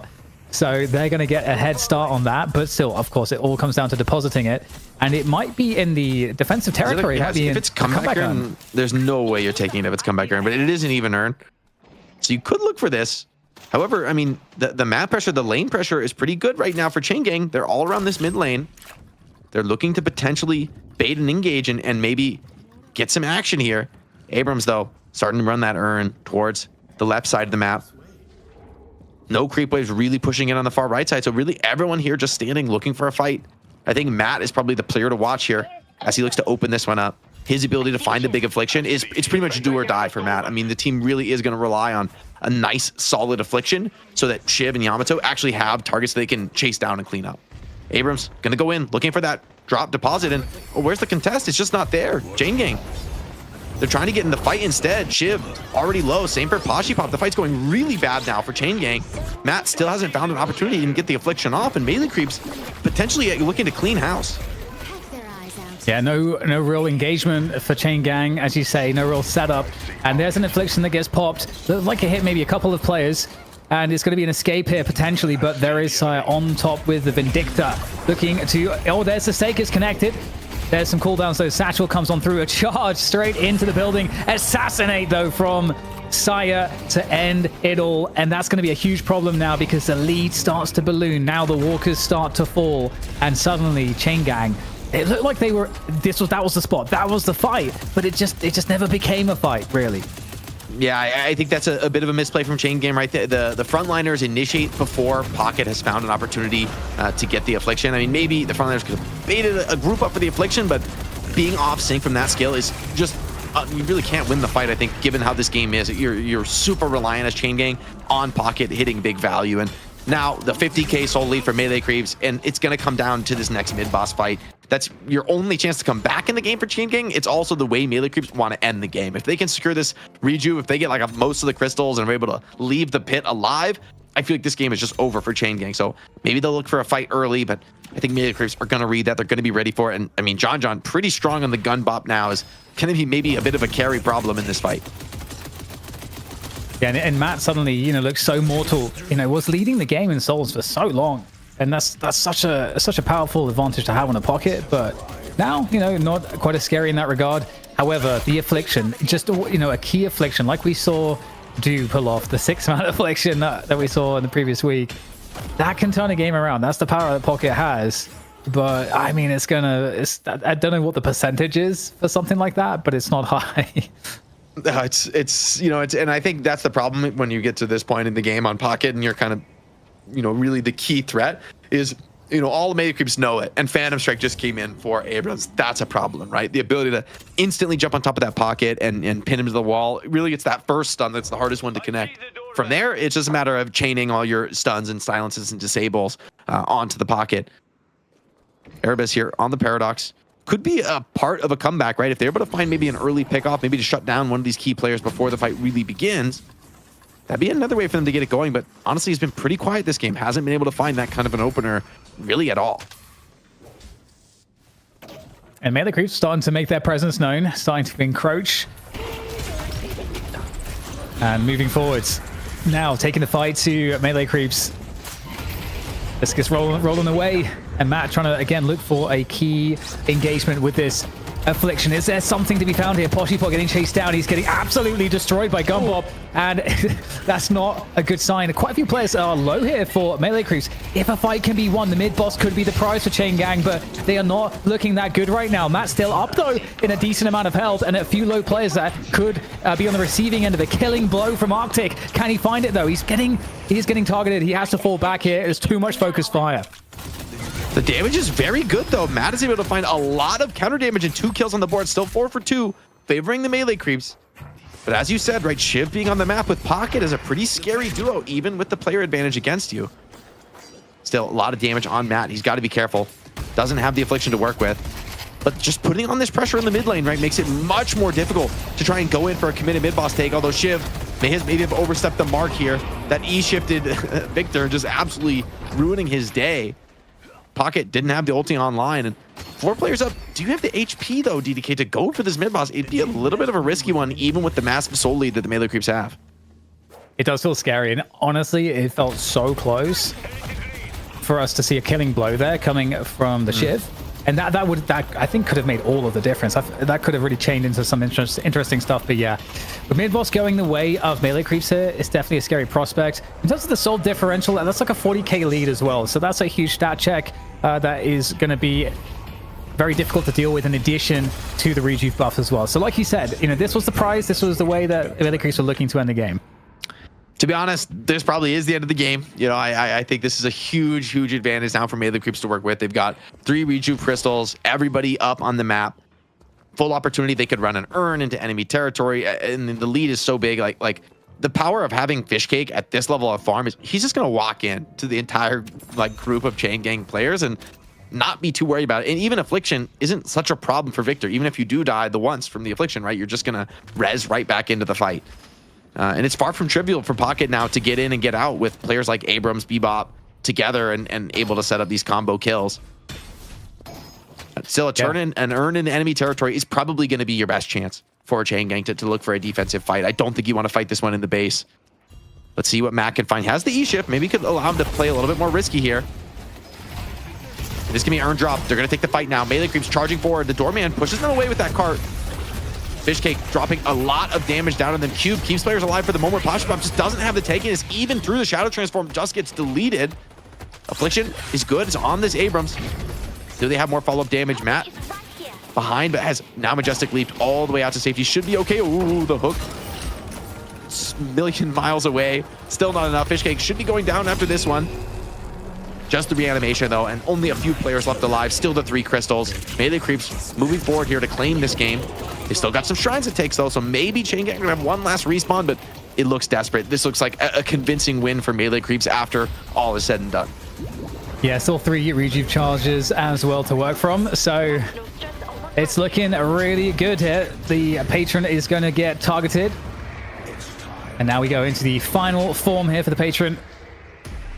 Game-winning sequence here is about to be upon us as we get Melee Creeps walking all over the base, jumping on into the patron pit to finish off the job. And Chain Gang, they looked actually in commanding position here, Jake. And look how quickly this patron's going to fall. That's GG. And Chain Gang will fall, and Melee Creeps will have a crack at the new version of Hydra Nation. And I mean, solid win for Melee Creeps. They brought this one back, but the fact that Chain Gang were able to put that much pressure on them, I think, is a testament to this team's potential. And for Melee Creeps, I think maybe they, didn't expect this one to be as difficult as it was. In the end, though, you got to hand it to Lord NM, like a couple key kills, catching that pocket once or twice, and so much reliance on Matt to be able to snowball that game, while the rest of Melee Creeps across the board just had so many strong games to work with, right? John with the big game on the gun bop.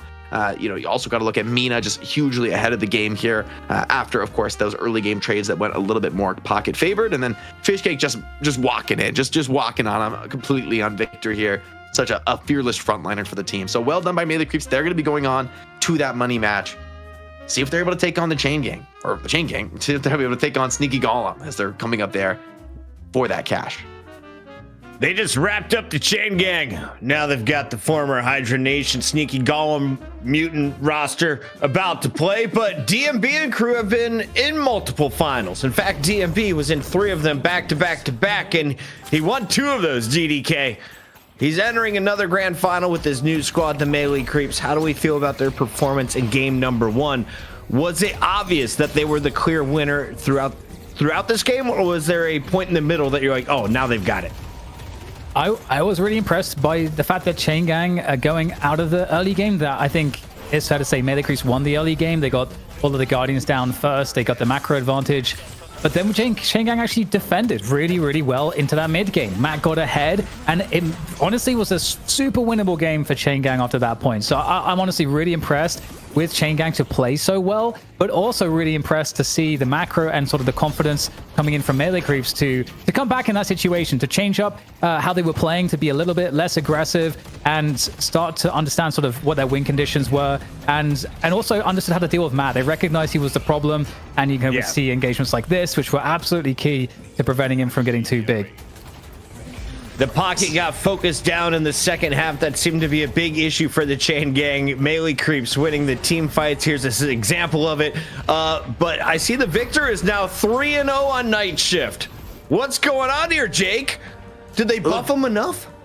Victor's just pretty strong, honestly, right now. I think people have sort of found the play style that makes him good, right? Is he, he's this 42,000 potent frontliner. He just like absolutely walks it down mid, and then what are you going to do? Are you going to shoot the guy who has a second life inherent in his kit, who has insane tankiness and kind of baits you? You think you've got him low, you think you're going to be able to finish him off, and the resistances are getting higher, the heals are becoming faster, and then once E-Shift's on the table, man, he just and so strong at opening these team fights up and soaking a lot of the damage. We saw Yamato and Shiv, which are sort of the conventional frontliners who want to run in and deal that damage, weren't really able to stand toe-to-toe to Victor. And so, there definitely seems to be, to me, at least a place for Victor in the meta right now. DDK, I'm looking across here. 46,000 player damage seems to be a lot. The next highest on your opposing side is Saya at 29K. So, can you not hyper carry like Matt was trying to do? What went wrong? Where did the strap fall off for Chain Gang? I think the problem is that there was a lot of reliance on Matt to do a lot of the damage, and I think like Jake was saying, there are some natural ways for this roster of Chain Gangs to deal with maybe with Fishcake, but I think the later the game got, as DMB hit his power spikes later into the game, I think there just became too much damage output, too tanky a front line. You get the Phantom Strike on Lord NM as well, and then suddenly like there's too much lockdown for your carry in Matt, and so they can kind of deal with him whilst maintaining their own front line. And they have Bebop at the back with insane gun damage as well, and then Saya, who can also lock down players. So it just felt to me that overall the synergies for Melee Creeps working out better, their answers were better than Chain Gang, where Matt was really strong, and he helped to carry the game to make it look really contested, but that could only last so long. Big shout out to everyone behind the scenes. We got Knock taking care of business on the replays. June is wondering who is your player of the match, though, Jake. Could you choose one? All Was right. there one player with more highlights than the rest of the planet? I want to give it to Saya. I want to give it to Saya right now. I feel like the Vindicta really impressed me this game. You know, not only just this massive amount of damage coming out of Snipe, right? And a lot of those highlights we're able to see, but still finding a way to make this character look as broken as ever and very, very low deaths. Look great on the lane against the Shiv Viscus that we thought, oh, maybe this is going to put a lot of pressure on.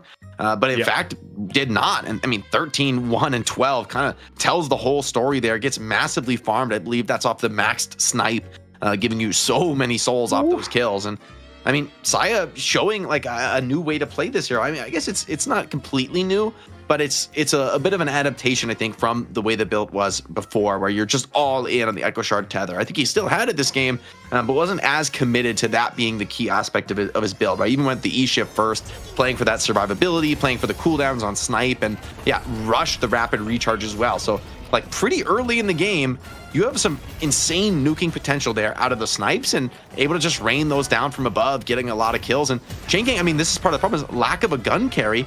Who's there to shoot up a Vindicta? You kind of left the skies free here for a player as good as Saya. And that's just not a spot you want to be in, right? Letting Vindicta just free cast on you from the skies. All right, question. If you're playing Vindicta, are all of her clips always going to be in the air? I mean, for the most part, right? Like that's what this character does. She flies. Yeah. That's like, her whole shtick. She flies, you know, throws bombs at you down on the low ground, and snipes you from the skybox. But Saya also, you know, just a top tier player, right? One who's looked really strong in a lot of these initiator heroes. And now, you know, on the Vindicta, maybe can have a more of a stable carry performance. Doesn't have to necessarily initiate first and be the tip of the spear the way he might be on a Holiday or a Paradox. Incredible news. Challenger match is done. We showed you the MVP. Our player of the match is going to be Saya on the Vindicta. Can he keep it rolling into the championship match? That is the last remaining question. Can we hit Troy one more time before the break? We got an awesome looking bracket melee creeps powering through to take on the sneaky golems. It's a 6-on-6 for $1,000, but you can expect both of these teams to make an appearance just 1 week from now, October 17th or the 19th. That's a Saturday, Sunday, ladies and gentlemen. We want you to get involved with our $20,000 Trolley Night Shift Deadlock competition. $10K for North America, $10K for Europe. I don't think I said the word Friday, but that's involved too. And you can go to leaguetrolley.challenge.com to sign up right now. Jake, you got your start signing up for stupid shit like this on the internet that ended up being a pro career. Give me the pro tips. How do I get there? Look, you got to get in. You got to start competing to get the wins. And I mean, this is one of the first times in Deadlock that we've had like a wider prize pool spread. There's going to be prizes, I think, all the way down to 4th place. So there's definitely a lot more pressure for more teams to sign up. There's more opportunity here rather than, I mean, obviously, you know, given the smaller format here on our regular Deadlock Night Shift, it's all about being number one. It's all about the top teams in the region because we want to bring, of course, the viewers what they want. But this event is the biggest in scope we've ever had thanks to Trolley. So make sure you come in, sign up, get your team together, start scrimming, start practicing because there's a lot of prizes to be won. Put some worms in your mouth during the break. When we come back, it's your NA final. You're going to love it. $1,000 on the line thanks to Intel. Don't go anywhere. It's the Night Shift.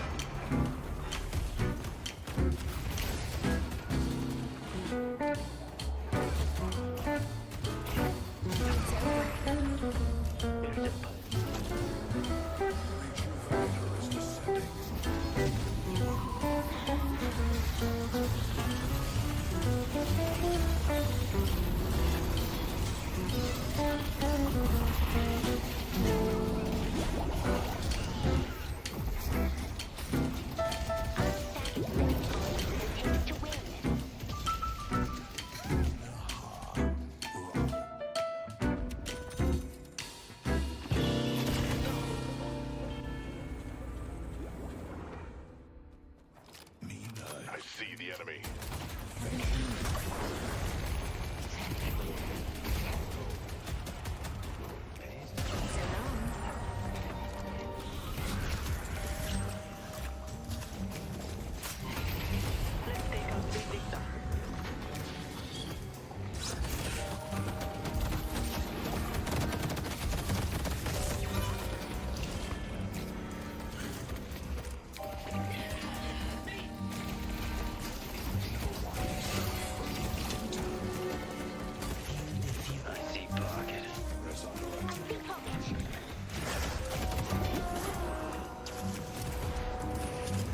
My ascension begins now.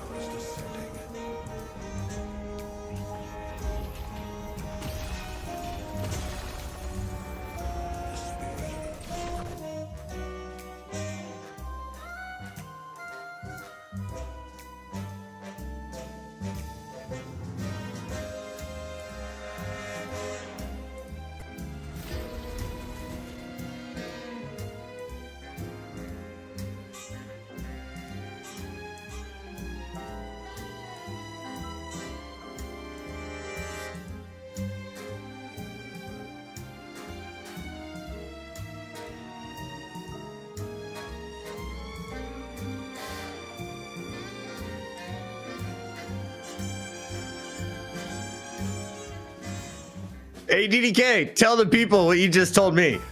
So we're talking, right? You know, we do this thing, right? It's an after show. It's like an after show. It's where basically the coolest stuff happens in Deadlock Night Shift.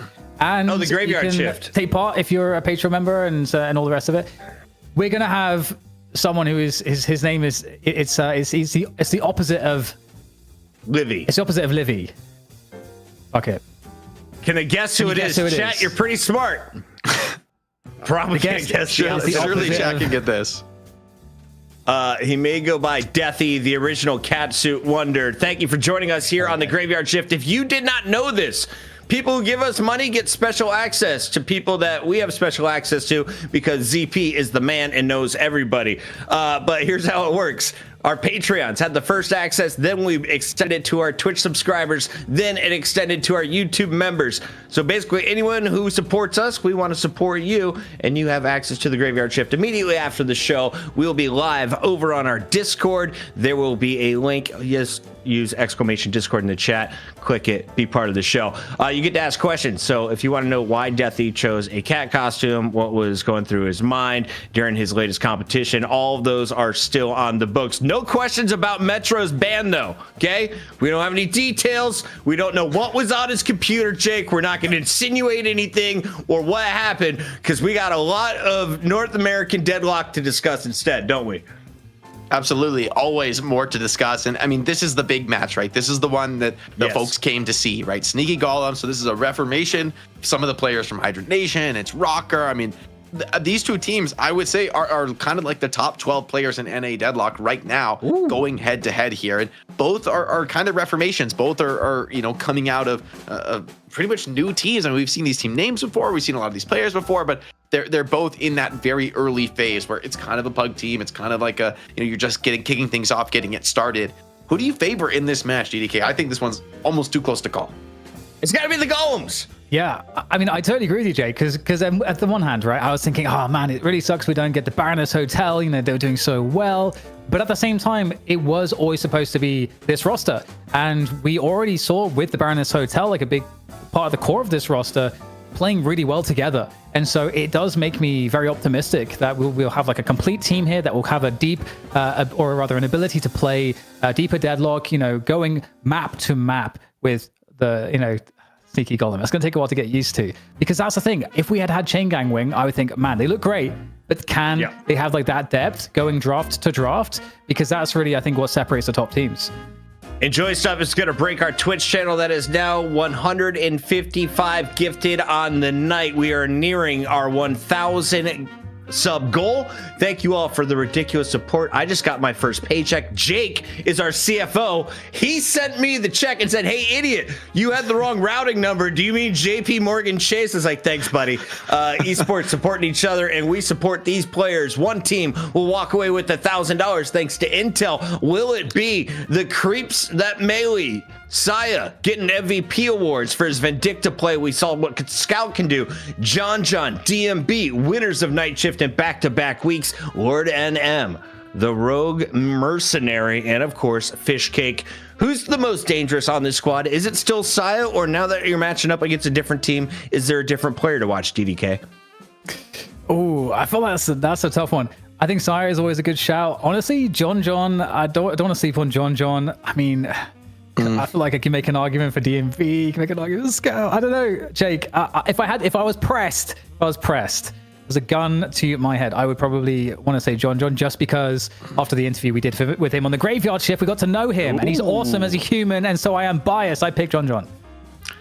Great pick.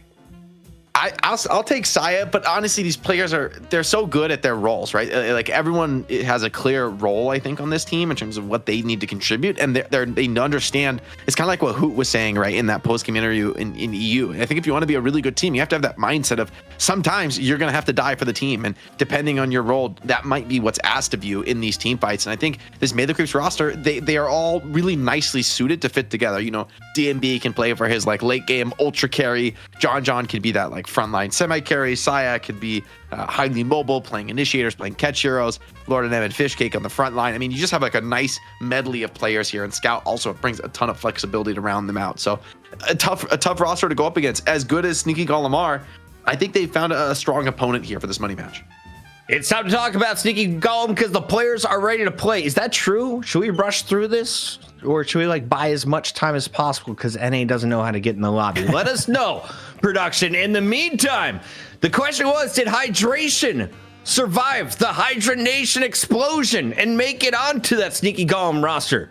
Yes, but it's not named after him. This is Rocker's team. He is the new leader of this squad. Everyone knows about it in the NA scene. And I honestly think this is probably great news for Hydration. The man can just focus on his own gameplay, Jake.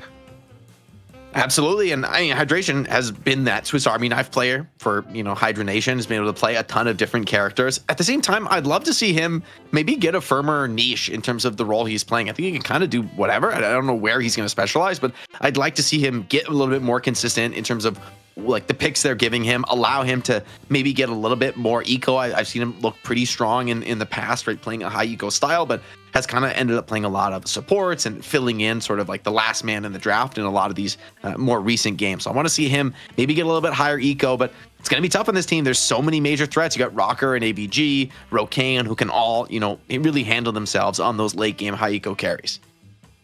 Is Mirage and AVG the player to watch? Are we looking for a Shiv for Rocker? Are any of these likely, DDK? What are your expectations as NA gets into the bans and protects? They don't normally mirror what we see from the EU crew. I could certainly see AVG getting on Mirage. I think historically AVG's always played really well on Mirage. It's been a pretty comfortable hero. I will say as well, just a bit of lore. Of course, we talked to AVG last week on the Graveyard Shift, and we talked to him a lot about previously Hydra Nation, dropping players and stuff like that. And he went into one of the more recent drops they had, which was with Lord NM, which is also really interesting because obviously right now you've got Sneaky Golem playing him because he's on Melee Creeps, and they kind of put him in various roles, and it just kind of didn't work out. They felt like he wasn't able to didn't have the trust that he was able to perform those roles, and Lord NM went ultimately into a support role, and then that didn't sort of like work out, so then he left the team. So I'm just curious, after cutting in with that bit of history for him, I feel like it would be such a sweet win to get. Jake, someone told me you sound like an owl. Who? Wise. Got him. Great Talon is locked out. He is going to be banned first. We're going to have the Icy Boy on the sideline as Sneaky Golems will make sure that he doesn't make it in. Thank you, Jake, for playing along. DDK, expectations of the first pick, though. Who is the character that you can't give away to the Melee Creeps, or sorry, to the Sneaky Golems?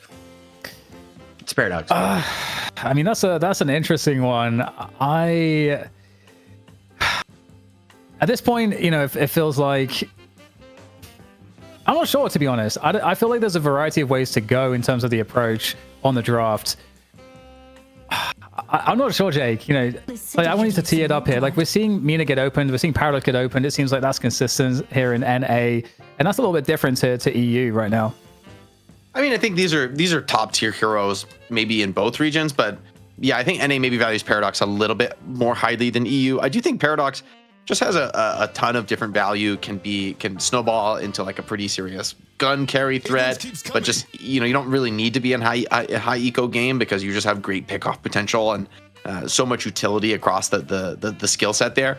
But Abrams Mina, it's hard to argue with that opener from Sneaky Golem, right? You set him up, knock him down there, as far as I'm concerned. Mina, bang. Abrams, bang.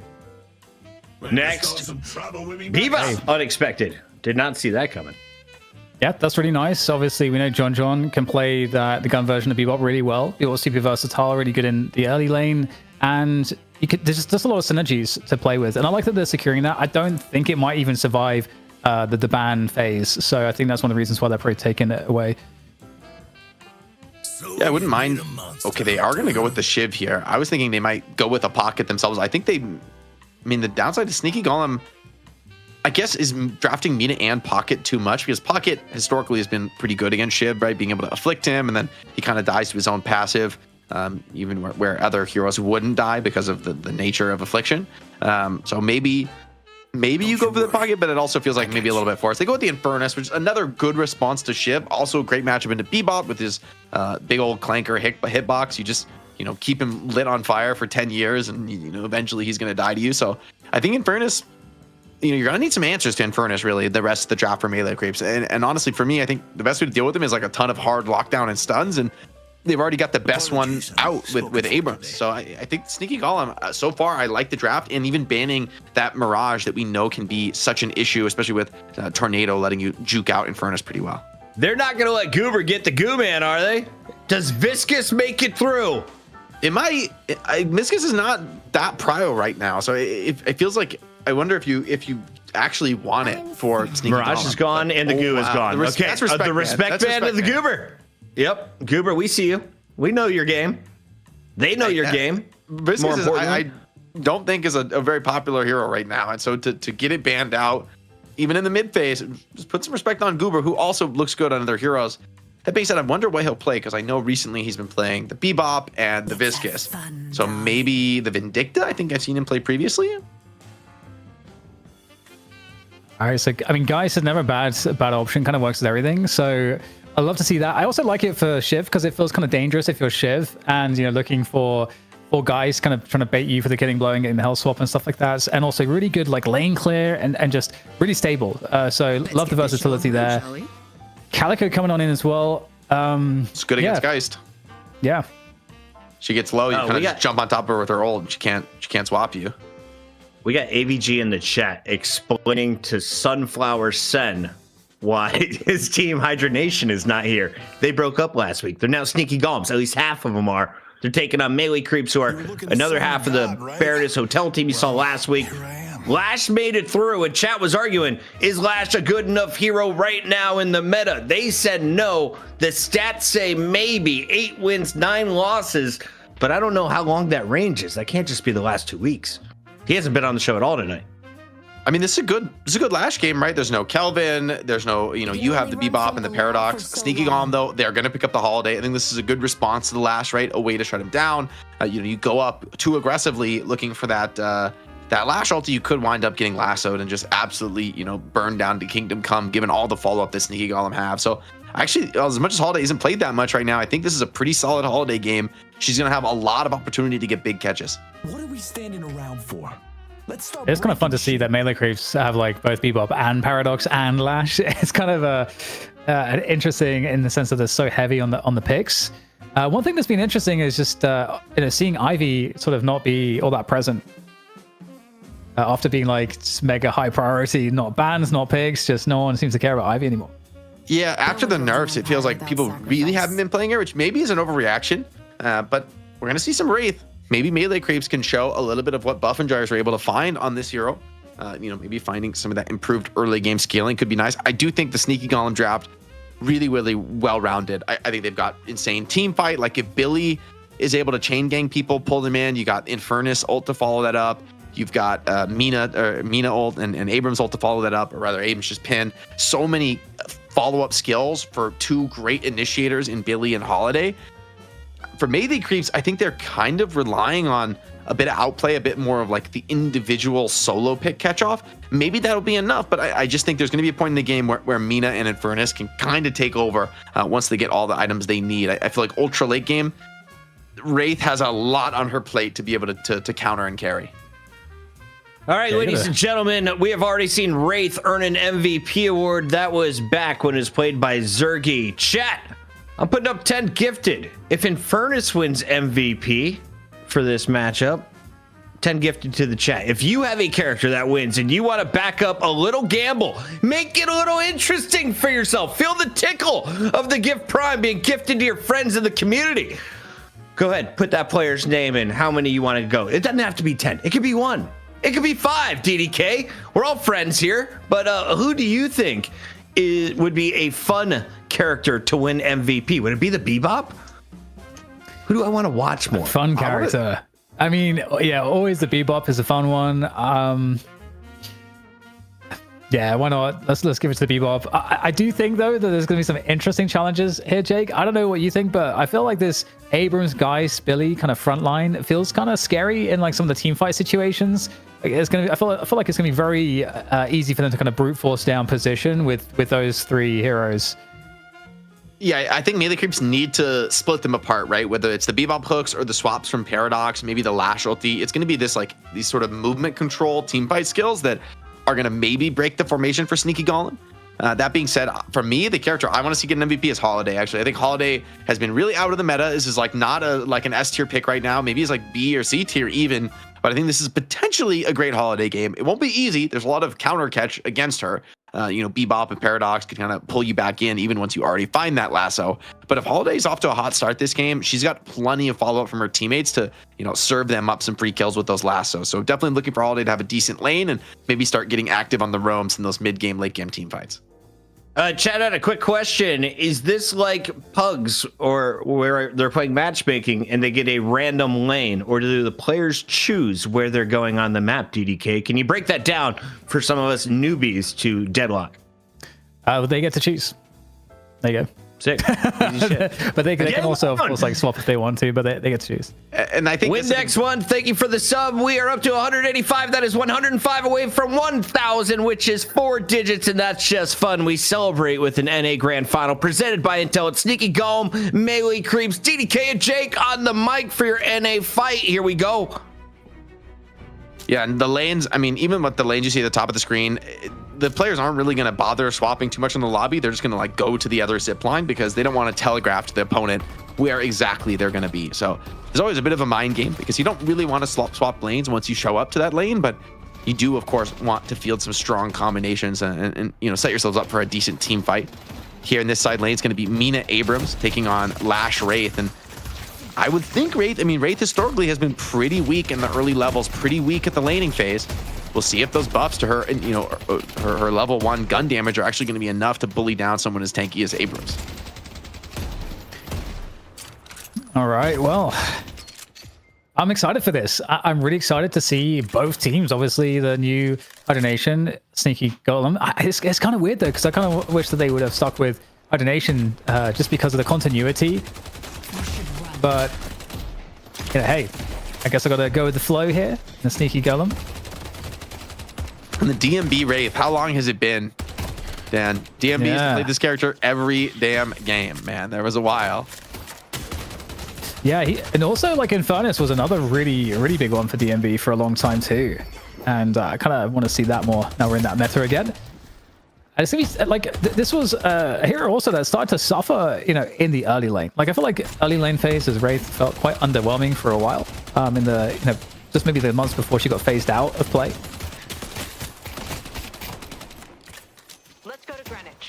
Yeah, this character historically hasn't been that strong in the early laning phase, but I think the matchup against Mina could be kind of nice. Right? Mina has a pretty small health pool, and Wraith can get that relatively consistent harass on the cards. Efficiency from DMB is waiting for those boxes to spawn.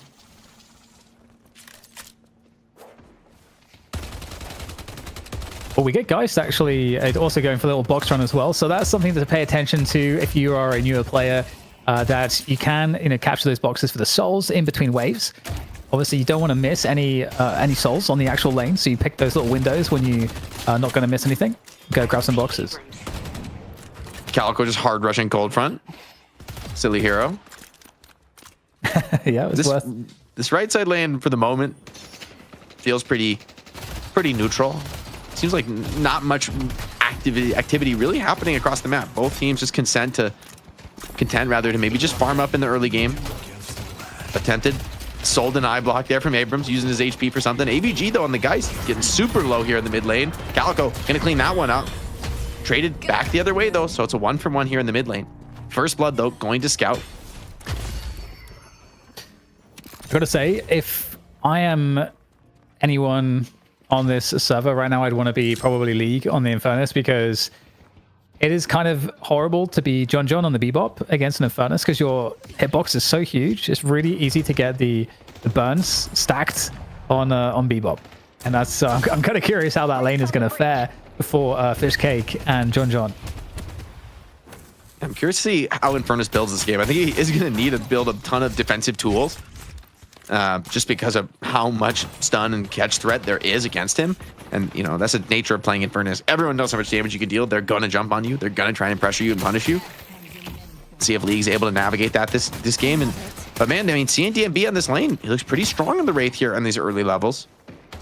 Historically, that's been the weakness. And I think if you can, we're far from that point yet, but if you can come off the lanes with a pretty strong start, getting active on the Wraith, definitely an attractive proposition. Goober's ult, the first one to come up in the game, see if that lasso leads to any kind of kills. Somewhat of a attempt at a punish here. Looking for some of those boxes. Geist in trouble. AVG on the way out. And it's close, but is able to escape there. Melee Creeps doing a good job keeping the pressure on in those mid players. And in the meantime, we're talking about maybe difficulties John may have, but getting some good Guardian damage as well. So keeping things actually somewhat in advantage, but pretty deep on this lane. Will take some burn damage here. He's going to get chased down. There's the flame dash, gets forward position. Could be a trade coming out on here. League gets the burn onto John. League is super low, but somehow looks to be alive, unlike AVG, who will finally be finished off. But the question is, can we survive here? It looks like Paradox has to keep the Calico alive, just trying to hold. Can't show yourself to the Holiday right now. One bullet is all that would do, but Goober's going to go down there looking for that kill. That's huge from Saya and Scout there, that they're able to outplay, stay alive, and get the double kill in the mid lane. ABG really struggling this game. Mina, though, under a lot of pressure from Wraith. One card maybe could be enough to do it. No single retreat either, but DMB doesn't want to overplay his hand. Knows the risk here, being potentially shut down. And Abrams coming back in with the heal on this lane, but it's not going to be an easy Guardian to hold. Wraith going to be pretty happy to walk up and maybe pressure that next wave. And I don't know who's going to be able to roam in to help them. Yeah, forced to grab that healing right for some more sustain. It's so squishy as Mina that it's like the healing right is like basically almost your entire health bar, it feels like, at this stage of the game. Yeah, it definitely doesn't feel good to buy that item on Mina, because later in the game you just sustain completely off of your first skill. Big parry though, Lash finds that catch, maybe a little bit greedy there. Abrams tried to go for the charge melee. The ulti could be enough, pulls him in, dumps him there into the low ground, even getting the melees there on the Mina while she's trying to ult in. But DMB, this should just be clean up city here for the Wraith. Abrams got out of this one, but DMB maybe looking to continue to pressure on here, thinking about pressuring that Guardian. Look at the sneaky nice tech here. I like this tech. Well, I'm gonna abuse this in my games now. Hey, yeah, that spot by the church door, pretty nice, and that's actually decent chip damage right there. That was sizable. Speaking of which, we've got some very sizable damage coming on here. Once again, John. This is the problem. You get a little bit too deep, a little bit out of position, you get punished. And this leaves Fishcake alone. He's getting chased down by the Billy. Slice and dice there. Great movement to try to keep himself up, but it's not going to last for too much longer. Quick melee and a finish onto Fishcake. And this lane is looking much more in control now of Sneaky Golem. Yeah, they've lost a lot of HP on the Guardian, but they've extracted so many kills out of it. This is sort of an uncomfortable spot to be for melee creeps, right? Do you try to keep diving and maybe just int down that Guardian? Or are you just going to get brutally punished for that? This should be the moment to maybe try it, but with that concussive combustion online for League, it might just be too scary. All the lanes, though, still quite contentious. Only a very small soul lead here for melee creeps. Probably the toughest lane so far, though, has been this right side lane where Mina and Abrams managed to hold on to the Walker, or rather the Guardian, for quite some time. But it feels like push is starting to go against them here. Furnace proccing that spirit damage barrier. Still has the tankiness to be able to survive this one, but you got to put some respect on Fishcake, right? He has that execute. And Furnace would be a prime target for it. You just get like maybe one more slice and dice connection. Yeah, the spirit shielding does seem like a must here against Bebop. And here comes the hyper beam right over the top, off the back of the double jump. It's going to completely clear all the space. Unable to find the finish that I think was being looked for by John, but at the same time, it's pretty important. But hold that thought. We've got a Nostra coming in from up top, and the guy's doing quite a lot of damage here.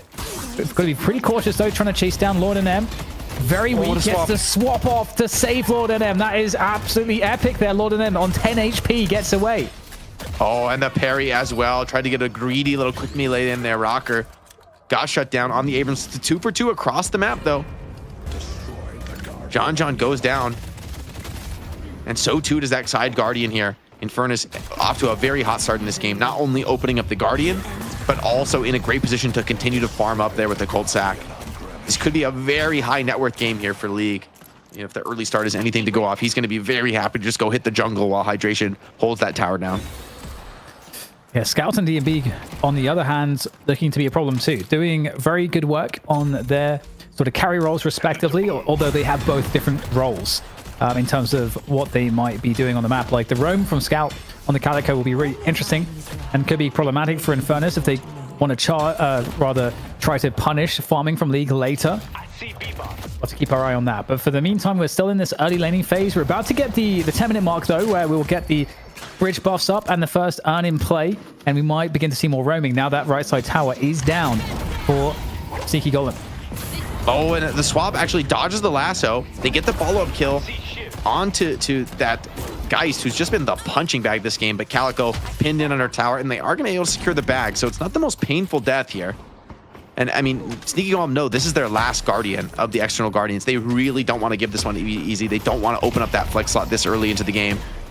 But they are able to find another kill now, this time the Paradox. So the 2 players diving into that mid Guardian don't get punished. Now Hydration looks for a connection here. Might want to go for more. Parry has been used. He's going to be able to free cast melees there on this Bebop. And Bebop, the uppercut, does get him out of trouble for now. But Billy happily able to claim that life buff. And oh, Bebop, I think maybe you've bitten off more than you could chew on this one. Yeah, very scary stuff there. Okay, Fishcake. Killing Blow is online here. Billy gets low enough for that one. We'll see if that's going to happen. Billy, great sustain, especially because of the life buff. He's getting pretty low now. Killing Blow not available in time because Fishcake is just disintegrating. That's Fishcake's attempt to, I guess. And the urn is available now on that left side lane as Sneaky Golem are going to just make quick work of that Guardian. Yeah, it looks like to be a lot of Guardian trades here coming up very, very soon. Infernus, he's got that Spirit Shielding. Is he willing to just soak some of this Bebop ulti to get the tower down? It seems so. Do they have enough damage? Maybe not. Lash, though, is coming in. Maybe trying to finish off League here. If you're able to find an Infernus kill, that would be the dream scenario here. But they're going to have to content themselves just getting the urn pickup and maybe sending that over to the other side of the map. Won't be easy to get the drop off this early in the game, but hey, maybe with the Lash ulti over the top, it could just be a little bit too threatening for Sneaky Golem to contest. And speaking of Sneaky, nice little steal there of the Sinners from Fishcake. He's able to take that one away from his opponent's side of the jungle. It's a small thing, but it adds up. And Nox Nostra coming in on top. That's such a good follow-up off of a lasso. That's very challenging to deal with. And okay, the urn is now making its way to the deposit spot. And it does look like here, Jake, that Sneaky Golem are looking to potentially contest this. 5 players or 4 players available. Yeah, we'll see how this contest goes down. Definitely going to be crucial. The game still is very, very even, but the urn is going to make all the difference. Both teams have committed a lot of players toward this fight, but Melee Creeps have 5 here. Mina, though, coming over, adding is actually going to be, yeah, full 5-on-5 engage for the urn. Infernus using the time well to maybe siege a little bit. Telekinesis Force, all it does is really take the barrier off, but the swap catches Infernus as well, and without Infernus into the fight, this could be a difficult one. League already down. Melee Creeps lost a lot of HP across the board, though. Do you have the follow-up cleanup here? Sneaky Golem has more players coming into this one. John traded out next now. And Goober is getting a lot of value. This is a type of fight where Holiday could really start to build up ahead of steam. That being said, Shib wants to end it right here and now. An execute would be huge. He's keeping those connections on the Dive Dagger, and there it comes. The execute is good. The earn drop as well. And although you do find some counter kills, in the end, Melee Creeps going to be the winners of that fight, coming away with their earn drop. Yeah, neck and neck, though, still on the souls overall.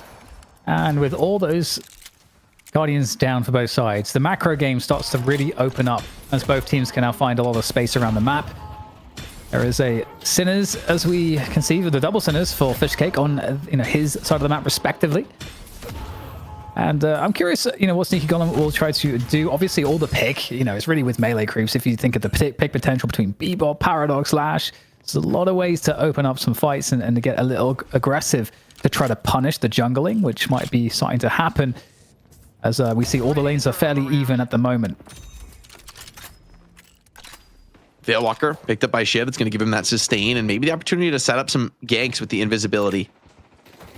Furnace has gone for a very greedy farming build here. Tesla and Coltsack. Just going to be able to clear out that jungle relatively quickly. But may need to be fighting earlier than later in this game, right? I don't know that he's going to have the freedom to necessarily just hard clear jungle. A lot of players grouping up on this right side of the map. Maybe considering the possibility of an earn spawn. No one wants to be the team to make a mistake. No one wants to be caught out.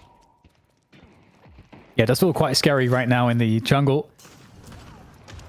Sneaky Golem, all just making sure that they are together at the moment so they can deal with any initiations. There comes that initiation that was being looked for by Melee Creeps into the swap. We get an attempt here for Melee Creeps to get a pick off, and it's going to be League that does go down. That's a big find. The Infernus is gone for Sneaky Golem, and still will get Melee Creeps continuing the fight. And at the same time, 1v1 for this Walker on the left side. Sneaky Golem, they have got AVG trying to keep this pressure up. They really want AVG to be able to do something here, but it's going to be a very hard battle to win. Assistance is coming. A gank is coming from Calico. Scout's making his way onto the flank. I don't think AVG will survive. In the meantime, this right side Walker is getting beamed down by the Hyper Beam, and you can see Holiday trying desperately to get to the airborne Bebop, and he is unrelenting, and just now the melee, and just until his death, is going to try to take down the Walker, and it will fall, and the fight continues here for Melee Creeps as they now try to punish League, who's just got back up, who just recently picked, bounce off the wall, and that's going to be the end of Lord and M. So they'll lose some players here, Jake, but they do get some value in return. John just saying, whatever it takes, I will kill this Walker. I love that positioning from him. Just gunfighter position there, back into the wall with the Bebop laser. Just powering it down with a ton of green items on the Bebop, right? He's not easy to burst down. Goober, of course, didn't have the lasso to get that cancel out, so he's free to go for the committed play. That last Guardian, super low. Mina, ooh, the slowing Hex. It's keeping her around. She wants to go in. She wants to go all in, and she is going to be able to find that on top of the Furnace Burn, but Scout is here to clean up Rokane. Just had to die to get that Walker opened up, or the Guardian, rather, opened up. Start things off in a decent spot. Oh, big catch with the slam, though, onto the Infernus. Kind of kills his jump out. The Lash ult should be enough to clean it up.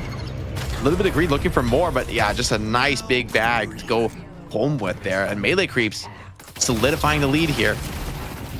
Constantly, though, AVG has been kind of a thorn in the side on this side lane. Oh, swap miss as well. He's going to dive in. He's going to look for more. Under the Walker is kind of wild, kind of crazy. I went all in there for the swap. Hydration as well went for that play and just absolutely got obliterated. That was way too deep of a dive. Melee Creeps were super prepared for that with Paradox already rotated into the fight. Yeah, it seemed like the Walker was, it's half health. It's like healthy enough where it seemed like a very...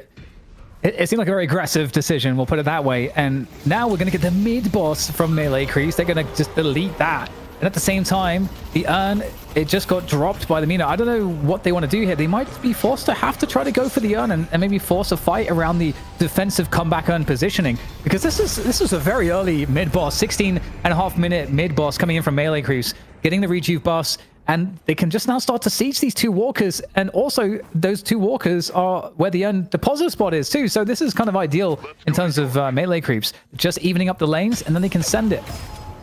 Are they going to contest this urn drop, though? That would be very aggressive, right? You might have the advantage here in terms of souls and the reach, but it's not so big, especially at this phase of the game where you're going to be able to hard dive, I think, into the walkers. And they are going to go and try to contest this. And here you see the Challenger trying to team fight in this location. Big damage in 1 Riju Crystal already off the field, but they're just throwing bodies into this one.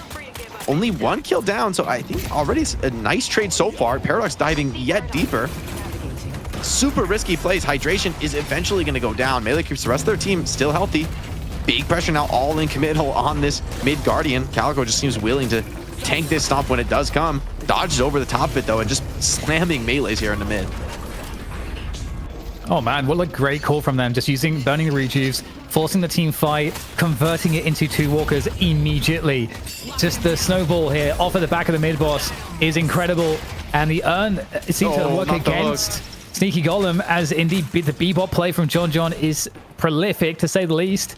And look at AVG. What's he doing up there on the right side lane? He's just trying to eat at these base guardians just by himself. I think he's very dead. Oh, Counterspell comes in with a life swap as well. He's going to get the base guardians. He's going to get the base guardians. This is actually worth if he gets them. Shiv doing what he can, trying to get rid of her. Do the creeps get the base guardian in time? Oh, not quite. That's all right. That is reasonably worth. That is reasonably worth from AVG. You know, like, I don't think he's going to escape if he does run away there. And he does so much damage there on the base guardians. I mean, someone might even be able to snipe those down, like from under backdoor, if they just have a pretty high instance of like spirit burst damage. So, I mean, value gained across the map, but nonetheless, the Noose Titans, Melee Creeps, still have that 1 last Reju charge, which is worth so much, right? Because it ensures everyone else who hasn't already consumed Reju but has this powerful buff. And it looks like they want to convert. They're going to start a fight here. Wraith looking to bait that kind of engagement. Sneaking Golem, I think, are wise to it for the moment, but Rocane can't slip away. Yeah, this is very challenging for Sneaky Golem. It felt like League never really was able to ever get going. I think that ever-threatening presence of like multiple initiations from Melee Creeps, a big issue. And now the base fully under siege, as these shrines are the prize at the moment for Melee Creeps, still with that 1 Rejuve charge, looking to force the issue. Taking the fight to their opponents, and that's AVG now taken out. We'll see what else they can do in the base. Lash over the top here. He's going to get the Death Slam, trying to pull him out from the fountain, nice, but he's going to get pulled in the lasso. The table's been turned on the Lash. Into the fountain he goes, and he's not getting out of there. And so that might be a kill to try to string something off as we see the rest of Sneaky Golem trying to make their way out of the base. What kills can they catch here as they try to find something? DMB goes down. That's a nice find here. Is there anything else, any other value? Most other players have escaped from Melee Creeps, but one is still stuck in the middle, and he's going to go down. Saya has been consumed as well. A lot of counter kills, and that left side walker already low. The right side base guardians, remember, down to like just 1 HP here. Bebop trying to hold this. I don't think you're going to be able to hold this urn drop. You're 3v6 guys. Melee Creeps sticking around. Managed to live there, not being punished to going for that threatening play there. Is going to be pretty happy about that one. But another favorable urn drop here. And although you're on your last life for Sneaky Golem here, right? You know, with that knocked patron, I still feel that the advantage isn't such that Melee Creeps can just full send it. And soul-wise, it's going to be pretty much even after this urn. So there's still room for Sneaky Golem to make a big comeback here in the late game. Like, being able to get those counter kills and the comeback urn at the same time is really nice for them at this moment. Yeah, I totally agree. It's definitely far from over at this point. I'm really curious what the total kills are between the two teams. Obviously, kills are kind of a misleading metric because of the value, how it changes at different times in the game. But still, we'll see the kills here, 18 to 29. So yeah, you can see Sneaky Golem at this point in the game. They have been losing out on the majority of fights, but just like Jake said, they're in a position here as they look for an engagement. They're going to find something. And, okay, looks like it's a little bit of nothing, bit of a nothing burger there, but there's the paradoxical swap that comes in. He's in trouble. Melee Creep still healthy across the board. I think Sneaky Golem may need to just get out of this one. A lot of players coming in from all sides, and yeah, they know it too. And then there's a good attempt. You got to look for those opportunities, Sneaky Golem, to try and make this comeback a reality. You got to fight some kind of a kill, but they know one bad team fight and the game is going to be done. They're going to be down to their final life here in this NA money match. And for their first outing as a team, they want to make this one as long and competitive as possible. Even if you end up losing this game 1, you want to make it difficult. You want to make melee creeps have to work for it. It's really interesting. League has managed to catch up a little bit in the farm. Billy and Abrams not looking too bad. I mean, it's it's not ideal, but it doesn't feel too far away, Jake. It just requires a good fight. But I think the problem there, Jake, and I think this has been just paying dividends for melee creeps the whole time, is that their initiation is just better. Yeah, they have such great ability to start the fight. I feel like for Sneaky Golem, it's a lot of pressure on Goober. He's got to find those lassos and then not get counterhooked, not get counter swapped in. And that's the big challenge, right? Honestly, I think the key would be to find the lasso onto like a Paradox or a Bebop to shut down some of the potential counterplay that's available. Right now, Sneaky Golem, they're roaming the map as a unit. Melee creeps are content to just farm back. They want to wait for some bigger objectives to come online to force a more decisive team fight where you can expect clearly more players to be together. And for now, they're just kind of playing the split farm game. I like having Lord and M forward on the map. He's just third-person scouting. It's going to be so hard to catch as the opener on Lash. Ooh, but Lash. Shiv. Lasso is big. Even a Shiv could get bursted down right this deep in, getting surrounded by all the players. Mina as well with the ultimate just rips it, and that's that one kill you were looking for. Now ABG under assault in the side lane. Does he have enough ability to outplay this? Can't quite get the swap off. And so it's just a 1-for-1, still favoring melee creeps for the moment. The hydration, Cooper both go down. Lord and M with 2. Infernus running for his life, but any catch here will be devastating. And they're even able to pull the Mina back in somehow. I think this is the beginning of the end, Dan. Abrams rips the ult, just tries to run for the hills here, trying to get out, but Lash will not let them escape, will not let them retreat. And they've got even a wave coming in to that side lane here. Infernus desperately trying to push that lane out, desperately trying to prevent the creeps into the base, but I wonder if you can even just end through backdoor here. Yeah, it certainly feels quite possible. League is isolated on the right side, so he's going to be careful not to get picked, but there we go. The Patreon is getting focus fired, and it looks like Sneaky Golem... oh, the BM pause.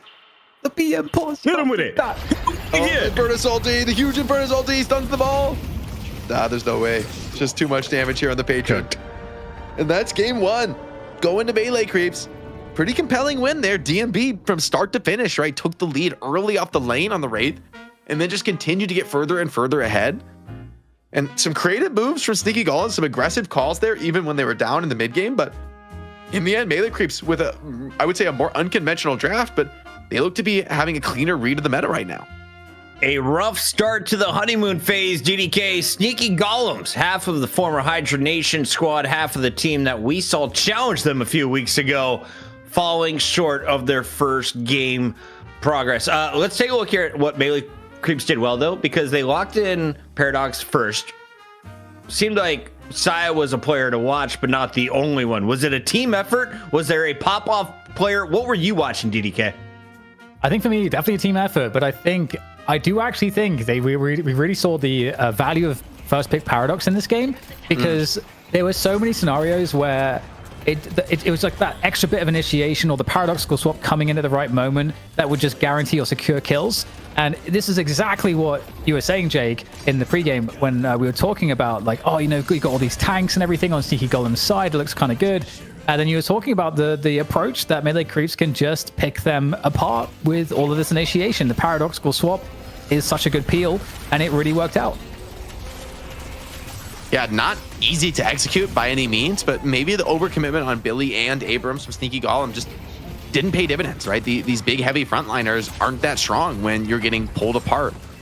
And I think the Wraith as well was able to have some pretty nice value in some of these team fights, right? Just finding that one big burst with the lift.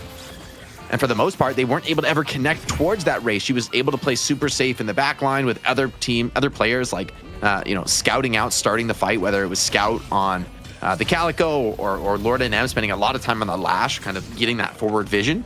And then DMB is just able to take these fights as he pleases. And with that kind of a lead, it's open and shut there for the melee creeps as they win a 1-0 victory here, going into that potentially final match here of the money match here in North America. DDK, teach me how to read the stat sheet. I see 34 kills against 22. That seems to be a pretty good indicator of who's going to win. Well, you've done it. Fuck it. A bigger number is better. You've already nailed it, and that's what it comes down to. But yeah, I think what we saw here is, obviously there was a lot of game planning around having League be, this damage carry on the Infernus, something that we've seen in the current meta. But I think League was just never really able to get going. And, you can see the damage across melee creeps is actually pretty even, despite the fact that, you've got DMB as like this gun carry and scout that can do so much damage. And regardless of all of that, it was a team effort, because a lot of the invades and the team fighting that enabled all the kills to happen was a combination of all of these abilities to get these picks, to lock down these characters, for Scout to chase them down, which is something that Calico does so well. So yeah, a really good team effort from melee creeps, evident on the stat sheet here.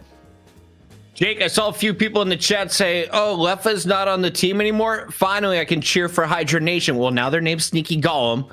And for all those people that now plan to cheer for Sneaky Golem, they may be cheering for a losing team. If you were going to give any advice as someone who is a fan favorite on a losing team, how do you keep your fan base engaged and happy, Jake?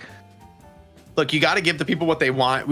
I want to see maybe some more like player hero combos here for Sneaky Golem. Like, give people maybe a little bit more agency in the draft. I think overall the draft was solid. I can't complain too much. Maybe the Abrams Billy was a little bit of overinvestment in front line, but melee creeps just kind of went pretty heavy on giving people a lot of playmaking potential, just having faith that these picks are gonna make their value, right? If Paradox and Bebop, they're gonna find their initiations, they're gonna find their catches, and they did. And I think maybe for Sneaky Golem, they gotta take a page out of that book, put some more eggs in the playmaking basket here. I like the Mina, but I want to see more like Mina. I want to see more pickoff and more there's like tricky high mobility characters that let you kind of go toe to toe and dance in these key mid game fights. If Goober got his goo, would we have a different result, TDK? Hey man, it's possible. It's definitely possible, Puckett. I want to see it. I think we should see it. I know Goober has some tech, that if other people are maybe not thinking about. So it might. That's probably what we're gonna have to see it. We need to see it. It's the night shift. We're about to get sticky, ladies and gentlemen. A quick break. When we come back, it is game number 2. It's a best of 3 for $1,000. Thanks to our friends at Intel. Don't go anywhere.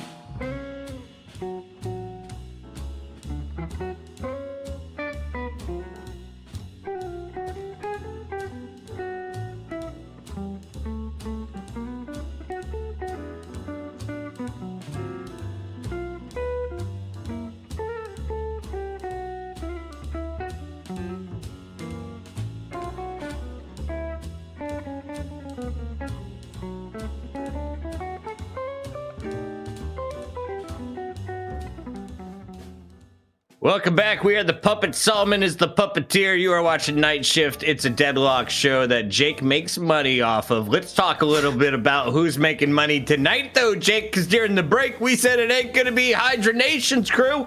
The former trio that's coming off a dub broke up, and now they're down. Backs against the wall. They against the rope, son. They get knocked out here. It's looking like Melee Creeps Day, but I won't count out Sneaky Golem just yet. I think they still made that game very, very close. It came down to a couple key fights that had just big consequences, able to get some big mid bosses for Melee Creeps, and they were able to snowball from there. But, you know, Sneaky Golem showed some of that trademark ability to look for comeback fights, even when the game was pretty difficult, even when things were stacked against them. And so I do think they have a good chance here, but it needs to start with a solid draft. DDK, do you have any big shows coming up? Big shows? Maybe one that has some gummies involved. That's right. Some worm-like gummies. I was eating worms when I was like 2. Yeah. I was getting them from the ground though, Pocket.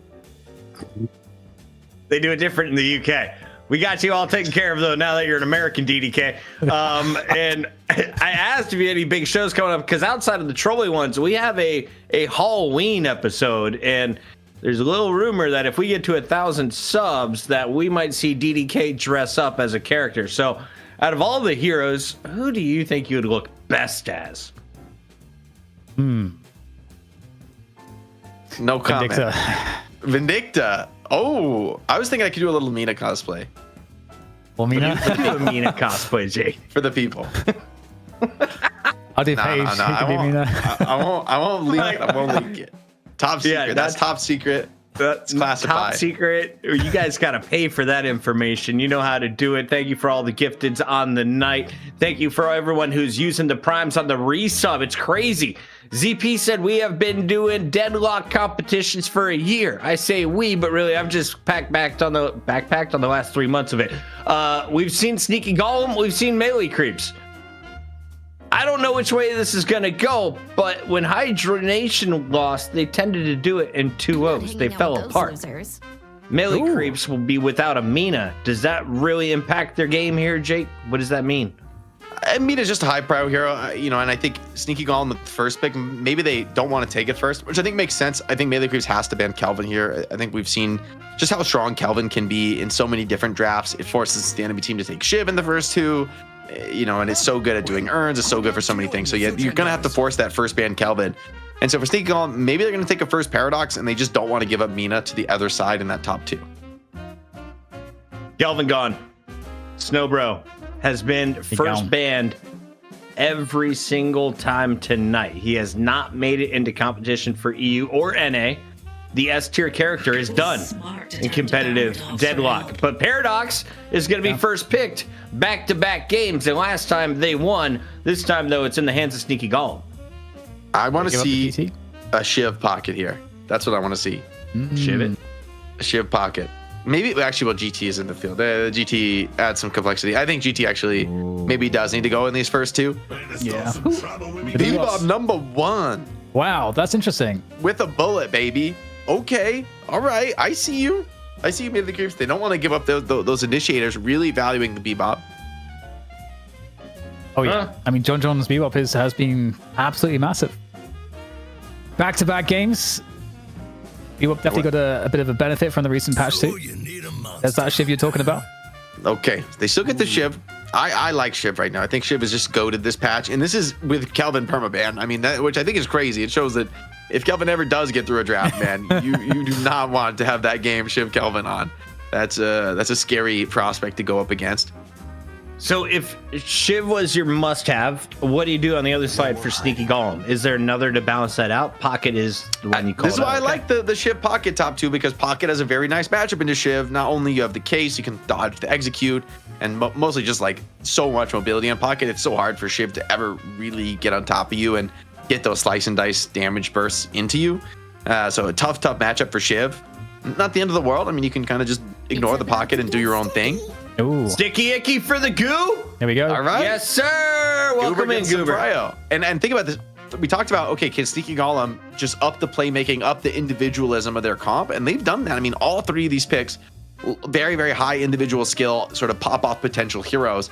I like this. You know, your back's against the wall. You got to put the ball in your player's court and believe that they're going to be able to get these outplays. Yeah, I feel like we Melee Creeps have to ban Infernus here, right? You'd think so. I agree. I think Infernus would be sick against Shiv, Abrams, and Bebop. So I would like to see Infernus banned.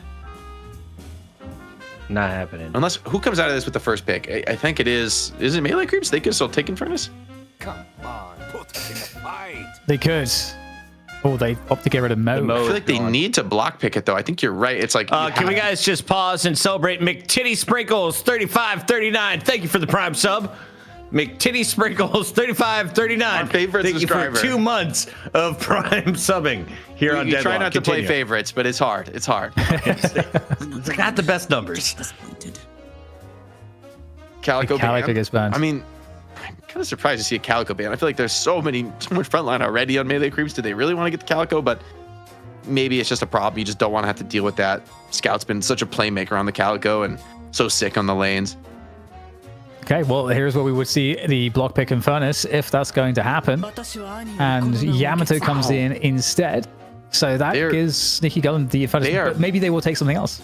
This is like a big and brawlic team comp from Melee Creeps, man. Like, there's 3 heavy frontliners plus Bebop. Like, they're not dodging a damn thing. They are just going to soak all that damage. I feel like this is the Dream Infernus game.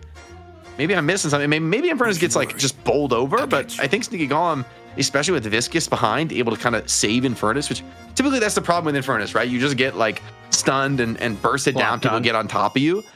But there's a lot of defense. There's a lot of initiation here with like Pocket able to start these fights, scout people out.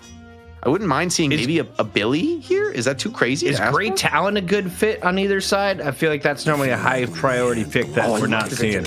But I think for Melee Creeps, yeah, I think I'd love to see them get a GT here because you have these sick frontliners, you have Bebop, and what would be better than somebody with monster damage from the backline to kind of be that glass cannon, making use of all the space created here. That being said, these... True. I don't mind Wraith either. I don't mind Wraith at all. I think they're maybe wanting for one of those like long range backline damage dealers, whichever direction they want to go. Vindicta's sort of similar to that and can also set these initiators up, right? Like stake people down so that you actually do connect on them with your Yamato and your Shiv. It's got to be GT, right? It has to be GT. I feel like it's got to be GT. It would be good. He's still got so much... He's got this much utility to the GT just outside of like the crazy burst. It's good against Pocket, I think, generally. Actually, I'm not sure about that, but I guess Wraith is... Wraith it is. Wraith has definitely come back into favor. I do love the Victor pick, though. I want to highlight this, that I think Victor is a really powerful... when you have a massive investment in frontliners on the opposing team, because I think Victor wants to fight with those, you know, other frontliners. He wants to go toe-to-toe with Abrams and Yamato and Shiv and like tank all their skills and you just live forever with the E shift and heal through stuff. And the Warden, another hero that has really fallen off in the last few weeks, but another hero that loves to battle against these heavy frontliners, right? A triple frontliner running at him, that's just one more target for your lifesteal, right? So I like this Warden, and I wonder if this is not a hydration Warden, a timeless classic here on the night shift.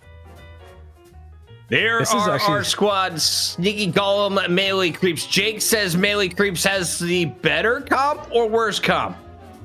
Oh, this is close. I like Sneaky Golem's draft. I want to see Sneaky Golem take it because I want to see this go to a game 3. And I also think Victor, Warden, Infernus are really powerful tools to deal with this heavy frontliner setup here from Melee Creeps. And Melee Creeps doesn't have that much mobility to kite away from Victor and Warden chasing you down or Infernus and Pocket chasing you down. So I think this is a Sneaky Golem game. I think they're going to take it to 3. DDK, yes, you are that guy from Counter-Strike, right? Confirmed? Yes, confirm.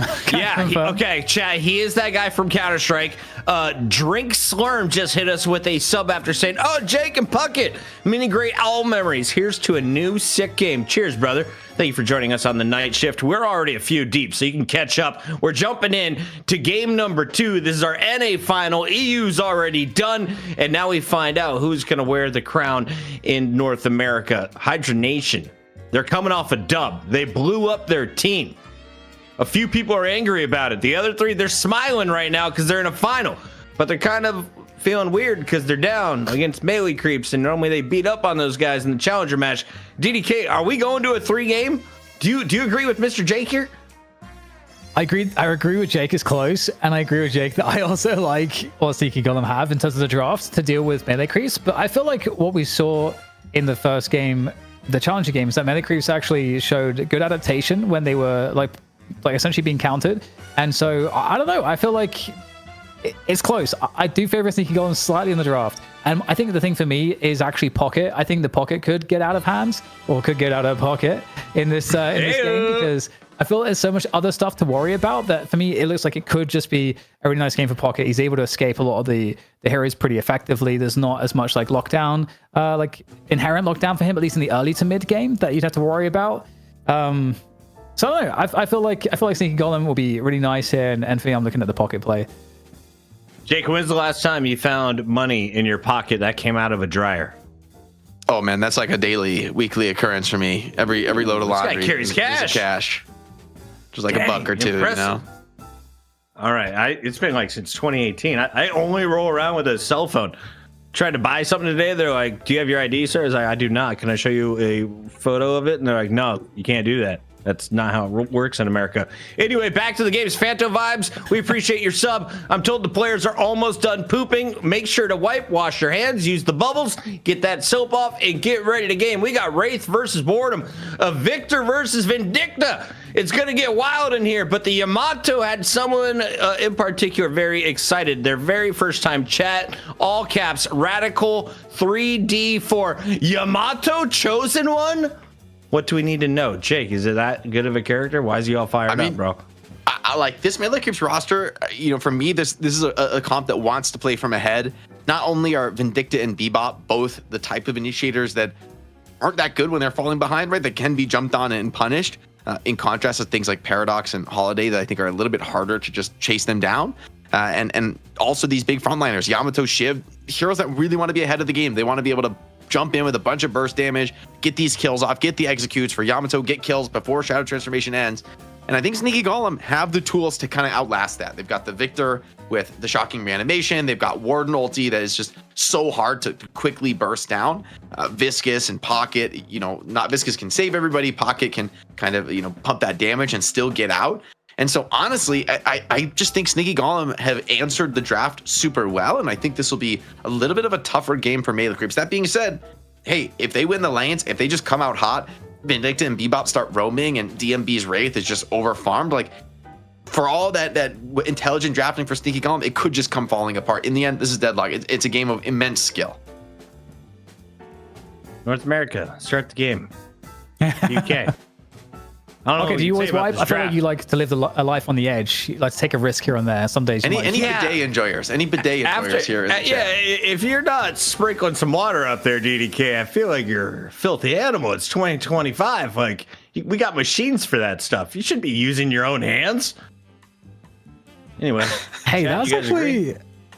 I never thought about that. You know, once the robots like come into my life, you know, I got that little robot doing the dishes. Maybe it can wipe for me too. I don't want it to. Okay, you know, in that order, please.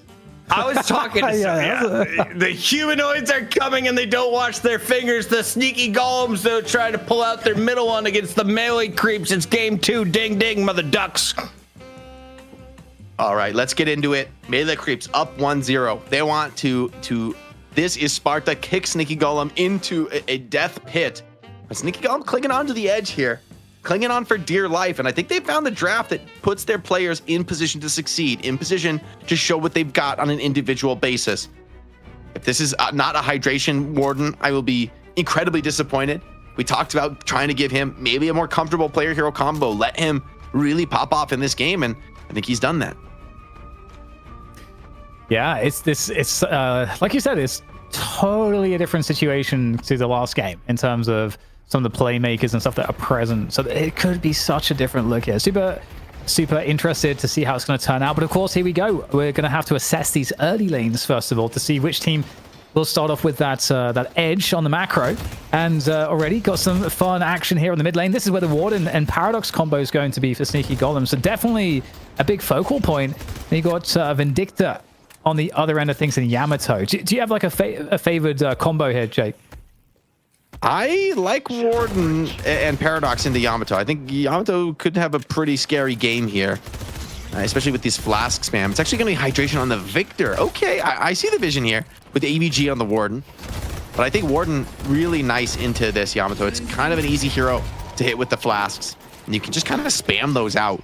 And I think for Yamato to go for, you know, those power strikes rather, is pretty difficult. Ooh, some nice denies there on the lane already for Paradox. Headshot booster, a pretty common item to keep the pressure on. It's kind of like, you know, reminds me, reminiscent of like Mystic Shot, like some of these items that just kind of guarantee that you get some more burst damage that come up pretty quickly. Paradox pretty just living life to the max here, like standing on the bridge. No one's even shooting at him. Rocket's just having a great time. That carbine stopped the Yamato enough so he couldn't get into range for the power slash. Pretty big. And the Victor, I think this also seems like a hydration hero to me, like the unkillable build. That seems, I like that vision for hydration. He's able to maybe start the fight off, take a bunch of the aggression. Goober with that cube just tanked through everything, just blocked a complete slate of spells from the opposition. Shiv, Bebop Shiv going for a kind of a greedier build, saving up for probably a Mystic Shot first. And a quick pause here, coming out to just slow things down, give him an opportunity to rest, relax, grab a snack, maybe grab some trolleys, get your worms going, get those calories in. Got to stay energized. It's a long series. How do you say energized, Puckett? You do a good job. Yeah, you know, it's a lot of work, boys. Lots of squats here in between games. Solomon watches me lift weights and eat burritos most of the time. Nice. At the same time? Is that the move? Oh, if you're not lifting burrito weights, you're not doing it right. That does seem really efficient. You should write a book. Love a burrito, man. Can't read, can't write. It's gonna be tough. But audiobooks, we're in. Oh, speaking of, my daughter literally just delivered me a burrito. Solomon, can we get a picture-in-picture? This is not a lie. Do you hear that? That's a Chipotle bag, ladies and gentlemen. All right. Thank you, Piper. You're the best. Back to you guys. All right.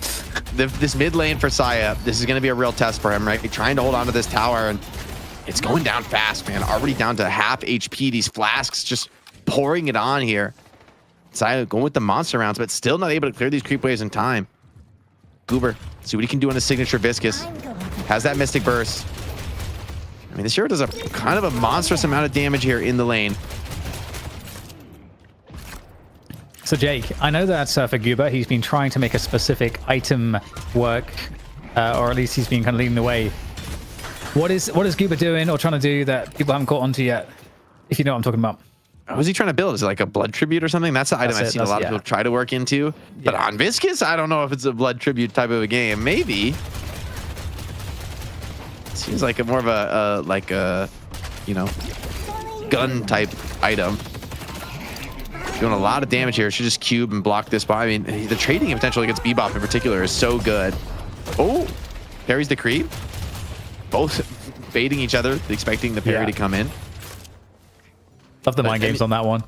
I mean, Viscous able to just tank really all the aggression in the lane, and that's letting Rocane. I mean, he's going to go monster rounds most likely into Majestic. That's what we see Pocket do. We're at the highest level these days. It's just a very hard rush into that Majestic Leap, so he's able to start trading super aggressively using the Majestic Leap shields. Probably the best user of that item in the game. And already 2,000, so he's like more than halfway there. Well, Infernus on League, hopefully hoping to have a better game this time around. I think that's probably likely. I think the issue in the previous game was I feel like League never got to be in a situation where he wasn't under pressure. So should be better in that respect. And looking like they're having a pretty good lane. The Victor Infernus combo seems pretty annoying. They grab those bridge buffs. Oh, wait, did he overplay that one? Looks like a big fight here. Both bridge buffs being contested. Bebop caught. Stuck in the corner there and gets cleaned up. Hydration, though, maybe the same fate. He's going to pop that shocking reanimation, though. Be back in the fight, and Saya just doesn't want to stick around for that one. Long cooldown ultimate, though, so pretty good value to get rid of that in the early game. And Abrams wants to punish him. He knows he was coming back to that lane. Going to force him away from the creeps there, deny some of that XP. But meanwhile, Guardian goes down, and DMB pays the price with his life, too. This is a much harder game for the Wraith. Isn't nearly in that commanding position that he was in the last game. It's actually Sneaky Golem into a nice 3K lead here this early in the game. Warden under pressure now. ABG has the ultimate though if he wants to rip it. Got to be a little bit careful on Yamato, even with that Shadow Transform. I don't think you're going to win that 1v1. Yeah, big pressure from Melee Creeps on the left side lane at the moment. So that might be the only lane that's going remotely their way. The Shiv and Bebop combination. Affliction plus Kubal. A little bit extra damage. A lot of damage coming in. Oh, the knockup is good on the Bebop there. Super low, trying to escape deep under the tower here. See if there's a dive coming in there. I don't think they're going to let these guys live. Oh, Bebop slipping away is nice for now. Getting a little bit of extra support here on the lane. And Lasso deep under the tower, but oh, he committed for that execute just as Goober went for that cube and just has to go in, has to do what kind of counter damage he can. Across the map, Sneaky Golem pouring it on. Melee keeps struggling under the pressure. I don't think you can fight this. Yeah, like this is Warden. He wants that smoke, even under the Guardian. Yeah, really big damage there onto the tower. Sneaky Golem looking real nice at the moment. Looking to get a 650 tower potentially. Looks like that's going to go down. There we go. And still not too far ahead on the souls. Only 2k, so it seems like the bleeding is it's a controlled bleed at the moment for Melee Creeps. But they are under a lot of pressure at the moment. Melee Creeps looking to try to see what they can get in return. So they're going to find that mid Guardian. So able to trade it back. So even though it is absolutely, as you kind of mentioned already, Jake, a very much different game, early game, and a more difficult one for Melee Creeps. So it looks like they're doing a decent job holding on, closing the gap a little bit in souls. Now we've got the roam here coming through. Here comes Scout. Spare buff Yamato. Really threatening. He's able to get one big power strike in. Doesn't find it there. And ooh, that's not the fight you necessarily want here on the Yamato. Instead, they're just going to try and prio down this tower. But Victor putting a lot of counter pressure on. Yeah, you're going to be forced to ult just to secure this tower. And I don't know if you're even going to get... Okay, you do get the tower, but are you going to be able to get out with your life here? Yeah, and Furnace. Oh, and he read that. He read the melee a mile away there. Super early parry from League, but Scout just couldn't help himself. And I like how he could have just shot him, meleeed him, but decided to run around in the flame dash just to make it more cinematic. he's running circles on him, he's styling on him. And now in Furnace, in his happy place, straight to the jungle, 8-minute immediate cult sack. See if he goes and grabs it, eats a big creep here. Wants to get those maximum souls. And I mean, this is exactly what you want in a Furnace, right? Cult sack online, tons of jungle to clear. The rest of your team, they're playing the game. You're playing PvE, baby. You're playing Farmville here. Yeah, and that's so again, it wasn't really what was possible in the first game. So this is already a very big difference, and it's going to be hard for Melee Creeps to come back in on this. And before they had the paradox, they had ways to kind of punish the jungling. So I mean, they've done a good job in at least clearing a couple of these early Guardians, but we still got one Guardian left to kill for either team. It's on that left lane, still hotly contested. As we see, AVG getting some of that farm here. This is double sinners on the Sneaky Golem side of the map. This is his side of the map. And Goober and Rocker, they've been so dangerous. Looking for this Guardian now. Yeah, the last Guardian. Both Guardians up on that left side of the map. Surprised to see that. Pocket. Ooh, getting assaulted though. You get caught if you can't get out of this one. Okay, ooh. The cloak is going to be good enough. Those Shiv bleeds are kind of scary though, right? Preventing you from using that Majestic Leap. It's a little bit awkward there. Brocane is able to back off and get the heal. And it seems like this Guardian, not long for this world, but the Bebop Laser protects it for the moment. Goobal forced out already, and Goober all in basically on the damage dealing for the moment here. Makes sense in the early game. This is a hero that just wants to snowball games and kind of just progress things as quickly as possible. Got that early Veil Walker online for Fishcake. Even though the item got nerfed a little bit, and the heal amount and so on, it's still really, really good. And here we go in for the dive, slice and dice. Very low Rocker. Oh, still a bit too much HP for the killing blow. It's not going to get the assassination. But where's the trade? The cube on in, and there's a melee. No, great parry actually, but it wasn't an instant melee. I would have fallen for that, but Fishcake certainly doesn't. Gets the kills all secured. Maybe more damage to be had. Finding Goober here, trying to make the escape. The Mr. Google is going to be secure, and we get those right clicks there for a little bit of extra momentum for that extra escape velocity. And the urn is now being ferried across by Lord and M of Melee Creeps. I think there's going to be appetite for a fight here. Sneaky Golem. They do have that concussive combustion. Abrams, pretty poor on this Abrams, right? Only just a little bit under 8K. Looks like a little Discord, little comms issue here as we assess the status of the game. I do think Sneaky Golem, they want to put some more pressure on the left side of the map, but at the same time, they have to think about the urn contest. So maybe that's going to be the trade here. If Melee Creeps grab the urn, maybe Sneaky Golem grab that last Guardian. I think you'd probably be pretty happy about that trade for Melee Creeps, but they still had 2 players in position to defend the Guardian, so they really aren't committing too many resources to an urn turn in just yet. Yeah, and it's actually a really nice tempo on the game at the moment, and I like that. Despite the fact that Melee Creeps have been struggling a little bit compared to the first game, they're still finding their ways to kind of keep up and not let things get too far out of hand. But with that said, you know, we start to see some of that power that AVG has with the Last Stand, some of the power that we see out of the pocket on Ricane, and also League he's doing very well on the farm. 11K, with just like you said, the 8-min cult stack is going exactly as planned for him so far. But it is these 2 Guardians now to go down the left side, whilst the Walker is at risk on the right side. Sneaky Golems, are they going to lose this Walker? And Furnace is here, trying to get some kind of defense off, right? It has put the burn on DB, has proc that shield, so DB's got to be a little bit careful. Has gone a very damage-heavy build here, doesn't have levels there in the blink to make a reliable escape, so just a little bit of Walker damage, not much to really meaningfully progress anything there. Yeah, it has those extra resistances before the 15-minute mark, right? So I got a little bit overexcited.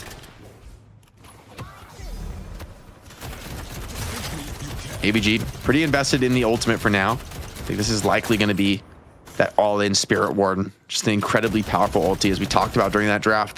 The challenge for Scout and Fishcake on the Yamato and Shiv, respectively, to be able to, you want to come in, you want to dive super aggro, and you don't really have, you have kind of one bite at the apple, right? On especially Yamato, you kind of go in, commit the ult, go all in. But sometimes Warden just overpowers you, especially if he's in a net worth lead. That's exactly the type of fight ABG is going to want in this game. It's going to be probably a while till ABG gets that Majestic Leap and, really turns up the pressure on the opposition. Lord and M, though, forced to pin just to try to escape for now, but it's so annoying. These goober punches from Viscus. Really problematic. He has to Abrams ult to get away from this. That's going to keep him alive for the moment, but see if the rest of the Melee Creeps players are able to come in and collapse. Looks like League backed off after that trade. Neither team, of course, wants to make a big error here at this point in the game. Yeah, Rocket sent away. And that damage inside. King of the Skies, just being annoying. It's just a housefly. It's just annoying, not really able to do too much though. And these lanes getting cleared up, but you can see that Melee Creeps, they're having to defend these lanes pretty close to their walkers. So they are working on pushing those out. And at the same time, some movement here. Potential fight brewing on the right side of the map here. Guber making his way forward. We've got a lot of players from both sides actually starting to congregate towards the right side lane. Yeah, this is the makings of a big fight here. League on Infernus. Surrounded. Gooball, though, that pulls Goober out of this one, and League's actually just hiding in the corner of the map. Goober even survives the execute. He's going to be able to back off all the way to spawn. Oh, wait, he's going to bleed to death. It's so close. Oh my god, on 10 HP. There's a momentary power play on the map, though. And oh, that forces that Yamato ulti. This is the Warden ulti over the top. I just don't think you have the strength. You can't escape him. He's just staying right on top of you. And even the swap in on the low ground. Nice movement from AVG to keep him constantly in that radius. And they're able to kill off the Yamato. See if there's a counterplay across the map, right? There's 2 players committed and both their ultimates off the field. There's a little bit of a moment for Melee Creeps that they want to strike back. Seems like it's Rocane who actually wants more into this one, wants to continue this pressure. Barrage looking to find something. Fishing a bit. Tuproc's not bad. Just harassing, though. Just being annoying, threatening the possibility for a hard dive engage here. Spocket has a lot of shielding too, right? Like deceptively hard to kill, especially with that silence. He's gonna be able to play his way out of a lot of these fights. And that's also gonna make things a lot scarier for players like DMB in particular, right? Who might be relying on his ulti or blinking out. And if you get caught with the silence, like no one's gonna have a debuff remover this early in the game. I mean, Fishcake and Scout probably will be buying it at some point, but it's not one you want to invest in here like pre 15 minutes. And bridge bouts are coming up in a second here, as well as the next turn. The 15-minute turn is usually a lot more hotly contested. So we'll see if these teams decide to really go for that one.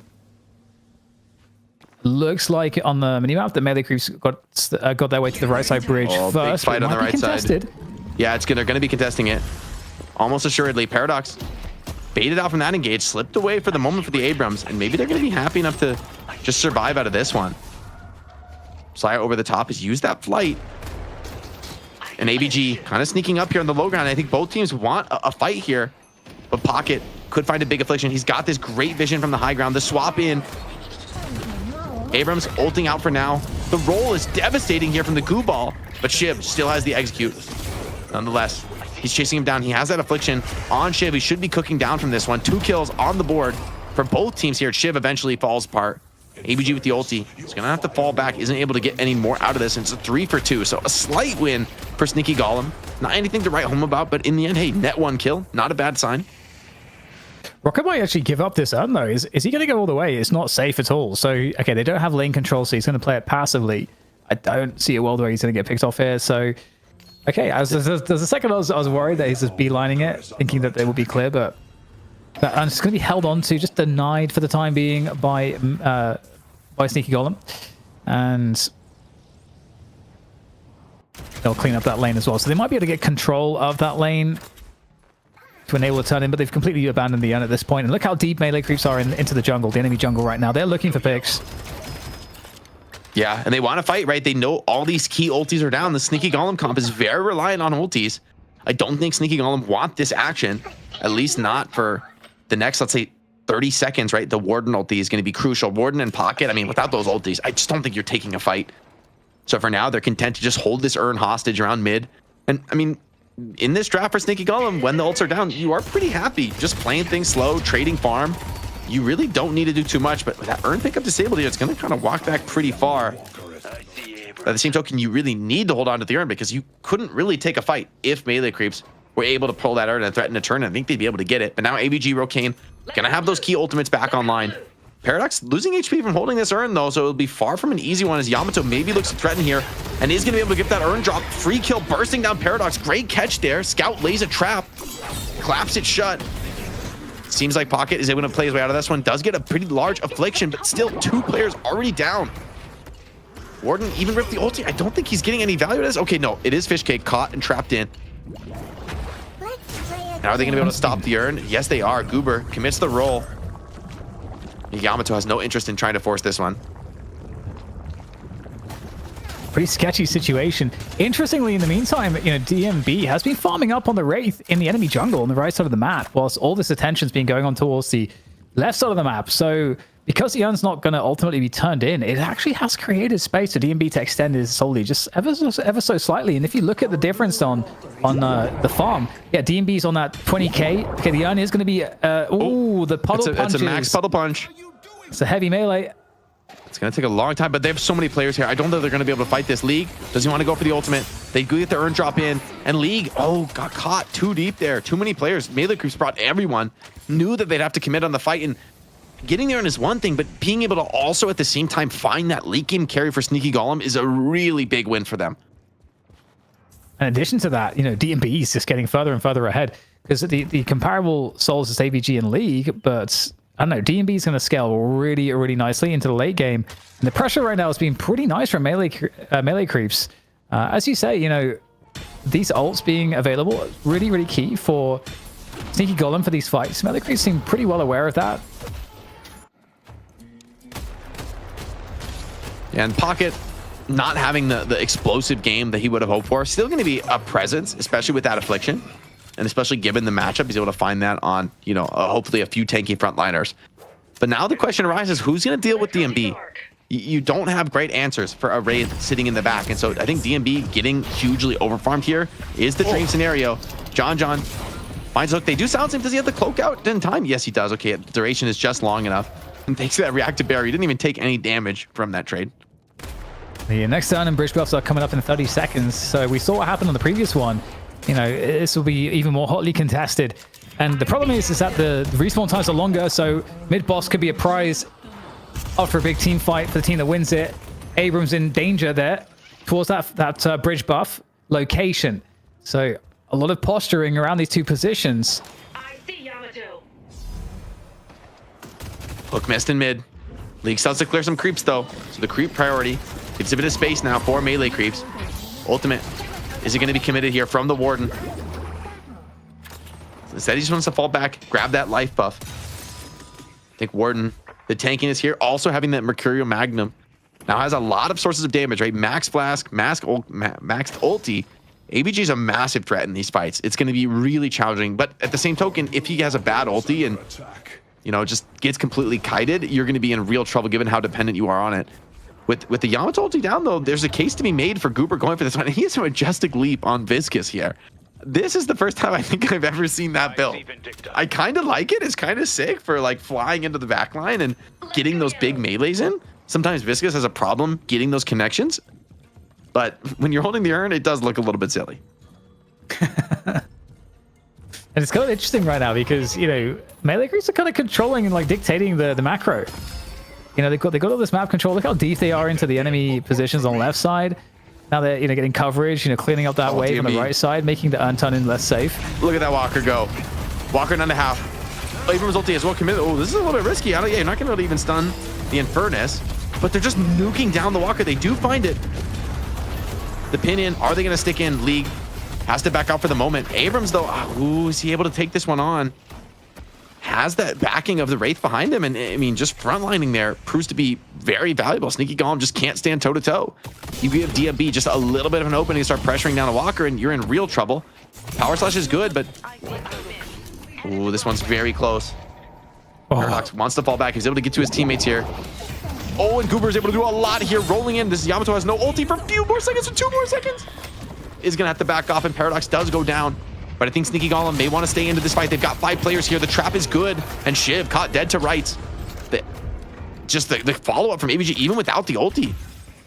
And even now, John in trouble. Yeah, more kills. This could be a mid-boss. We're at the face of the game where a mid-boss goes down pretty quick. And look, Sneaky Golem immediately beelining that objective. Even with creeps pushing on the mid lane, I mean, this is very risky. This is greedy. There's a chance for Yamato to maybe even clutch this one out. Uber's super low. This is a scary one.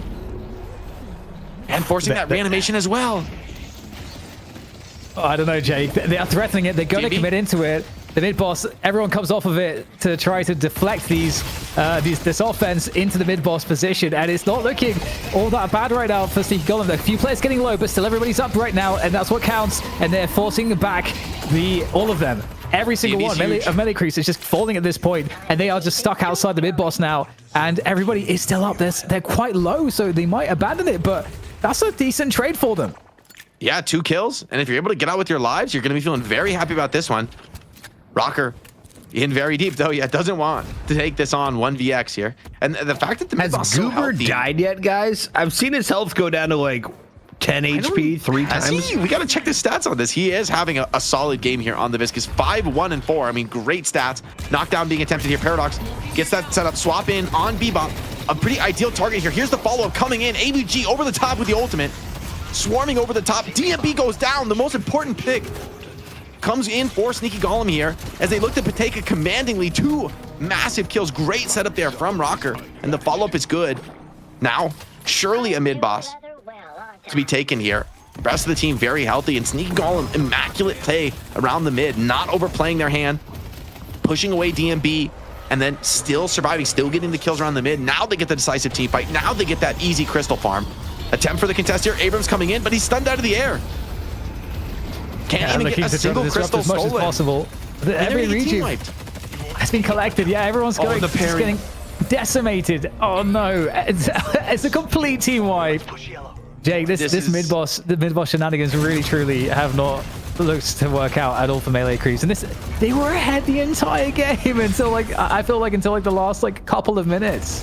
This is looking very much like a game 3 here, as that's a huge amount of farm now for AVG, who is just explosively ahead of the game here. 33k on Warden, and Warden, a hero that's been, I mean, unpicked for how long? Like seriously, no one has been playing Warden for quite a while. Sneaking on, showing that hey, every character still has a place. You give me enough tanky frontliners to lifesteal off, and Warden can still be a top tier late game carry. And Infernus, all damage. He's got damage and movement.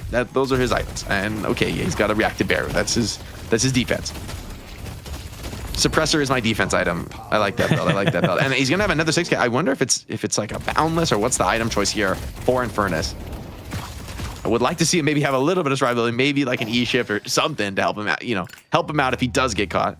And you get HP from Boundless. Come on. It's a good point. Good point. Get HP from Boundless. Let's see. Let's see what he buys. Leash. Ooh, There you go. all right. The best defense, baby. And an attempt at right side, maybe a fight breaking out. I mean, a lot of Reju Crystals on the board, but you got to be careful. Melee Creeps, they have a comeback earn. These kills are far from free. But look at Hydration in with the E shift, man. He's such a problem. Pulling a ton of attention to himself. He has that reanimation. Not scared of potentially getting caught into a fight, as it looks like they want to double down. And a big ultimate over the top. This is exactly what ABG was hoping for. That lasso, the tether rather, does keep him away for the moment. But it's Victor holding the torch here, continuing to dive into the front line. League pops that first Reju Crystal. Melee Creeps, only 4 players alive. It's a big affliction, maybe on 4 there. Scout has to pop that ultimate, has to try to survive. The only kill they found so far is just Hydration on that reanimation. Still has that Reju Crystal. Scout almost assuredly dead to rights here. DMB super low as well. Is Viscous able to get these finished off? A couple kills would be massive. The connection is good from Goober. DMB on real 1 HP. He's gonna go in for this. Oh my God, DMB, he has to wait in the gate fog. Goober's in the cube, holding him in the spawn. What the tech is this? He's in the fountain. I've never seen this. He's keeping him trapped in there. Oh, the fortitude heal though. The fortitude heal. The fountain doesn't see him here. This is so huge. DMB can't heal because of this. That's so ridiculous, man. Oh my God, that is a nasty tech. I didn't know there was a spot you could stand in the fountain where the guns don't shoot you. Yoshi, please fix. You trust Cuba to find the tech, man. Oh And my lightning God. scroll. Okay. Lightning scroll. Just go game 3, baby. Lightning scroll. Spirit burn as well. Oh, there's the pain. Because I was gonna say, like, before the end of that last fight, I felt like they got like 20-30k. So like the effect, like, even though it said 192 to 140k 46, like effectively I don't think they bought up for like most of those souls in the difference, but certainly have now. So about to roll over the rest of this game here. Melee Creeps looking to get absolutely destroyed now. Shiv in real trouble. Fishcake bleeding out. Dies to Hydration. The front line overwhelming here. Big parry out of Infernus. Parries the quick melee out of Abrams. Read him like a bedtime story. And he's going to game 3, baby. The patron already weakened. AVG just doing God's work, putting the cleanup in. Oh, stop. Just a little. Hey, who started it? Marinating it. Think about it. Give them a little time. Give them a little time to evaluate their strategy. As we're going into one more draft here in NA for all the marbles. It's Melee Creeps taking on Sneaky Golem to game 3. All right, can we give a MVP award to AVG for the post-game trash talk? We saw a sorry by accident. AVG response just like Lord NM's birth. Ridiculous. A trash talk. Ridiculous award. level of escalation right there. AVG 2 points. It's now 1-1. We're going to game 3. I'm excited, Jake. It's a big game, Puckett. A big game. We've had the manner pauses. We've had a 1-to-1 comeback. We've had 2 solid drafts from both teams. And now we go to the decider match for all the marbles. I guess you'd give a slight edge to Melee Creeps because, you know, they do have the first pick advantage here if they want it in this one, which I think they do. I think a lot of the teams are preferring to get first pick now. But will it be enough? Why is that, do you think? I think it's because of Kelvin. I think because Kelvin is like the definitive best hero in the game right now. Everyone has to ban him. It forces the team with second pick to ban Kelvin every time. So they almost like don't get a ban and then you get to pick something else. So you just have more control over the draft by taking that first pick. And people seem to Let's like take a look at the best moments here. DDK, who had the early lead in this one? Or was it Sneaky Golems out of the gates? Yeah, I mean, it was interesting again because I felt like, to my surprise, it felt like a really rough early game for Melee Creeps. But there was a point where they were kind of falling behind, but they managed to into the mid game again, just like kind of macro their way up into advantage, and it felt like again their macro was overall kind of better. But then when it came down to one of those like the fight before the mid boss, suddenly the game just absolutely flipped. And we really started to see, AVG, I think, being super integral in those fights with the last stand. And And at that point, it was just like never looking back. And all of the issues that League was having trying to get farm, that Rocane was having being so far behind on Pocket, it didn't really matter anymore. Jake, I mean, when I'm looking through the highlights here, I was going to say, it seems kind of one-sided in the late game team fights. Is there a character that you need to ban out, though? Is there like a shutdown mechanic going into this game 3 for either team? I don't know if there's like one specific thing. I honestly think Sneaky Golem outdrafted this game. I think we talked about the potential, maybe they should have banned the Infernus, in that mid-phase ban. I think also the Warden and the Victor picks were beautiful, right? Like this triple threat frontline that Melee Creeps drafted, didn't feel like there was a single fight in the game where they were able to really, control the tempo of the game or bulldoze over. It felt like it was always playing more scared of the Warden and of the Victor. And that let Infernus just kind of do his thing, to be like full gun build, like all in damage. And so honestly, I think Sneaking Home just found the edge in the draft. That being said, I think they got it in a way where I think Melee Creeps can adapt and can kind of, maybe don't go as crazy with the frontline commitment, knowing that this counter exists. Is there going to be goo in the next game, DDK? I don't know, but I do have something naked to show you, Pucker, that you might like. Is it a cat? It's this. Look at my mouse. It's naked. See? It's got no booty. There's no booty in it. Where the booty at? What do you do with your palm? There's nothing to like rest it on. He's just a fingertip. He's just a fingertip enjoyer. Just a tipper. I mean, you can also like put the booty back on. Actually, I've got away from the fingertip grip, man. That gives me carpal tunnel. I've relearned to do a little bit of a not claw grip at least anymore. Maybe is this an Intel product? No, Pucket. Not yet. No, it's not. Not yet. Not yet. We're gonna work on that for them. In the meantime, DDK, Jake, would you guys like a break? Should we make Solomon hold his pee and just go straight into a game 3? No, I think we should give the teams a second, right? This is a big game. Nice this guy. is for all the marbles. This is for that big kashish, that big cashola, and also to assert dominance going into that trolley tournament for 10 Gs, maybe 10 Gs for North America. And you got to think these are our two teams that we will expect to see in the grand finals of North America in that tournament, given their strength, given the experience of these rosters. So a lot on the line here this Wednesday here at the Deadlock Night Shift. DDK, what are you going to put in your mouse booty during the break? I don't know, man. Whatever fits in there. You know how it goes. Yep. Whatever fits. We'll be right back. It's Night Shift.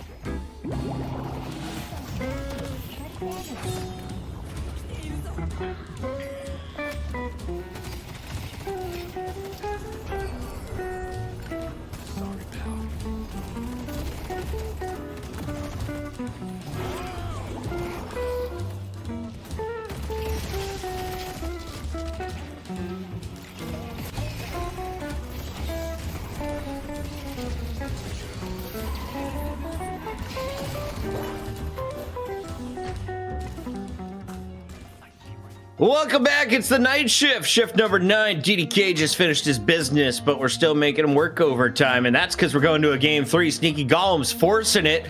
The former Hydration lineup now joining Rocker. The Golems were supposed to be favorites coming into the night, and they got handed the first L, but they bounced back. DDK, what did people miss if they missed game 2? Well, they missed Hydration, now Sneaky Golem essentially picking a bunch of playmakers and having a way better start to their game, lots more pressure. They had a way better like mid game ultimately, even though they kind of fell behind a little bit, which gives me a lot of faith that we're going to get a really, really solid game 3. We saw a way better, I think, draft from them overall. That gave them way more options. And they also were able to get rid of that Paradox threat, which I think was a problem for them to not have Paradox. It seems like Paradox is one of those kind of swing picks almost that like a team you really want to have. So that's something I'm going to be looking forward to seeing how it plays out in this draft. We're going into the draft, and Jake, last time we saw Goober got his guy. He loves Viscous. Everyone knows it. The Goo Ball is part of his name.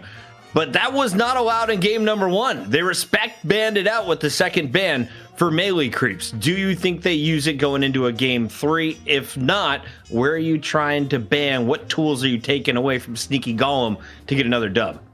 I mean, I think if Sneaky Golem take it in the first 3 again, then they will be able to get it. I think the question is, where's the priority on it, right? Like, I think if it goes after first 3, I think it makes a lot of sense as a second phase ban for melee creeps to take out of Goober's hands. It's like, are we going to first ban Viscous? That feels too crazy. And with it being a less prio pick right now, it's kind of like only because you have a player like Goober on the roster that you really want to get it. So block picking doesn't make sense either. I think there's a lot of roads that lead us to Sneaky Golem having another Goober Viscous game with all the marbles here in the middle. The cat suits are banning first. And just a side note, whoever gets Paradox with that first pick has won, I believe, 3 in a row on the show. My brain's real small. I can't remember a lot, but Paradox first pick has been locked in a surprising number tonight. And the pocket is removed to open things up here for the melee creeps. So no pocket play for the Sneaky Golems. What do they do on the other side? Interesting. Don't they just get a Mina here? I mean, maybe, I guess melee creeps might look to take Mina themselves in the first pick. Maybe they go away from the Paradox. It's a weird first ban though, honestly, for me, because I feel like Pocket and Mina are a little bit interchangeable for me. Like I don't know if I'm that worried about losing out on Pocket as Sneaky Golem. Right, there's the Force Kelvin ban you're talking about. That's why it pays to go first. Challenger advantage. Yeah, we'll see if melee creeps can progress things from here. The Paradox will be the most straightforward pick based on how the series has gone, but they could want to change the tempo. Not today though, not yet at least. I think with Pocket out though, it makes a Shiv pick here really attractive in the first 2. Like I think Shiv is already super strong, but without Pocket in the mix, that just takes away like one of the key counters. I think you could go like a Shiv Mina here. I'd be very happy with that if I were Sneaky Golem. Go me a vampire. Bebop. It's a robot. Okay, Yeah. the prio on Bebop is crazy high in NA right now. It's gone like first 2, I think, in every game. So, all right, this gun build Bebop. I mean, maybe this is the value of like Blood Tribute. I think a lot of people have been realizing the power of that item recently, and I think Bebop probably the best Blood Tribute user in the game. Such a great user of Rate of Fire, as well as like needing the resistance. And they do grab the Shiv as well. I think getting the Shiv with Pocket out just makes too much sense right now. And I think you could easily follow this up with the Viscus as your third pick. Okay, well, Melee Creeps have an opportunity to steal that away as well. I mean, I don't know if... Can you handle the Viscus like that? Are you like that with the Viscus? Is Nobody's that gooey. Yeah, that's the thing. You got to be real green and real gooey if you wanna take it in the first three. You got to be a specialist. I mean, Goober made it work, right? Like, did everything he needed to. You know, early pop-off game on a low eco playstyle, able to set his team up to succeed. That's exactly the dream. But I don't know that Melee Creeps. Like, I don't know if you can really pull that off unless you're particularly experienced on the Viscus, given that it's not the strongest hero in the patch right now. Does a Mo make it through? The Mo's been banned out by NA so far. There's the Mina you were calling out, Jake. It doesn't land with the Golems, which means the Sticky Icky, the Viscus should be on the way for the Golem crew. I mean, I gotta say, I do quite like that pick there. I think Mina, Abrams, Paradox, like all three of these heroes are sort of like tier 1 picks from my perspective. Like, you have a great frontliner, you have a great catch hero, and you have Mina, who's, you know, monster damage and like late game information gathering. She's just so hard to catch, so tricky to lock down. GT is nice. You know, we haven't seen GT really featured that much. It's been for the most part banned out. So I think this is needed for Sneaky Golem. They need someone to provide that huge amount of spirit nuking. Yeah, and especially with Mina being so squishy and being airborne, it feels like Talon does provide a lot of really nice answers against that. So I like that a lot from Sneaky Golem. And I mean, Talon's like a weird one because I feel like there's not necessarily a direct counter per se, because his immobility is not amazing, and if you get on top of him, you know, you get on top of him, great. But at the same time, his damage output can still be absolutely insane. Bonkers. You can kind of misjudge those fights pretty easily. So I don't know if there's like a supernatural counter that I can think of with GT. So both Why are Warden you getting rid of and Victor and Warden, because those are characters that Sneaky Golem has played themselves. You know, I think part of it is like, I think Victor might be really nice into Shiv in particular, because you can kind of just face tank Shiv for a long time. And, you know, if you execute Victor on his first life, it doesn't reset the execute, even if you have it maxed. So it's kind of can kind of stop that spree. But now these are the two heroes that in the last game countered the heavy frontline draft. So I kind of think both teams might be in a little bit of a race to pick up a lot of these key frontliners. So Calico goes for Sneaky Golem, which I think they're going to be pretty happy about, taking away from somebody like Scout. I mean, Billy is still available. Billy had so much priority, but in the past, but it just really doesn't seem to be nearly as important to people in the draft these days. Yamato's coming back, and I really like that. But it's interesting, you know. Is Abrams going to be kind of cold and alone out there in terms of the front line? Again, it does feel like he needs something else. And Mo is still available. Billy's still available. I wouldn't mind a Mo, especially for melee creeps, given they have the Paradox swap. But they go with the guy. So, okay, they're saying, hey, look, you know, you've taken out these sort of like frontliners, and now we're just going to go double down, triple down on the front line. Sneaky Golem, still have the Shiv Calico. I don't know that they need more than that. They might pick up the Viscus here, though. This would make a lot of sense to grab it. They haven't taken it just yet, unless it's going to be like a Goober GT. Or maybe it's a Goober Bebop, actually. They said Goober Bebop in the chat, and I don't know if I believe it, but it could happen. I've seen it play a lot of Bebop. I think that actually would make a ton of sense here. And maybe this isn't necessarily the game to be on Viscus anyway. You could hard force it, but there's no like obvious reason to be picking it compared to the last game where you knew your Infernus was going to be the target of all these dives. You know, you can save Infernus in pocket and let them play their way out of difficult scenarios. Final pick for both teams. Sneaky Golem will lock in Mirage. ZP said expect this character to see a massive uptick. Comes in at number 11. The 12th hero locked in by Melee Creeps is... Do it. You won't. Maybe they need something teamfight-esque, like some AoE lockdown, a Lash maybe? They've been liking Wraith. They're up against too, Bebop. So... You were looking to summon a god. Lash, right? okay, there you go. You got it. Here I am. Lash is kind of nice. I mean, I'm curious. There's a Bebop, right? So the classic duo. The law. The Clank and his nemesis, baby. Let's see who's got it. Lash or Bebop. Yeah, it's gonna be interesting. I want to see how Mirage is gonna. Warden ban on AVG was the clarity. Thank you, Megs, who watches all the scrims. Megs is here every single week. Big shout out to all of you who have been here all 9 shifts of the night shift. This is the 9th and final fight here for North America tonight in DDK. I have a feeling it's going 38 minutes. Can we get a prediction from you and a prediction from the chat? How long is this game 3? Let's see. Looking at this comp. Can you steamroll? I'll go 33 minutes. Who you got winning? 33? That's what people want to know. Who you got winning? Oh man, I didn't know how to figure out that as well. Jake, give me a time while he answers I'm gonna that. Sneaky Golem. I think Sneaky Golem will win. I'm going to say this is a 29-minute Sneaky Golem victory. 29-15. 29-15. Melee creeps are going to dominate in 21 minutes. You heard it here first. The fastest game on the night. A steamroll from the start to the end. Am I terribly wrong? Find out at the end of this video by scrolling forward on YouTube. If you're watching the VOD, if you're live, enjoy it. Sneaky Golems, Melee Creeps. It's DDK, Jake on the mic. Final fight begins now. Ding, ding. Here we go, baby. The gloves are off, and we're in to our final map of our money match. Sneaky Golem gonna rock up with a double global strat, right? That Mirage, Traveler, the Great Talon, Owl, able to kind of appear into all these team fights around the map. I think that's gonna be super potent. I think that's gonna give them a macro edge. Melee Creeps, though, gonna have that monster front line without a Victor or Warden to shut them down. Yeah, this is gonna be super curious. I mean, I gotta say, like, a lot of the mid games have not kind of gone as I would have expected them to go based off of how the early game goes. Like, so far, I think both teams have been really resilient if they are a little bit behind. So that's, I think, making this series a lot more compelling in that respect. So, okay, let's assess these early lanes, these early matchups, see what we think. The Yamato Paradox, you've got that there for Melee Creeps. That's usually going to be a strong lane. Yeah, they're both strong lanes in the mid, though, honestly. Like Rocker and Rokane on GT Mirage. If they ever get the lane prio, like, you know, Fishcake and Saya are going to put a lot of priority in constantly keeping the creeps up, shoved under tower, because if Rokane can ever take that top bridge and start pressuring them, the lane's going to get really scary for them. So they're playing aggressive, but I think it's almost because they have to. I don't think you can really afford to let Mirage take that kind of a position on you. I've got Lamina Abrams, also a strong lane against Infernus. And who's with the Infernus there? That's going to be...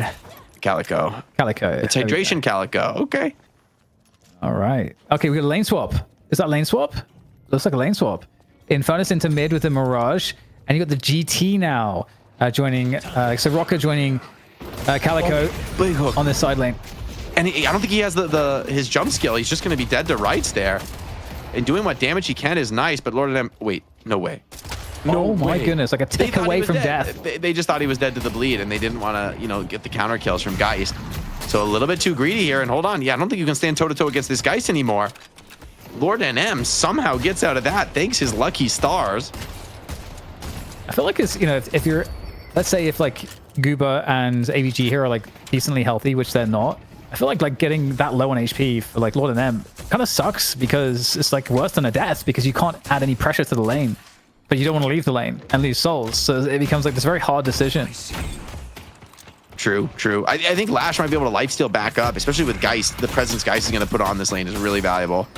GT came to this lane, wanted that damage, maybe just wants to try to burst down this Mina and bully her out of the lane.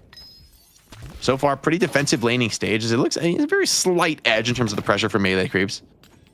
But nothing game-breaking, nothing that's really going to change too much. ABG just doing a nice little box run here, going to get a lot of value as Bebop just holds down the tower.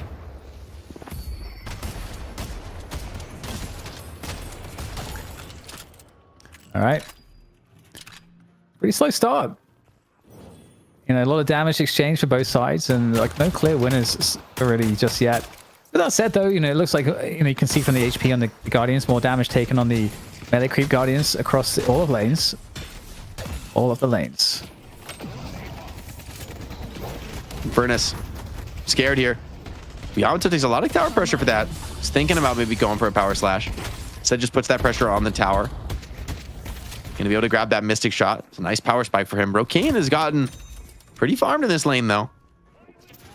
I see Calico. Interesting that they brought the Infernus here. I think it was more of a question of wanting to bring the GT over to the side lane rather than particularly wanting Infernus here in this lane. Yeah, that makes a lot of sense. It's definitely a lane that GT can't have as much presence on, I think, in this mid lane. And you want to get your GT... You really want to get your power spikes on the GT as quickly as you can. So that burst damage can be like massively impactful. Sneaky Golem is rocking a bunch of orange heroes to fit the orange trunks. Melee Creeps, a lot of blue heroes. Very on theme here. The Sapphire Flame. See if they've got enough. The Amber Hand definitely living up to the name. They just need a 7 on the Amber Hand to really complete the effect. Imagine one day if we'll have like team logo or jersey branding on like the Guardians and the Sinner Sacrifices and stuff like that. That'd be so sick. Okay, Mina taking that smoke here from GT. Ooh, okay. That hits like you're on 1 HP, honestly. But still, it's like Mina's gonna be scared this lane. Just has to go do a box run. Doesn't really have a heal meaningfully. So I see why they wanted to prio that lane matchup. Yeah, we talked about it in the draft. It's just Mina's weakness is really that health pool, and her mobility can help to dodge a lot. But those power shots are really nasty. But we've got some follow up here. Love bites, proccing there, taking down hydration, and nice pin in. This might be the tower actually. I think it should be. Oh, they're gonna get that slam over the top. Knocks Nostra as well. A lot of damage coming in, and DMB just turns that over to the Guardian. Gets the cleanup. And they're very low on DMB and Scout. Is there a counter kill opportunity for GT here? Is there another single retreat? Ooh.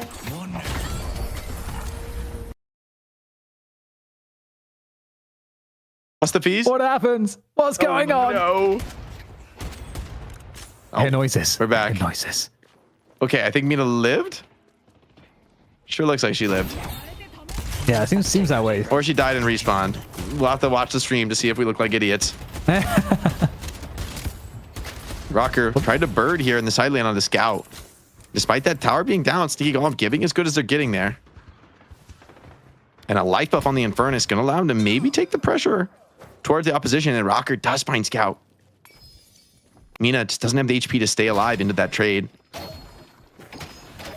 Paradox coming over to left lane for the paradoxical swap, which is online. It might be able to find Rocker, who is very low on HP. Can he get it in time? Kinetic Carbine, and there we go. Brilliant gank coming on through from Saya. Yeah, that's a nice value gank, right? Able to, they've already done so much pressure on the mid lane, and now Abrams just comes back to, kind of defend that mid lane. That being said, the tower taking is very real from Infernus and Mirage. These two guys both able to start hitting your Guardian. It's going down quick. You really can't afford to give it much time. So Paradox is right back into mid, wants to continue to have that kill threat.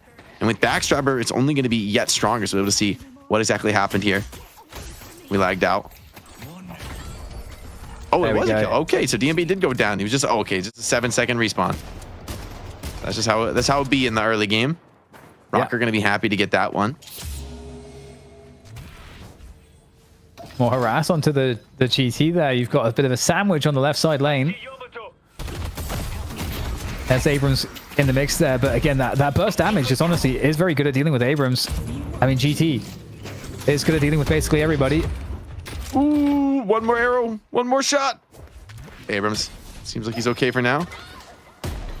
There you but go. It's DMB who tanks the brunt of this, and DMB struggling here on the Mina. Oh, not enough there for that killing blow. Is there an escape possible? Slice and dice. Full rage. Fish cake is all good though. Oh wow, that killing blow is so sad. It's so sad when it doesn't. It's just above the threshold. Yeah, and the spirit shielding, I think proc just to give her enough HP to tank through it. DMB once again under assault here in the side lane. They're trying to punish GT. Rocker's bitten off a lot here, and he's been a major thorn on their side. Maybe Rocker finally going to be sent back to the base to heal. And this Mina has kind of been forced into some defensive choices here.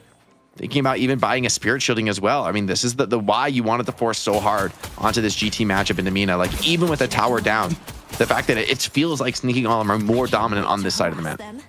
Right now, Saya needs some help in mid. He's going to get some assistance from Fishcake. That mid's Guardian is heavily under threat. 3 players now in mid. From Sneaky Golem as GT Rocket comes across to try to punish. Good positioning over the top there, trying to use all of those arrows, the rain of arrows, and it's going to work out. Able to drop Fishcake. And this tower, this Guardian, it does look like it should probably go down. Get some burst damage in there, get some melees, but in comes Saya there to try to slow things down. What? Damage output is so good on the GT, but I think they're going to get this tower. There we go, finally. AVG over the top with that play, or Rokane, sorry, I should say. Oh my god, Ooh, do they have a swap to follow up? I mean, man, this is just a real brawl this game so far. Rocker, though, does have that bird now. So all these low players across the map, like, you got to be careful on Saya.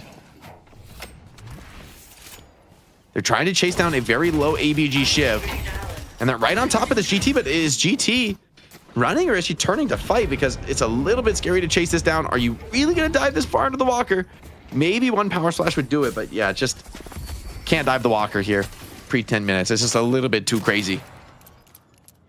That is definitely greedy. That would be like the absolute definition of greed, but I like it. Self-restraint, discipline. We all need it, especially Puckett. And John, by the way, an immovable force in the side lane. Like, this build is disgusting. He's got the double resistances and radiant regeneration. You are not clearing this guy's out of the side lane. And if you leave this tower, you're going to lose it. The only hope is maybe like a really deep pull under tower could be a potential way to deal with the guys, but I'm not convinced with her having swap and this much resist that even a hook under tower is going to be enough. Yeah, very interesting part of the game now as we hit the 10-minute mark. Mid boss spawns, bridge buff spawn, and the urn spawns as well. Under the control of melee creeps right now. Looks like 2 buffs as well for melee creeps, so that's actually pretty nice for them to find here. Fighting for control of this right side lane as well. This is really important to clear this lane, have control of it for the urn deposit. Hyper Beam comes in to deal with the Guardian. Again, timely Guardian takedown because this urn is trying to make its way across to this side. The Hyper Beam doing its job here, clearing out an objective. That buff to spirit damage on objectives, nice, because I mean, this is a very low investment Hyper Beam. Goober definitely going to be playing for a gun scaling build, as now he's in the perfect position to look for a hook on this urn drop. I think Scout should know this is coming, though. Should look for the counterplay. And there's 4 players here for melee creep, so if you don't hit this hook, it's going to be an easy urn turn in. And he just doesn't even go for it. I'm a little surprised he doesn't throw it out there, but maybe wasn't even sure they could win the fight even after the hook. And left side Guardian getting taken out. Rokane with that, and obviously it's a big fight, so might be some more kills on top of it. There we go, Saya gets taken out in the meantime. Urn deposited on the right side, and there goes that concussive combustion. The flame dash as well. Lot of regeneration on the guy. Still up though. John for the time being. Big slam coming on through, but it's going to be repelled there. Rocker with a double. So much spirit damage output is going to clean up for Sneaky Golem. The point blank bird just pops him there under tower. And even John doesn't have the tankiness to survive through League's Infernus. You know, I think big fight win. Hydration, meanwhile, quietly has assumed the sole lead here. I don't know how he did that. Got a couple of kills there on the side lanes, but has earned himself a pretty comfortable spot. Maybe we could check out the Calico, see what her build's looking like, because a Calico with a soul lead is a truly terrifying opponent, especially with this much damage behind her. If she's able to get to the point where, you know, you get people low enough with Calico that it just takes one bird or one execute from Shiv to follow up on, that's so challenging to fight into. Right now as well, I think we're seeing a lot of cleanup of the farm, the sinners and so on for melee creeps. It kind of feels like we're at the spot where they're in a position to do what they do best, which is that mid-game pressure. So we'll have to see. But, you know, first perhaps we've got this Guardian on the right side that is going to be a pressing objective. They've got 4 players around it at the moment on that right side lane. And look at this though. You know, you got Sneaky Golem. They definitely are feeling that potential attack. Oh, a swap would be nice. You're able to pin grid GT to the wall. Does she have the movement to fly away? Seems like not quite. You did jump into the Hornet's Nest here. Sneaky Golem trying to turn this fight around, but the Abrams ulti out. He's going to be safe. He's going to be happy to get out of that, and that's a big streak out of Rocker. And at the same time, you clear that last side Guardian. Lash triple stacks on the dagger, in real trouble. Another early execute there.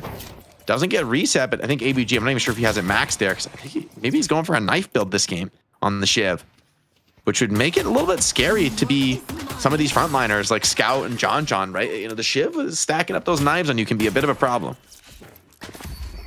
Yeah, and also for your GTs, because it's not that hard to connect those knives. And yeah, I definitely agree. I think there's a lot of application looking across the roster. So we'll see how that pans out. I see the detective. Now, a lot of players around mid at the moment. Might see another fight brewing here, as it looks like we'll have the Sneaky Golem trying to get into the jungle. The melee creeps here a little bit, trying to find a pick-off attempt, but It's not too much going on at the moment.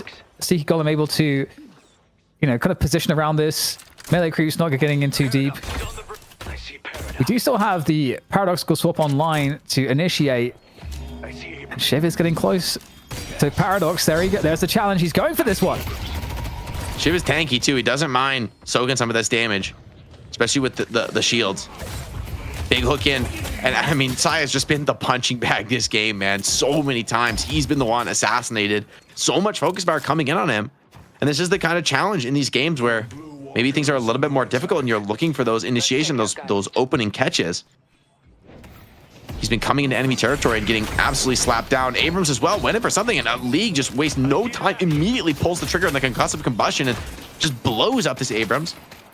At the same time, though, Walker going down on the right side of the map. I'm not sure they're going to be able to defend this. It looks like it's only Rokane trying to make this defense. Instead, they decide to trade, but Nox Nostra just used a clear wave, and John's here as well to help assist with the defense. Yeah, Rocket getting a little bit low. Also, Erna's going to be spawning on the bridge buffs as well, so very impactful moment in the game right now, as a huge presence from Sneaky Golem on the left side. Screech from the bird as it's getting sent to try to find his target. Not going to catch anything just yet, though, but Fishcake will go down. Hydration on the Calico is so far ahead at this point. 16k souls is looking quite strong. Gun buff for him on the right side bridge. And that Urn is spawned on the right side as well. He's going to go for it. And in fact, there's a presence here. Mina has turned up here. DMP is around the corner. Big damage there from the forward slash coming in from Hydration, but gets caught out by multiple players here. Can Hydration survive this one? He's pretty tanky, pretty slippery as the cat, but he's going to get charged to the wall and completely eviscerated, and that Urn will be under control for melee creeps for now, but the deposit is going to be another story. Still, it's good value for melee creeps, right? In that exchange, they're able to clear the Walker and shut down Hydration, who's the most farmed hero on Sneaky Golem, although League is going to start to pass him up during this death timer.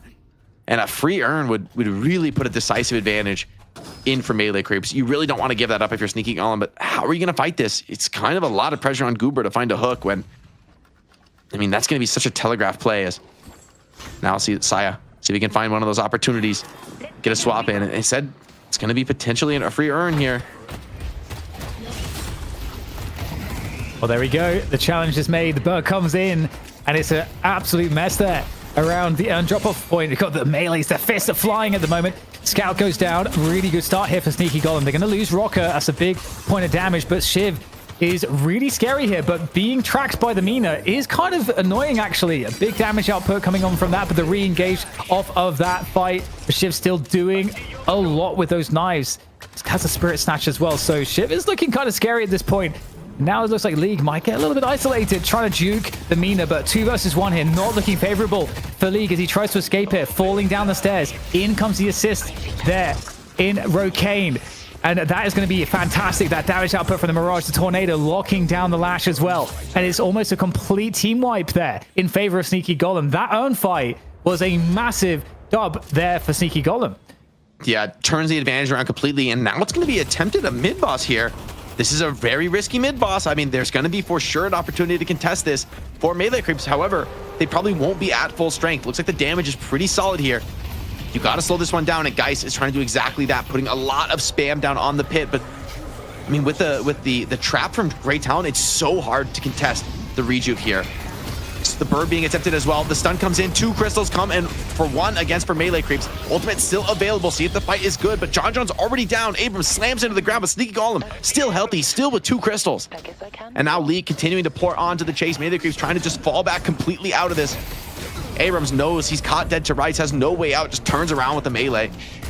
But still 2 crystals, and you're able to leave the mid-boss with a few kills as well. And Sneaky Golem, that's exactly the fight they were looking for. The victorious Urn fight directly into a mid-boss trade.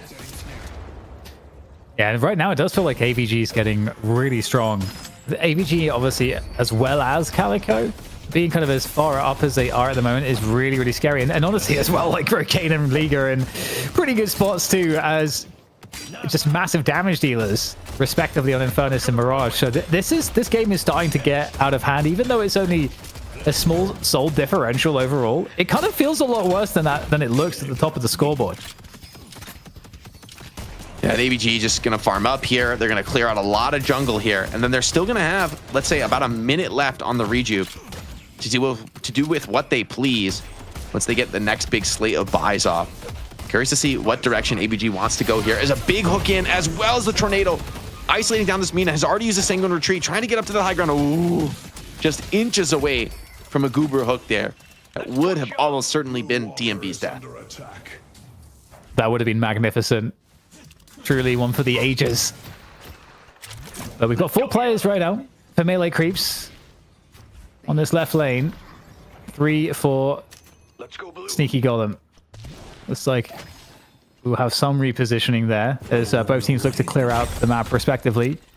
Man, there's so much chunky damage from GT. I mean, that's like 25% of Geist's health. And Geist is, I mean, might be the second top, like number 1, number 2 tankiest hero on melee creep. So if GT is just hitting 4 arrows back to back on you, there's not much that's going to survive it. Just dropping these traps so that if you try anything. Annoying. Yeah, come contest me. Come up to the high ground. Let's see what happens up here. And they've got a lot of backup behind as well. They're trying to bait someone into this area, but this is a pretty big commitment of players for Sneaky Golem. I mean, 3 players not doing a whole lot of anything here. I guess they're just securing the buff. Gonna be happy with that, but it's still a 1-for-1 buff trade. So not the compounding advantage that you would want as Sneaky Golem in this position.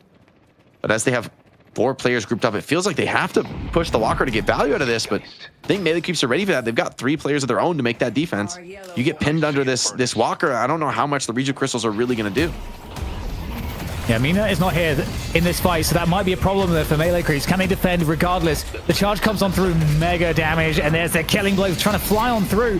Somehow the dodge comes in, and the ship, AVG, he's bitten more than he can chew there. Scout's but of course, the Riju Crystal, the reincarnation. And in the meantime, the urn will get deposited by hydration. So big win in the back of all of this. There comes Mina finally to the fight. A bit late though into this fight, and maybe too little too late. They're going to have to give up the Walker. They might give up some lives as they try to retreat as well. This is not a good look at all for melee creeps.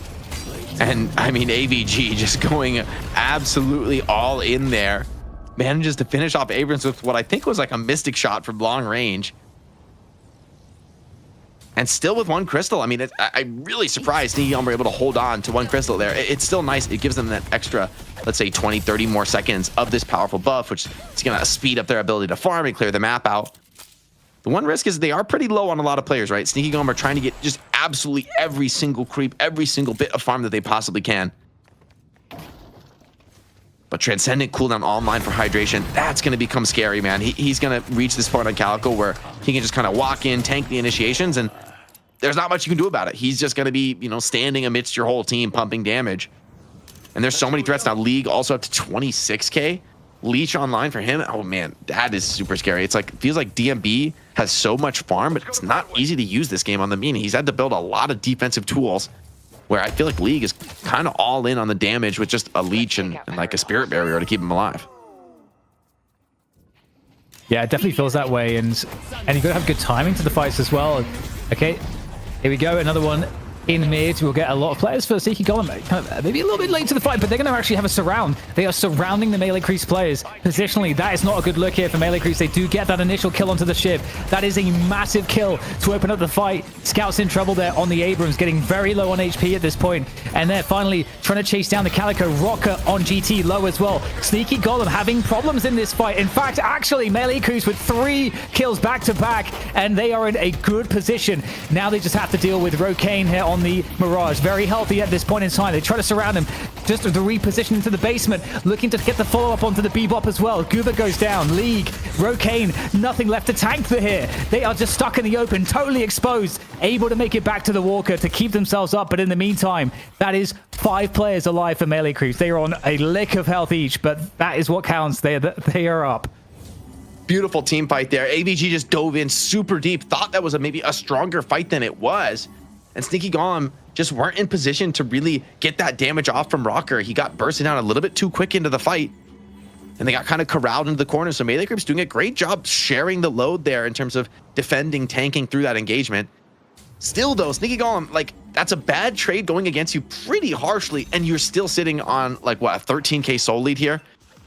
So it's a nice fight win for melee creeps. We'll see if they're able to do it again. I think they're going to need one more just like that to really get this game back into even.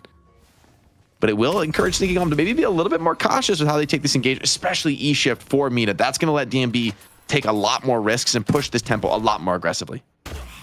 Yeah, that was such an interesting fight.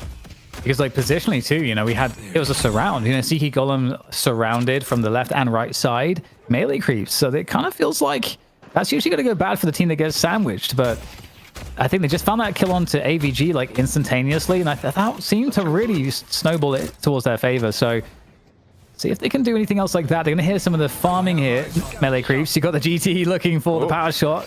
A little awkward here for the GT. Guy scouts it out. It's being attempted. Big Lashel. Looks like only one is the Shiv, who's pretty tanky. Challenging initiation. Saya is already down. Traps being deployed by the GT. Here's Mina over the top, trying to put damage in onto League. The Infernus is super low. You want to be able to finish off this Infernus as the opponent, but the GT Bird slows down that chase, forces Abrams off of the play. Now, it's an attempt for Yamato to follow up, finish where her teammates started. But still, in the end, it's just 2 free kills. Melee Creep struggling in that next engage. Straight down to mid boss as well. But actually, a quick pursuit, and oh my god, they actually isolate them. They are separated into the mid boss chamber. So low. So they aren't able to fully defend, and they're going to take 1 player down. That's not free, man. There's 3 players on 1 HP. Sneaky Golem know it. They're going to be hunting down. They get 2 kills coming in. Rocker and Rokane find the next catches, and then they're right into the mid boss. Fighting next to the pit has that advantage as an immediate objective to claim. And this could be Sneaky Golem here, asserting themselves as our first new champion here in North America. Retaking the throne that was abdicated by Hydra Nation. AVG, the only one on the deck for Sneaky Golem, but they're totally fine with these 5 players up. And that felt like such a good move too. Like you kind of gambled that some players are isolated in the mid boss fight, but didn't work out. Like you say, 22k a soul lead. It doesn't seem impossible, but it's just at this point, it seems like you need you need like the perfect initiation, and it's just so hard to engineer that, to ask for that. And now this is the thing, is that if the macro is correct from Sneaky Golem, they can fall back on the farm. They can deposit the urn. And it is a comeback urn, so I mean, do we want to fight this, Jake, if we're melee creeps? This is a tough call. I mean, there's no walker on that side of the map, crucially, which makes it a little bit less of a confident spot to go for something. Whoa, super aggressive look from Saya, who's just stepping up on the mid lane here. Wants to force a fight. Is this a little bit of tilt from Saya? Okay, maybe not. Has played his way out of this. But that was wildly aggressive to be that deep in the mid lane. Just had confidence in his movement, though, and all right. In and out, just pulled a lot of attention from Sneaky Golem. Wasted a bit of time in the rejuve. All right, Saya, I won't doubt you again. That was kind of a nice little cheeky play. To be fair here, melee creeps do still have 2 walkers that they can play around. So that does make a difference. And we'll see, though, the urn deposit is going to be attempted. And what did melee creeps do here? They could find a fight. Are they gonna? They're trying to just go for Infernus instead. Infernus, he smells it out now. League just trying to back off. It's going to be still a crystal online for this Infernus, even if you're able to burst him down. And are they going to be able to do that just yet? He pops the ulti, scares them off for the moment. Melee Creeps down, caught in a 6-on-6 here with 3 Reju Blisters favoring Sneaky Golem. Melee Creeps, the swap is good from John. Swaps the HP. Sneaky Golem low on a lot of targets. This is not over just yet. See if there's an opportunity for Lash to get him with an ulti here, but AVG starting to clean him apart. There's so many low players. You can't stick around, and drops a WPNGL in the team fight with 5 enemy players still alive, but they're not very healthy here. Melee Creeps, couple players on very, very low HP. And Melee Creeps starting to crumble, starting to struggle in this game, and Shiv, drops the solo individual single teabag there. Just let them know. After the backhand as well. just a pure dominance. Pure alpha male action from AVG. That's what the A stands for. Alpha male. I don't know what the rest stands for. You can work it out. And this walker's going to go down as I imagine. He's wasting the Reju Crystal, bro. Okay, no, he's fine. He's fine. I mean, surely he dies just for free to Mina here, though. I'm surprised he doesn't go back. Supposed to get his health back. I guess he has fortitude. He's going to chill and get some fortitude heal off here. Maybe go back to base for the reset, but it just feels like Melee Creeps, they need more than a reset, man. They need a remake. They need a new game. Sneaky Golem, about to send them packing here, about to cash that $1,000 prize here, courtesy of Intel at the Deadlock Night Shift NA. They took it to 3 games, man. They were down 1, and Hydration said, no more schmucking around, baby. It's time to get serious. Now Melee Creeps have to defend 50k soul disadvantage against them. They don't even have all their ultimates. I wonder if Sneaky Golem don't just buy and hit him with a 1-2 punch, try and end this one right here, right now. It's, I mean, looking pretty good to be able to do that, but just, I mean, the entire map is up for farm. And that is an option too. Just make it completely guaranteed. It feels already pretty guaranteed, like you're saying, but I mean, this Infernus is tanky, man. Spellbreaker, counterspell is going to be really difficult. A catch here, one single hook. Maybe all it takes, and Hydration now has E-Shift. He's going to be able to just lead in so aggro here. Maybe someone wants to clear that. There's a big wave of creeps here coming in. Oh, attempt on the side lane now. ABG here. Still has some one Reju Crystal to work with. Sneaky Golem looking for something. DMB on 1 HP gets cleaned up out of the E-Shift.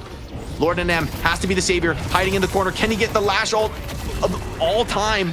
Shib tanks it down. Big ult does it. No, can't get him into the fountain here. Just into the pit, but that's where they want to be. They're here to clear the patron. They're here to complete the ritual, and it's all Sneaky Golem in the feed. And one final mana pause just to let them know. These two play. Obviously, all these players know each other well.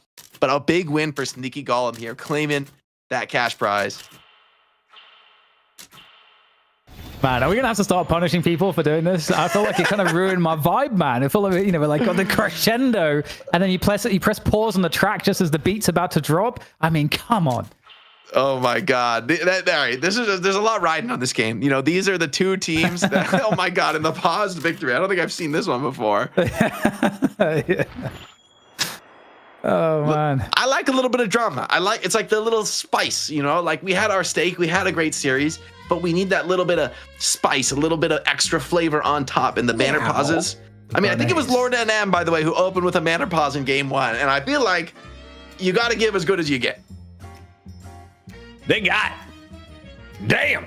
Sneaky Golem walks away with back-to-back dubs after falling into game number 1, and that is going to earn him $1,000. Welcome back to the winning ways. Hydra Nation former lineup. The trio moves forward, connects with a new trio, and instant success. GDK.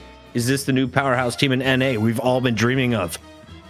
I mean, who knows? I mean, that just seems too much of a precedent for just roster changes, so I don't want to say anything, but it does seem like, you know, this is a great lineup. It's well-rounded. They got a bit of everything. And, I mean, I feel like I can say the same for Melee Creeps. And I think this is the beginning of the new rivalry, though. I think, to be fair. So hopefully we'll get some continuity here. But yeah, Hydra Nation, that was a name that we've been used to casting and has used to be winning NA for the better part of a year. For like how many fights? It was getting boring. Fight nights and night shifts.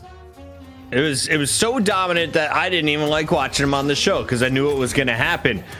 Things got weird for them about 5 weeks ago, and it looks like they have found a new form, at least for this week. Going into week 10, will it be the same 6 on both sides of the ball you expect, Jake? Honestly, I think so. I mean, I think these two teams are exciting to me because I kind of don't think it's going to be super advantage for either one of them. I think their two teams are quite closely matched, and I'm just hopeful we see, like you said, some more continuity, some more, you know, build up. Let's build that narrative. Like, okay, this week, a lot of mana pauses, and you know what, Sneaking Up, they got the win. They made the comeback. They deserve it. However, you know, you run this back in another week, and I feel like this Melee Creeps team is a team that actually can be a much bigger threat that can continue to grow and develop as a roster. Oh, I saw a comment from the chat. Do you think we should do a $100 deduction for mana pauses in the future? I like that as a CFO, but I'm not sure the player. The CFO likes your idea, chat. Keep talking to the Chiefs. We can get something done. If they do anything rude, one teabag, and we don't give you any, and I'll take the prize pool. How about no teabags? You earn $5 per squat. All right, we got a lot to talk through. We're gonna create some new challenges for next week. In the meantime, we got to celebrate what happened this week. Sneaky Golems, hydration on the Calico, showing that he's got a few hours in a Rocane on the Mirage, looking great, as well as we take a look at the numbers and the best moments. DDK, it's nearly impossible to pick just one hero or one human, but was there anyone who caught your eye tonight that you think deserves the attention of the audience? Yeah, for me, it's between Hydration and Rocket. Probably, it's like a bit of a toss-up. I mean, the GT performances are always going to be good.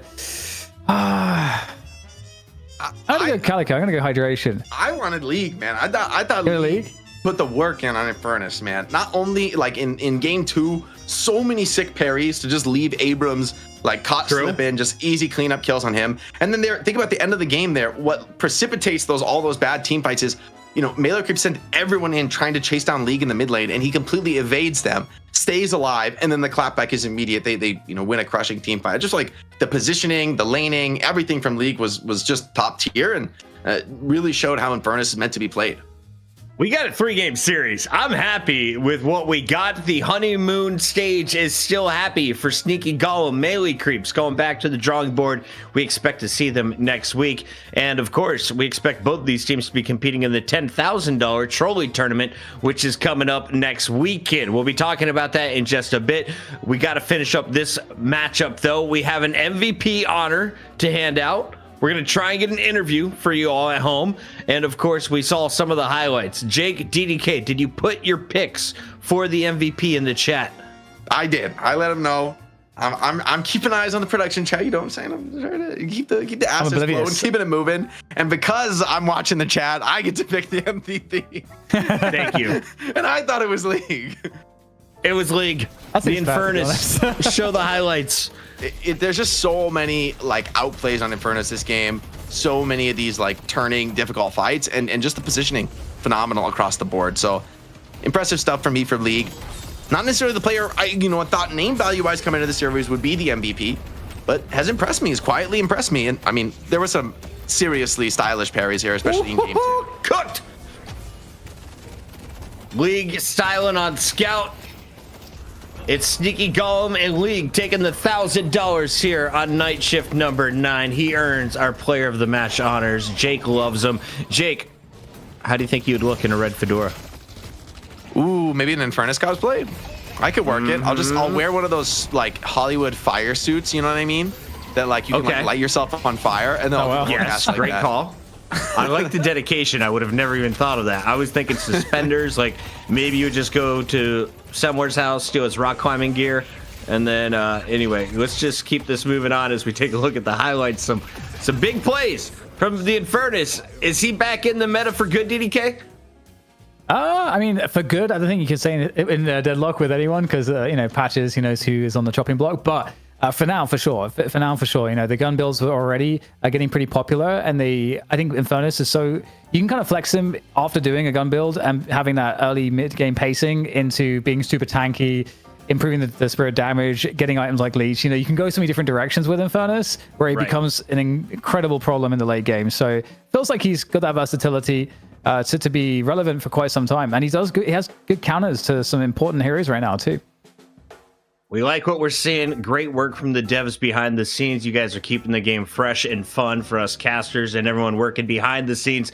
Jake, we handed out our MVP. You're handing out some checks, $1,000 to 2 new teams tonight. And of course, we are going to be seeing everyone headed over to the graveyard shift to hang out with Deathy. If you haven't met Deathy before, what should we know about the original Catsuit Man, Jake?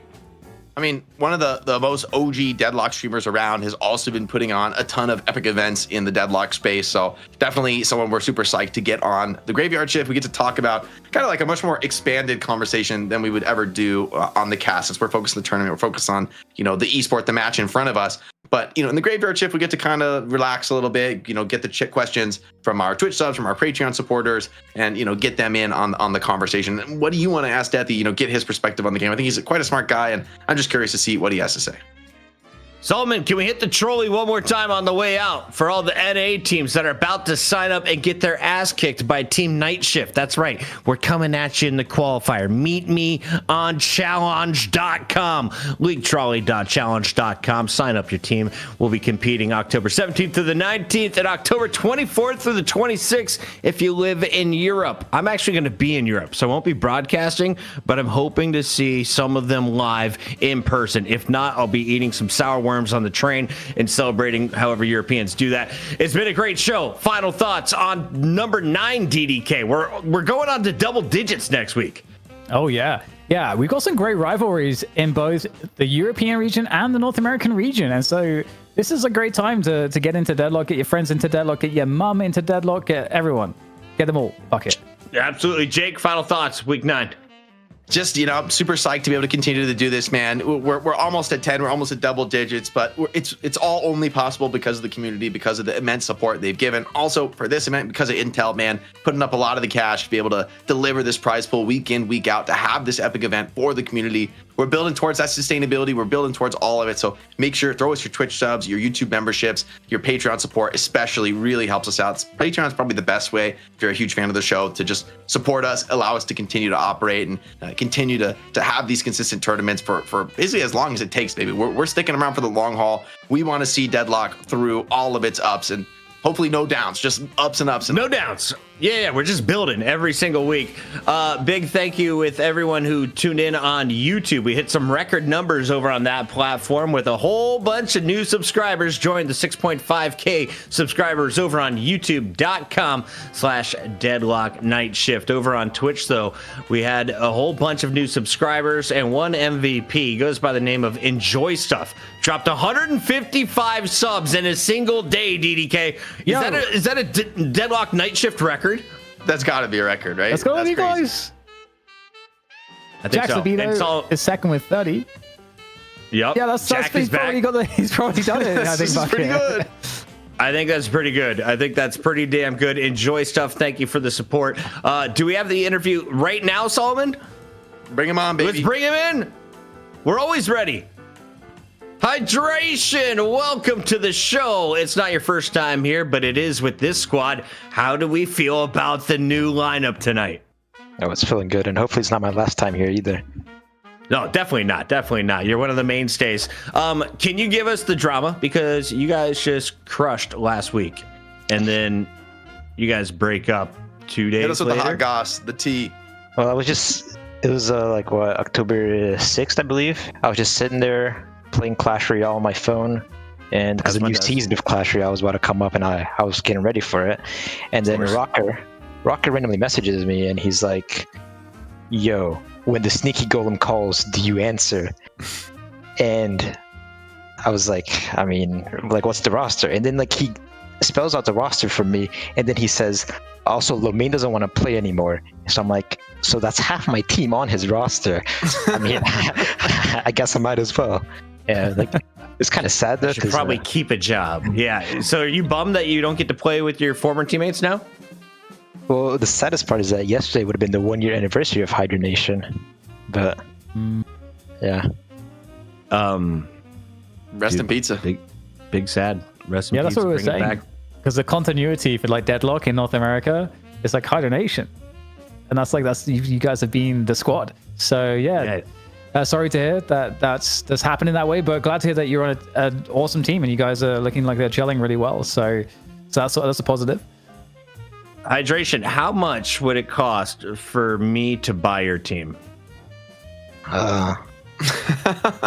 Maybe $3. All right, I got $3 for you. Chat, we could be like the Green Bay Packers, baby. Everyone just put a little bit of money in the pool, and we could be the Project Deadlock Night Shift, some kind of combo. We'll make that happen.